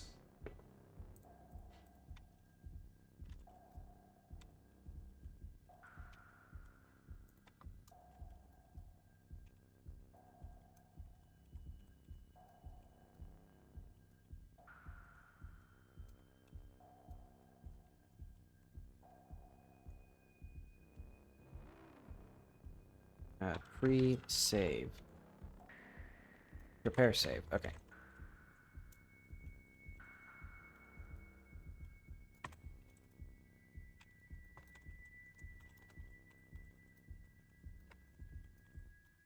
Okay.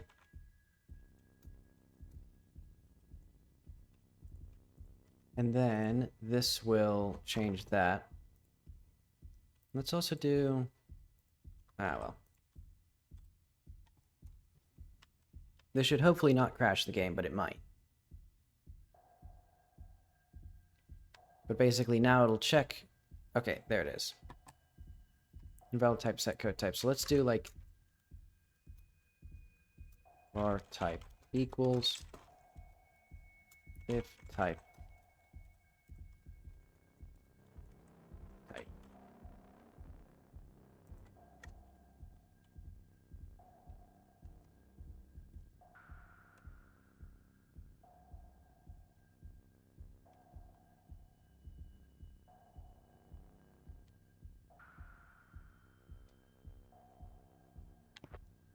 Okay, now it actually saved.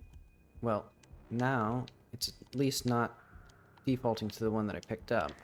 Okay, so now let's save.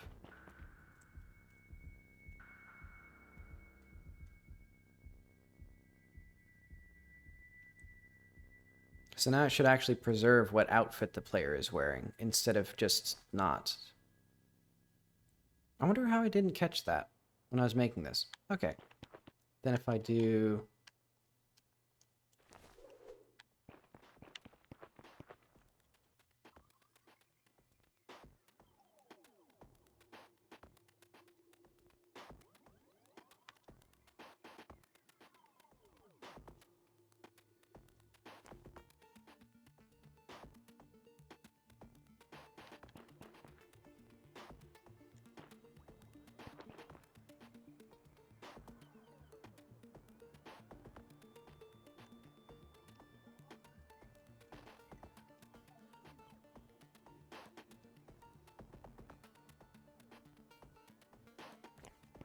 Okay, so that all works good.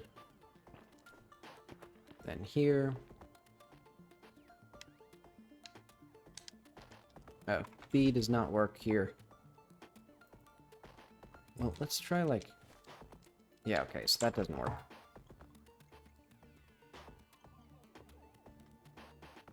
So why would that not work?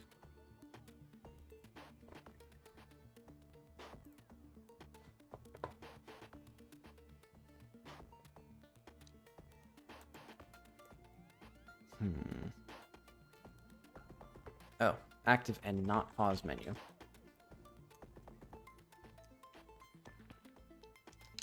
Okay, and then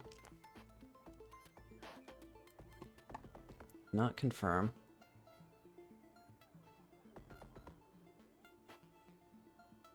Oh, set code type.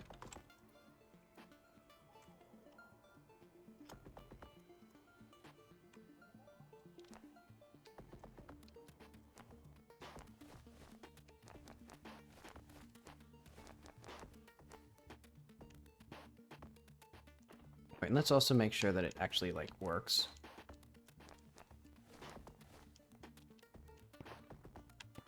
And what happens if I do...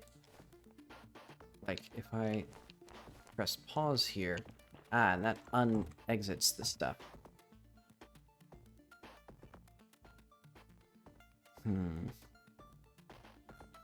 Which I guess is okay.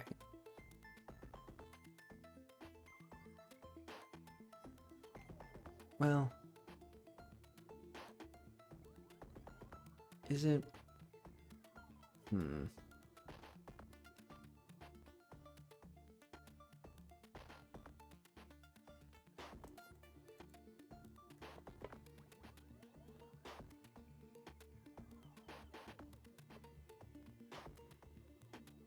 If not active and not player, clear. If not active and player.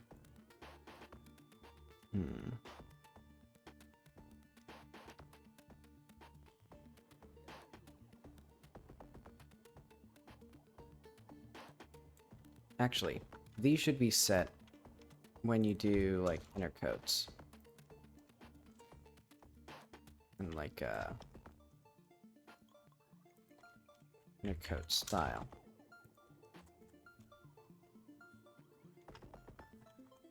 It's basically, let's see. I'm trying to think what exactly I'm going to want with this.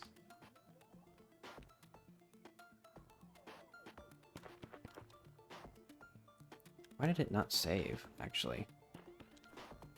That's another big question. Oh, because it's not saving anymore. Because the go back function no longer calls exit. So it should be like... There we go. Oh, does that not exit anymore?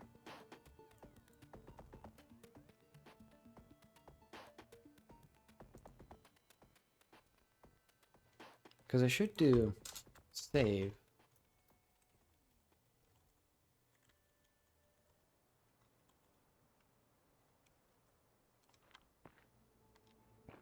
There we go. Okay.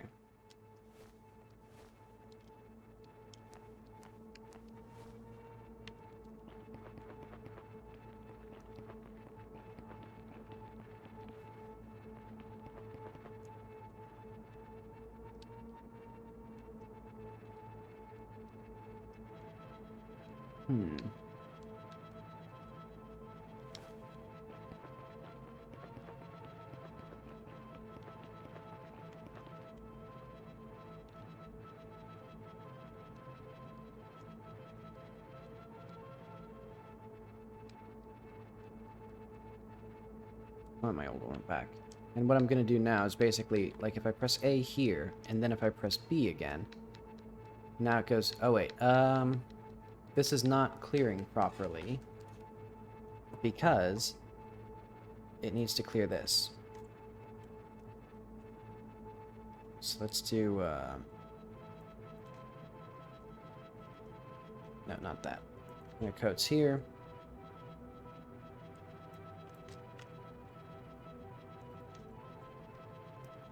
There we go.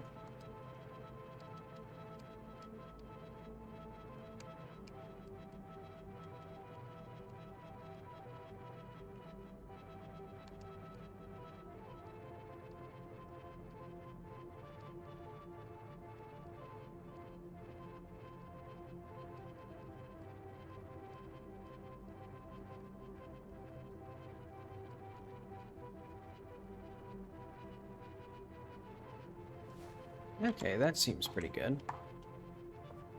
So let's see what we have here. If there's anything... these all look okay. So bugs. Let's change that to a lower priority, and then let's do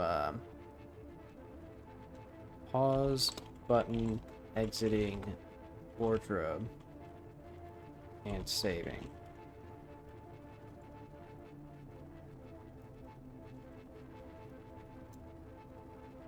Coat shape preview. I'll put that as a lower priority. Move the camera to follow the affected body part. Automatically select coat patterns if there are no other options. I guess that's done. Well, I guess let's make sure that that actually works. So I'm going to start a new game, see how the game, or see how it looks, because players, what they do.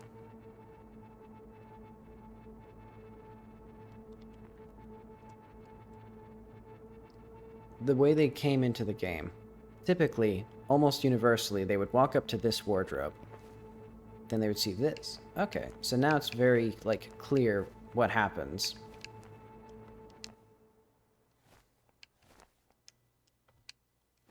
And then they see that there's no coat styles and no hairstyle button. And eventually I can do something with those.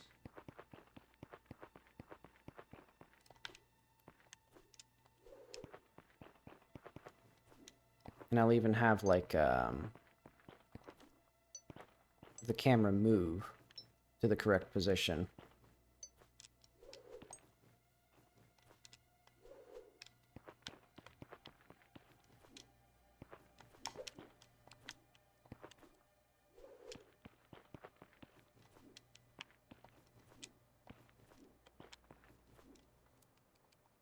Okay.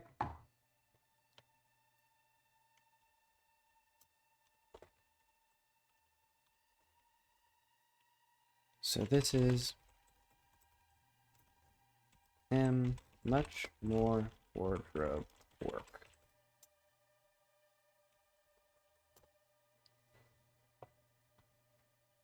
Very cool. I didn't actually get to the thing that was like the story relevant piece, which was actually like the ability to change your headwear. But I think that'll probably be a good stopping point for me, because there's too much stuff otherwise. Or, you know, because I've been doing this for, what, a little over 4 hours. Yeah, I think that's about it for me today. So I will call that the year.